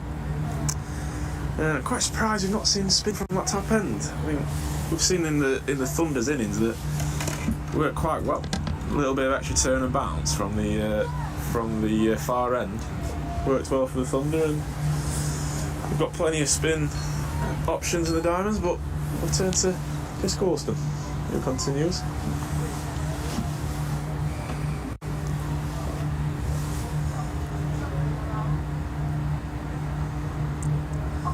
In. A lovely shot by Dattini, but it's a shot for none. Then joined again on commentary by Beckett. Hello, sorry. Just about managed to keep dry, didn't we? Yeah, just to dry myself off before coming back out here. It's not no shelter out here at York. It'd be lovely in the sun, but when it rains, it's less than ideal. Yeah, sure, but I think we've actually lucked out with coming straight back on, as that's just flicked off the legs by Dattini, but Emma Marlowe does the fielding, and it's just one run. Yeah, we've actually quite lucked out with the weather, considering how dark the clouds were. It was a very quick rain spell, so we're back underway. Viewers will be happy to know that I have had a sandwich, so I am less hungry now. However, the only thing left from the players' tea was the cheese sandwiches. I think they'd been untouched, so a couple of cheese sandwiches later and we're back out as Woolston is in. Yeah, I think cricket tea wise, what would you say is an essential when it comes to cricket teas, Jack? That's a great question. For me it's a sausage roll, but a good sausage roll. Can't beat a good sausage roll. Yeah. I don't disagree with you. My club play for back home at Doncaster Town, or have done. I've not got a chance this year with working in cricket. You don't get to play a lot, but I've always played there, and they have the best flapjacks you'll ever see. Homemade flapjacks from the tea lady. It's they're very, very good. But for me, yeah, it's got to be. So you got to have maybe some pasta. Pasta? Yeah, but give it a nice bit of cold. Cricket tea? Yeah, a bit of cold pasta. Interesting. Yeah, a bit of cold pasta, sandwich. It's got to have some sausage rolls for me, and a nice bit of cake. I think a good cricket tea consists of sweet and savoury. You've got to have a bit of cake, then, sausage rolls, pork pies. If you want to send us your essentials for a cricket tea, get in contact with us via Twitter, North_Diamonds, to get in contact with me and Jack. Tell us what your cricket tea essentials are. We'll be keeping an eye on them coming through. Our cameraman off to the right would not include a Scotch egg. He had a dodgy Scotch egg the other day, so Scotch egg are off his list, that's for sure. As the sun comes back out here at York to grace us, and it's Jessica Woolston in to the Dottin, who just pats it back. Bounced up a little bit actually, kind of came off the splice at the back there, but straight back to Jessica Woolston for no run. Yeah, I think sort of Dottin's innings hasn't gone the way I maybe would have thought. Haven't seen her play in person before, but seen her on live streams and whatnot. I know she's an aggressive player. She's playing a very defensive innings for her kind of, you know, normal gameplay. Yeah, I think she's obviously a very, very powerful player, but I don't think the game's calling for her to be powerful at the minute. It just great fielding there by Bessie, diving to her left hand side and stops the single. But yeah, I think at the minute the game's just calling for her just to stay in, really. Take the single when they can take the single, put the bad ball away, and it's clever batting, really. It's someone with an experienced head. It's a lovely sweep by Datini, but straight out to I can't quite see who that is. It is Stair Callis. That's Stair Callis on the boundary. At a minute I thought it was Winfield Hill, but I thought that can't be, she's keeping.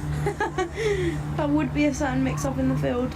But yeah, I think it's just clever batting by Dottin. She's obviously a player with immense experience around the world, and she's using that to her advantage. And just playing the game, nothing silly, keeps ticking along. The DLS score that wasn't on the scoreboard is back. It's 73, so well ahead on DLS if there's any more rain.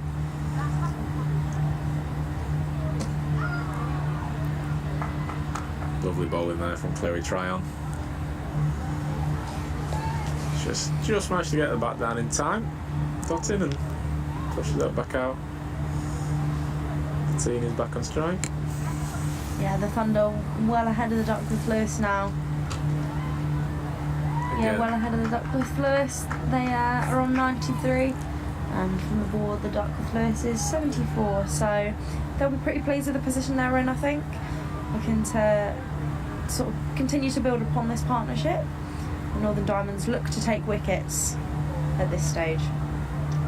And is that going to be given? It's a huge appeal from Chloe Tryon, but no movement at all from the umpire. And that concludes her over.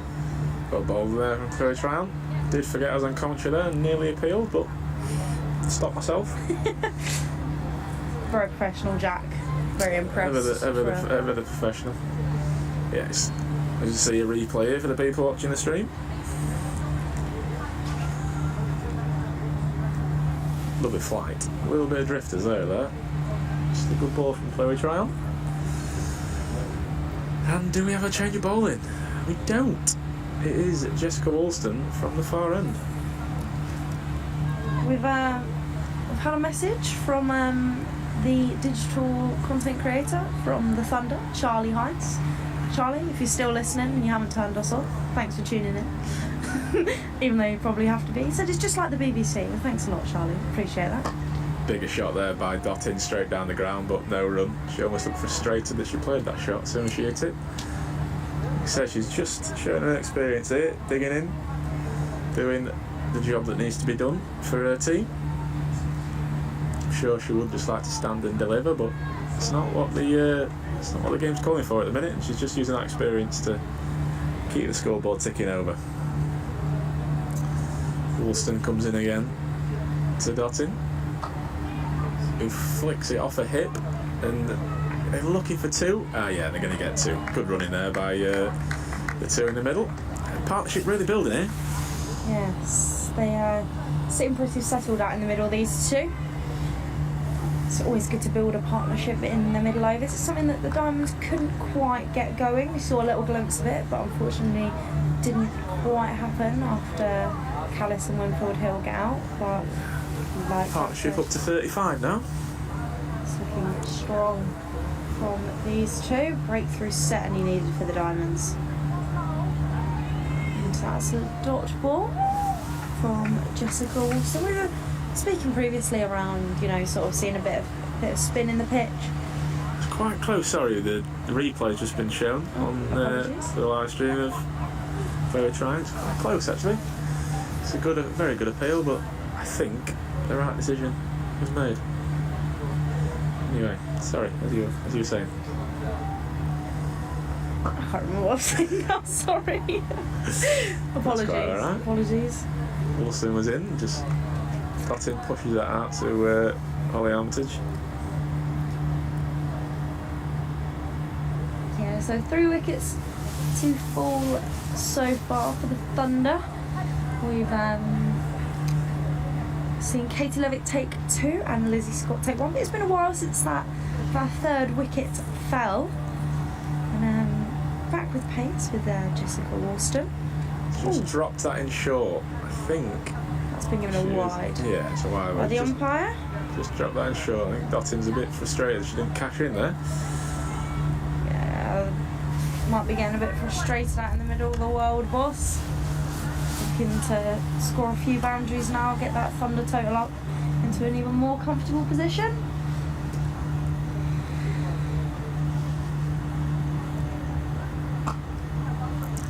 Lovely shot by Dottin, but Bess Heath does the fielding out in the deep.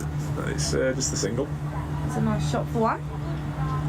And the ball once again being passed around the field from Laura Munfield Hill to Chloe Tryon to Callis. And eventually back to Jess Wilson. Still a lot of energy knocking around in the field for the Diamonds. They do like to encourage one another.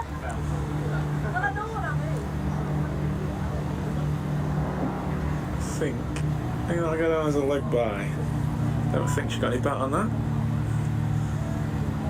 As the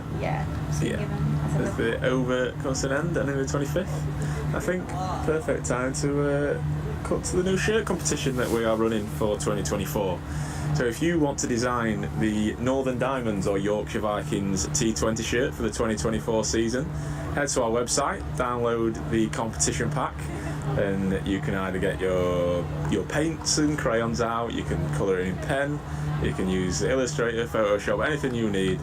Design the shirt, design whatever you want, send it as in. Shirt, I think the email is shirt@yorkshirecccc.com, as that's just on the outside edge but lands short. It's a single. Yeah, we've had a fair few entries come in so far and looking good, so it's open to people of all ages and abilities. Look forward to seeing those come in, and you never know, it could be yours that wins and they could be wearing it next season. You not only get to design the shirt, you get to attend media day and meet all the players. You get some vouchers for the shop. I think it's a £100 voucher in the shop, and you get a Northern Diamonds T20 membership to watch all the Northern Diamonds games. And this is the same thing for the Yorkshire Vikings. You get the same vouchers, and you get a T20 membership as well. So get your entries in. I think it closes on the 30th of July. Yeah, get your entries in, and you could be designing the next year's T20 shirt for the Northern Diamonds. Yeah, I think with the T20 shirt this year, having all of the clubs for the Northern Diamonds and for Yorkshire, really showcased how strong, club cricket is in our region. You only have to look at where we are today at York Cricket Club and the outgrounds we have across Yorkshire and the north, with Northumberland and Durham, obviously, with the Diamonds, and the strength of cricket in the north is just immense. Yeah. Yorkshire has more cricket clubs than the whole of Australia, and we need to showcase that, and they was on the shirts this year, and then for 2024 you can design the shirt that they're all wearing. So get your entries in, anything you would like on the shirt, and then you can have the chance to win the competition. But anyway, Chloe Tryon continues from the pavilion end into Dottin.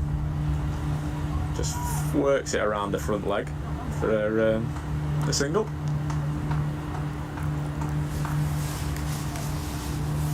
And that concludes the end of her over.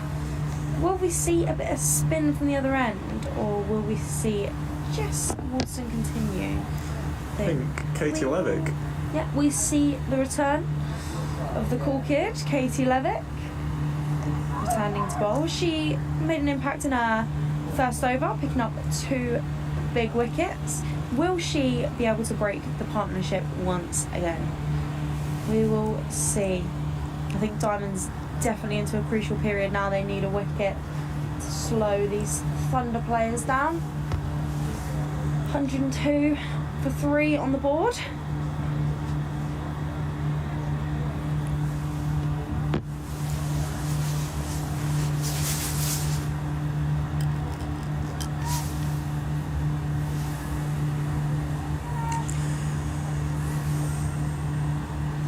So Levitt to ball from the far end into Dottin. And just pats it, goes for the single, but is refused by Dottini. Good decision, I think. The Thunder are only needing 66 now off their 23 overs, only just above 2.5 and over, I think. So pretty comfortable for them. The Diamonds looking for wickets and looking for wickets fast. And there's a chance there. As it beats everyone, beats Dottin, beats Winfield Hill, and it beats the boundary and goes for 4. So it's not helping the Diamonds' case there. But positive signs for the Diamonds that Dottin's looking to still go at those balls that are there to hit. So chances could be coming. Yeah, for sure. The Thunder certainly putting the pressure on the Diamond bowlers now to take a wicket. Just 3 down are the Thunder currently.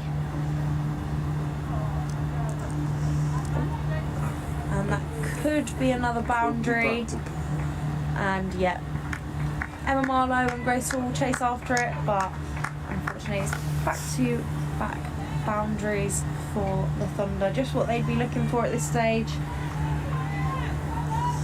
So Katie Levitt will look to bounce back from those back-to-back boundaries.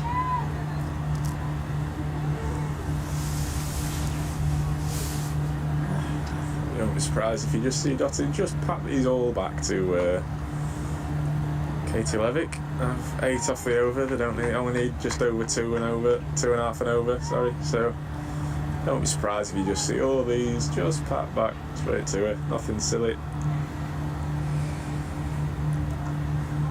Yeah. Nice. Good comeback from Levick here. She's got plenty of experience in the game, knows what she's doing.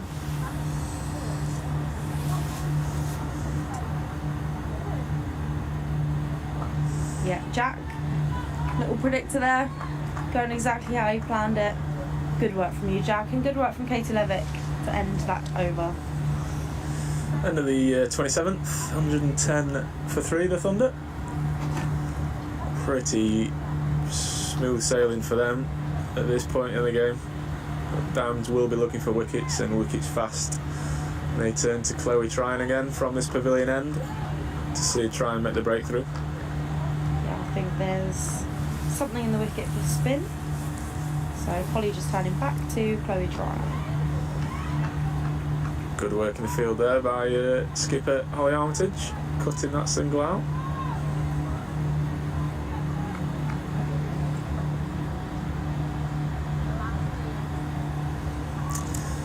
There's Chloe, he's in again.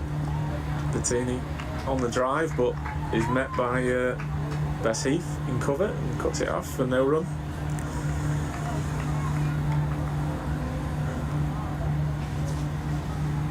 Just dropped in short by Chloe Tryon. It's pulled away, and good stop by Stair on the boundary.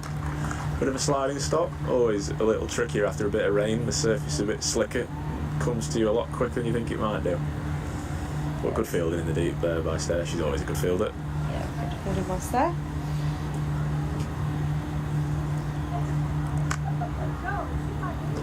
That's whipped in nicely by Tryon, and it's no run to Dottin.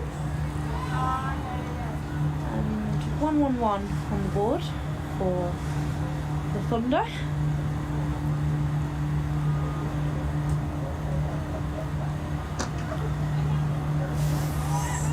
Well fielded again there by Holly Armitage. Yeah, if you're just joining us now, we are at York Cricket Club for the Roses battle between the Northern Diamonds and the Thunder. Northern Diamonds posted 167 all out after 43 overs, and the Thunder are going nicely on 112 for 3 after 28 overs. It is tea in the Yorkshire-Worcestershire game down at New Road. The Yorkshire are currently 309 for 4, so good start for Yorkshire down there. Finley Bean scoring 135 before being tracked LBW to Finch, and currently it's George Hill and Johnny Tatzel at the crease. George Hill 37 and Johnny Tats on 16. So a good start for the lads down in Yorkshire, as the Diamonds are up here in York looking to salvage this game here really. The 112 for 3, the Thunder now chasing them 167, and wickets needed for the Diamonds, and wickets needed pretty quickly. Dottin comfortably just on the back foot, pushing it out to Bessie from the boundary, who eventually gets it into Winfield Hill.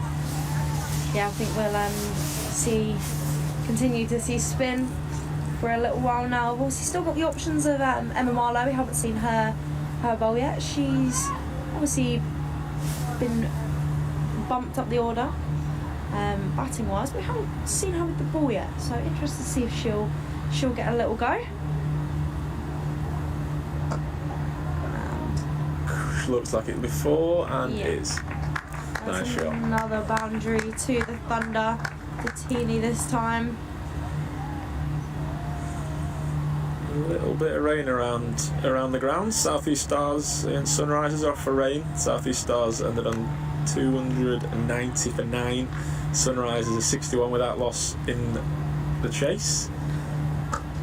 As Levitt comes in and the Teeny just pushes it out to mid-off. That's a strong score from the Southeast Stars, 290. Yes. They can make them pretty flat down at Beckenham sometimes, but that's strong. The Vipers, 259 for 7. The Blades require 163 more to win. They're currently 90 without loss. I think that wraps up all the rest of the Rachael Heyhoe Flint games at the minute. And the Levs in. And the Teeny there. Disappointed not to hit that, but there's a chance there. Bringing in the top edge, and she's a little bit frustrated with herself. But she's still at the crease, and at the end of the 30th, the Thunder are 117 for 3. Wonder how the game's going down against the Diamonds Academy. 2 Annies.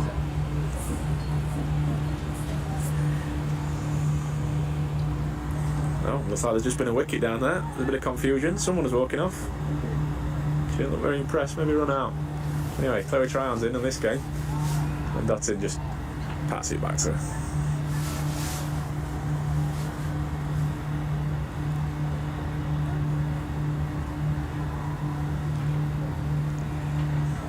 Oh, and that is the first one we've seen in this innings that has really just popped up. Just took a little extra turn and bounce there from Chloe Tryon, and Dottin was surprised by that a little bit.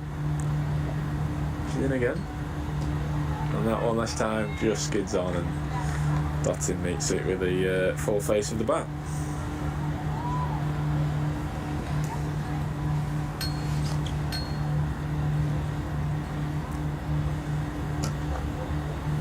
That's a nice shot down the ground, but it will be fielded by Lizzie Scott. Just the one run from that. And these two getting through their overs really quickly. Chloe Tryon and Katie Levick.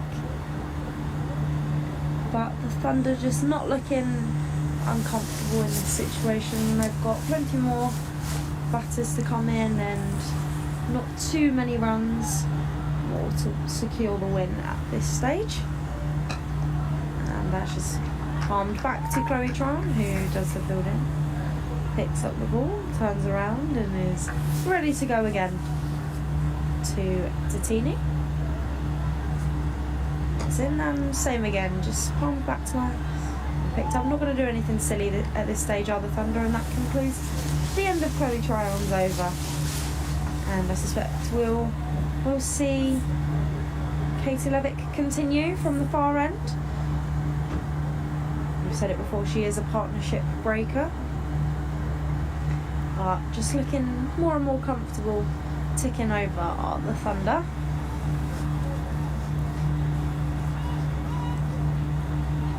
A little bit of a fielding change here for Lev. Holly's moving them around a little bit.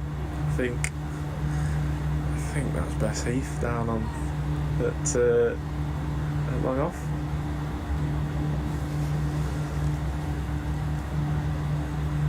Got a deep square leg. We've got a long on and long off.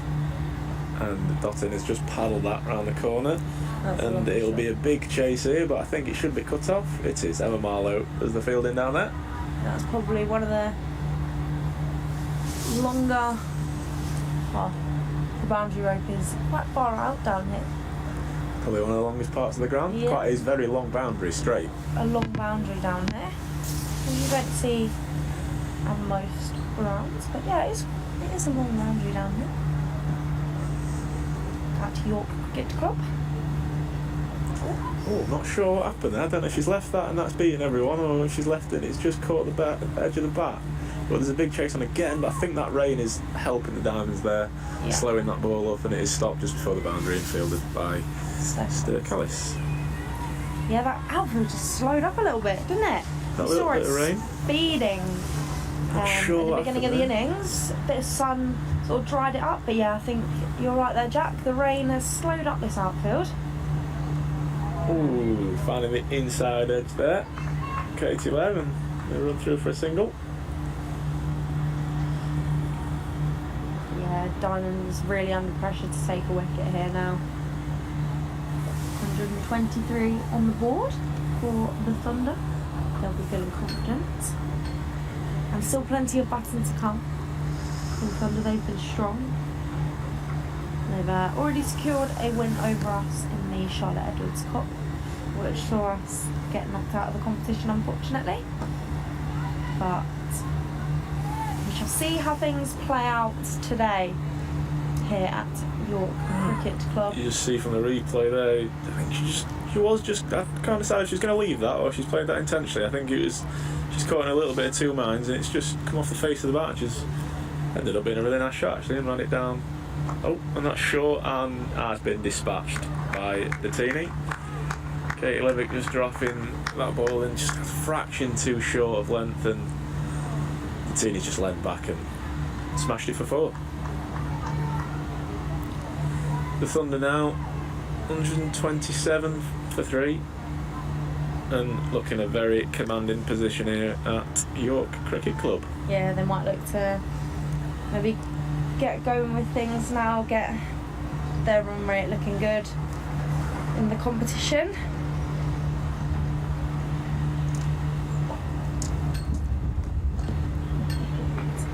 Come through for a very quick single. That is well run. It's very well run there. There was a little bit of danger at the bowler's end, but I think she was safe. Yeah, and I think we just might have a quick drinks break here at York. I think a glass has just smashed in front of us down there. Not quite sure who's done that. Some of the Diamonds players look a bit sheepish down there, but anyway. Yep, we're just going to have a quick drinks break here at York.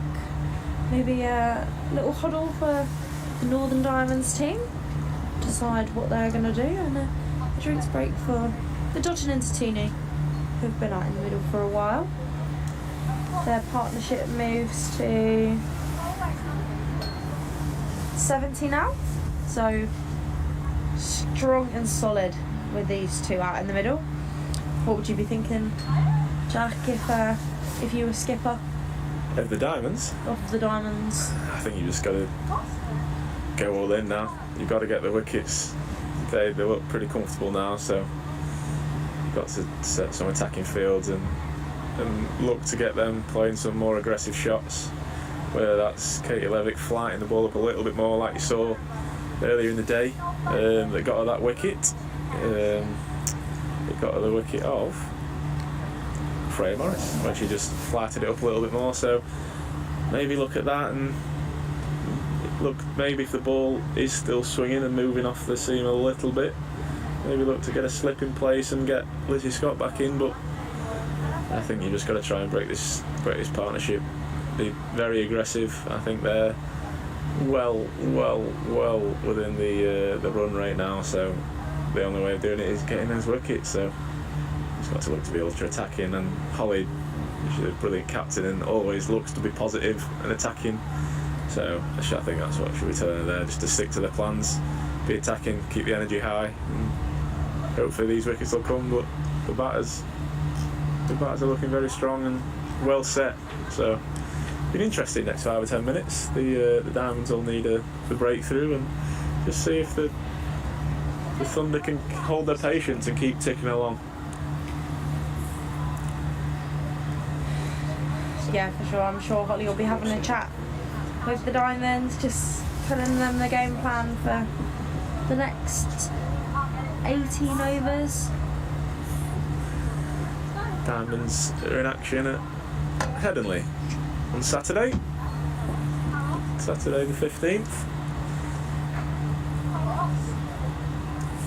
If you want to come along, tickets are available at tickets.yorkshirecccc.com. Come down and support the Diamonds, looking to push on to try and get to the Rachael Heyhoe Flint Trophy final. Currently second in the leaderboard. Sorry. So yeah, I'm sure they'd love your support. So if you do want to come down, as I say, head over to tickets.yorkshirecccc.com.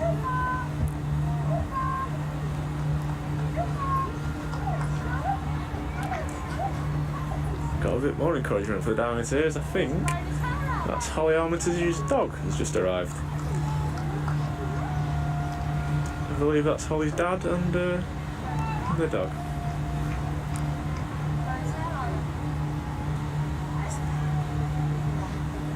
As Chloe Tryon is still from this pavilion end. A little bit of extra turn and bounce there, and the Tina just bends that back down.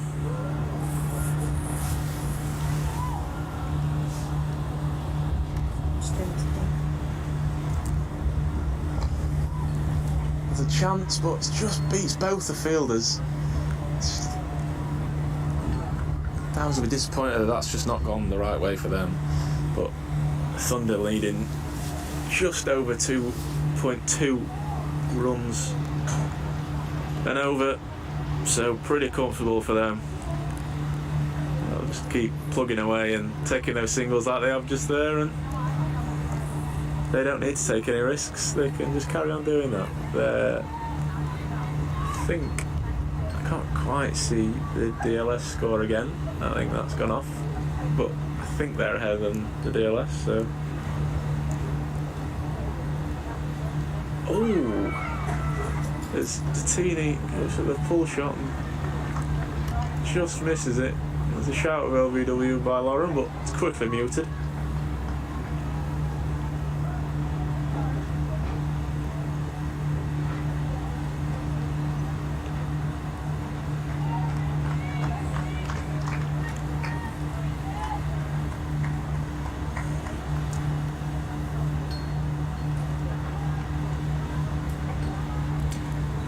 Tryon is in again. Oh, and that has really died off the pitch there. A little bit quicker through the air, a little bit flatter, less flight, and has just skidded on there and gone under the bat of Dottin. And Lauren does well to stop that. End of the 33rd. End of the 32nd, and it is the Thunder 130 for the night. Yeah, and a few dots of rain knocking about again, but hopefully it won't disrupt the Thunder's innings. And we're going to see a change of bowling from the far end. Lizzie Scott is coming into the attack. So, see what she can do. She obviously got the first wicket for the Northern Diamonds earlier today, so we'll see how she gets on with this spell. Lovely shot there by Dottin. Just pushed that, and it has gone for 4. That was a lovely shot from the self-proclaimed world boss. She's probably looking to get going with things now. Just slightly over-pitched by Lizzie Scott, and Dottin cashes in. as the spots of rain just continue to fall. Nothing heavy just of yet. Lizzie Scott's in again. Just flicks it round the front leg there to Leah Dobson. She's got that laser arm again, I think. She's got the best arm in the team. She does certainly whip it in. I believe they've just been warned for running down the wicket there. The two Thunder batters at the minute. I think they just stroll down the centre of the pitch there. Ooh, Little bit of extra pace there. That was certainly faster from Scott there. Looking to whip it in. I think Winfield Hill's disappointed in herself there. She looks deflated. Yeah, She's let that one go past. Yeah, definitely half a yard quicker there from Lizzie Scott. I don't know if that's a quicker ball or if it's just a little bit skiddier off the pitch, but she's in again. A little shorter this time, but Dottin sticks it straight to the fielder. Skipper Holly Armitage, and it's a dot ball. Yeah, these two out in the middle looking pretty settled now.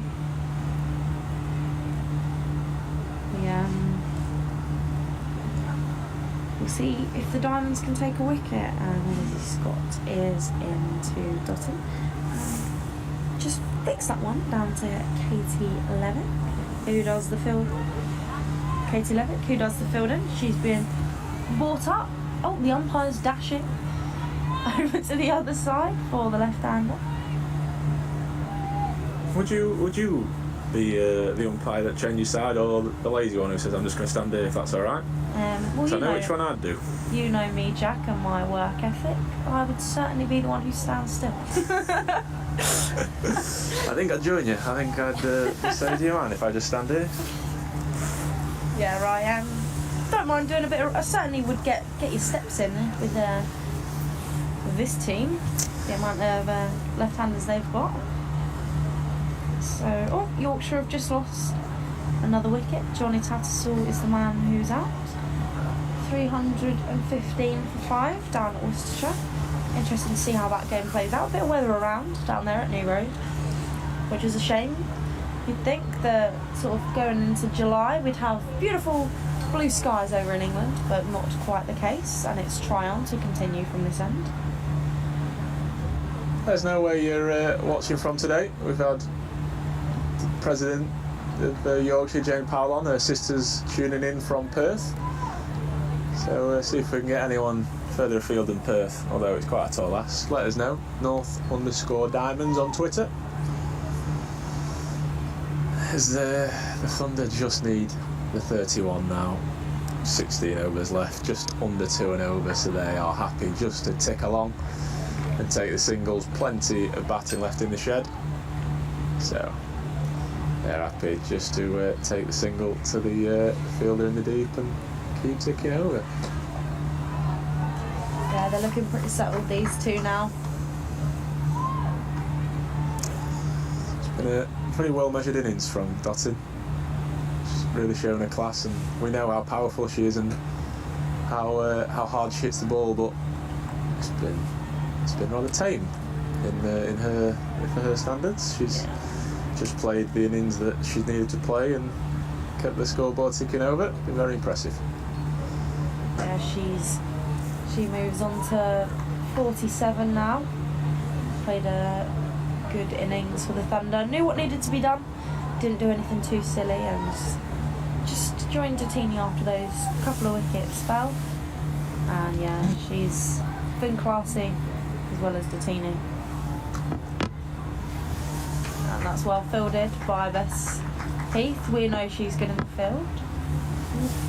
Occasionally behind the stumps for the Diamonds in Charlotte Edwards.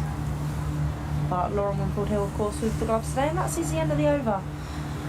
And we will see Lizzie Scott have the ball in hand again. She's just got the 1 over remaining, if I'm correct. She's bowled 9, so just one left for her. Just Wilson's World 8. It's Katie Levick's World 8. It's Grace Hall. Just the 2 for her. So see you. Lizzie Scott for me. Oh, that's a lovely take by Lauren. Yeah, huge sort of swing.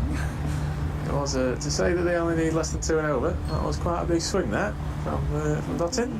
Indeed it was, Jack. Let's see how Lizzie Scott gets on with this one. Will Dottin go for it again with the half century in mind? It's a lovely shot off the back foot. No run. Fielding is done by Emma Marlowe eventually as skipper Holly Armitage dives over the top of the ball with the fielder behind her anyway.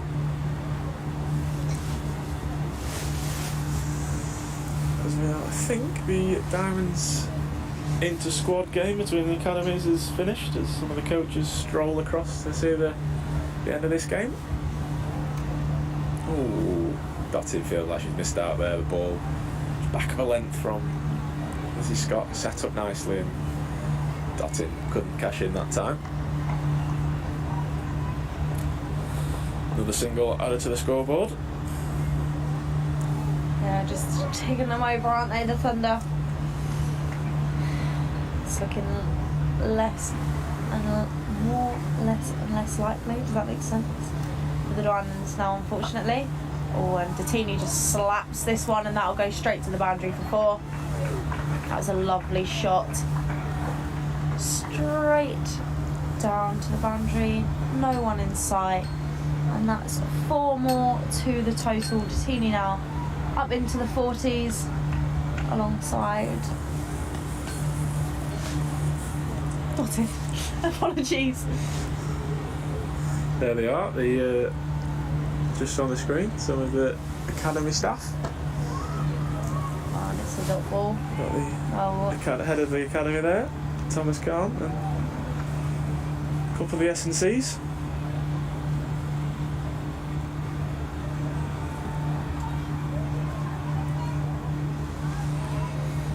Yep, Northern Diamonds take over York Cricket Club. The EPP staff are here, as well as the first team for the Roses game. Lovely shot there by Datini. I think she's going to get 4 more, and she does. Again, little back of it. She's frustrated there, Lizzie Scott. Back of her length. Set up lovely. And Datini cashes in. Yeah, fair. That's the end of Lizzie Scott's spell. You can see from the stream that she's They're just looking for the ball. It might have gone under the covers there. Well, it was hit hard. I think it's gone under the covers, but it's nowhere to be seen at the minute.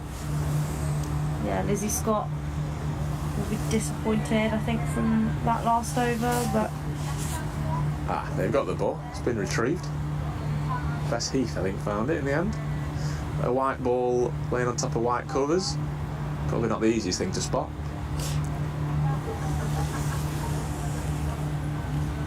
yeah, lovely ground here at York Cricket Club. Not sure what's happened there, because the umpire at square leg's got a ball in his hand and slow try on. But anyway, she bowls a full toss that Bettini sweeps to 4 for 4, and that'll bring up 50.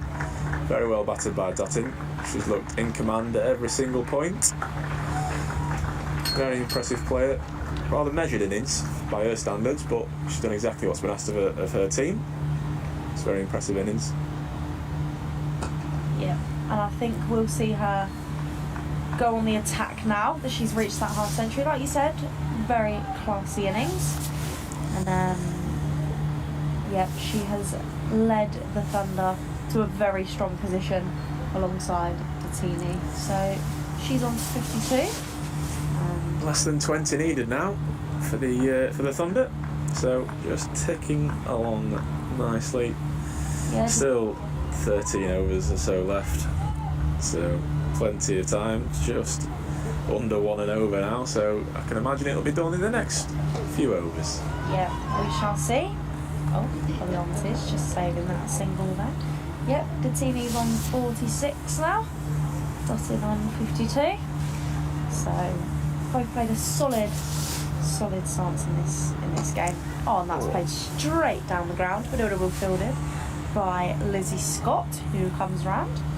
Half chance there for Chloe Tryon. It would have been an unbelievable take, but Very strong fielder. just goes past it. I think that probably sums up the Diamonds' day, really.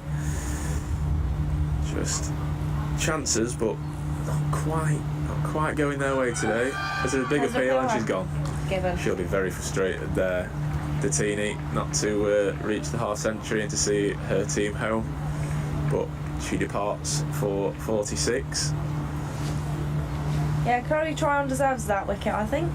Yeah. She's bowled pretty well, and she'll be pleased to get that one under her belt. And it is the skipper, Rachael, that will head out to the middle to potentially see her Thunder team over the line. But the Northern Diamonds, they're strong girls, they won't be given up yet.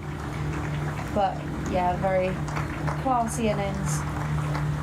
Comes off to a round of applause. I think she'll be frustrated, but she's played a lovely innings there and played her part in what's more than likely a Thunder win. Yep, so the score now for the Thunder, 156 for 4. And just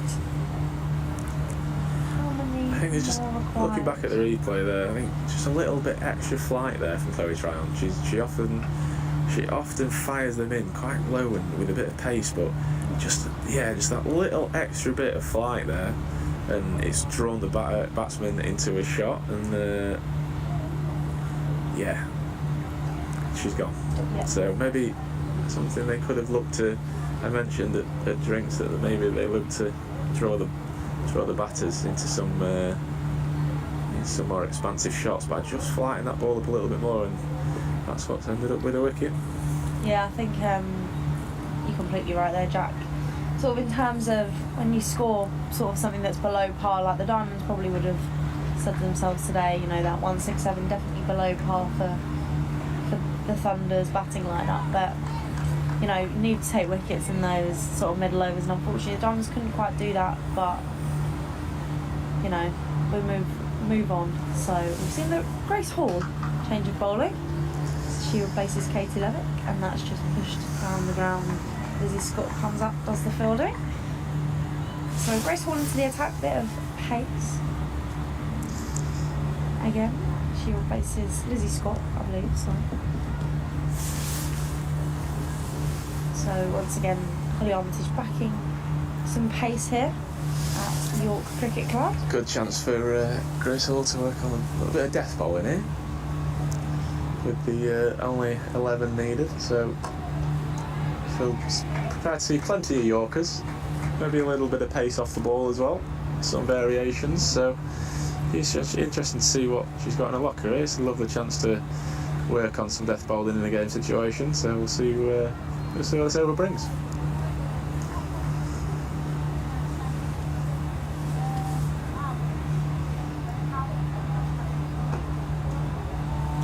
That just misses Katie Levick, and that will trickle down to the boundary for 4. Yeah, Lev just couldn't quite get there to field that one. Was it Lev? I think it was Jess Wilson put the dive in, but Katie Levick tried to get it on the boundary, so you're not wrong. You're not wrong. It's a mix of both. I think Jess Wilson just nearly got there the first time, and I think Katie Levick nearly got there the second time, so apologies for that. It's been a long day. Grace Hall is in again to the Thunder skipper, who lets this one by, and a wide is signalled. Yeah, just falling away a little bit. The Diamonds here maybe feeling the pressure at the back end of the innings. But yeah, the Thunder edge. Still plenty of energy in the field though for the Diamonds. Still chirpy, still chatting, which is lovely to see. Getting right behind their bowler all the way to the very end.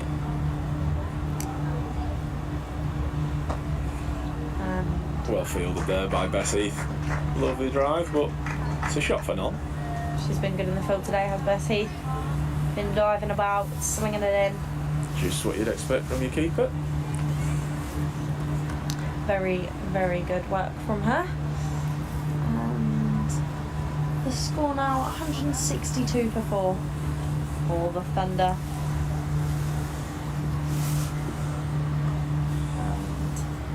Nice shot again.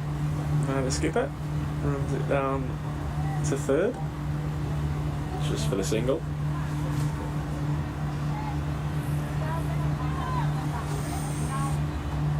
And again, as we come to the end of this game here down at York Cricket Club, don't forget the Diamonds are back in action again. It's Saturday the 15th at Headingley. Come down and support the girls, support the Diamonds. Tickets are available at tickets.yorkshirecc.com. Yeah, we've had some decent crowds at Headingley to support the Diamonds so far this season, and we know that the girls definitely appreciate it when people make the effort to come down, so it'll be an absolute cracker of a game as always. So like Jack said, make sure you get your tickets. You can also purchase tickets on the door, so hopefully the weather brightens up a bit. We should be in for another cracker of a game. So it'll be Chloe Tryon to continue from the pavilion end. It's been great being on Comms View today, Jack. It's been an absolute pleasure. Thoroughly enjoyed his first outing on commentary. I hope everyone at home didn't mind. Probably not up to the usual standard, but we improvised. We have. Hope you enjoyed the live stream. It's always different at an outground. Not the same, probably not the same facilities, obviously, than we get at Headingley. So it's always a little bit more difficult, but we try and bring you the best pictures we can. Yep, I think as Tryon is in numbers, and that's Missed everything again. It's happened probably 3 or 4 times now in this Thunder innings. There, it's just missed everything. yeah. I think massive shout out to our different camera operators that we've had today, Adrian Fakurai, Sam Gascoigne, and the mixing in the back is Ben Wickett. So well done to the live stream guys today for producing a corker for a corker of a game. And that's just missed Stair Callis, and Leah Dobson will run down just to pick that up and slings that into Winfield Hill, who passes it back to Chloe Tryon, the bowler. I think that'll be the scores tied. Yep, just one more needed now for the Thunder to secure the win of the War of the Roses. So Chloe Tryon to bowl the ball and throw curled Two-Face. And that is... Oh, it could be run out. Oh, a bit of a misfield there. Probably sums up the Diamonds' day, really. And that is the end. And the Thunder secure a very strong win over the Northern Diamonds. They win by 6 wickets here at York Cricket Club. And disappointing day for the Diamonds, but no doubt they'll want to bounce back from this one on Saturday when they face the Sparks at home. Yes, thank you very much for listening. We hope you enjoyed the live stream, and we hope to see you again either on the stream on Saturday, tuning in, or pop down to Headingley. Again, tickets available on the door and on our website, tickets.yorkshirecc.com. So, from me and Becca, thank you very much for listening, and we'll see you on the next one.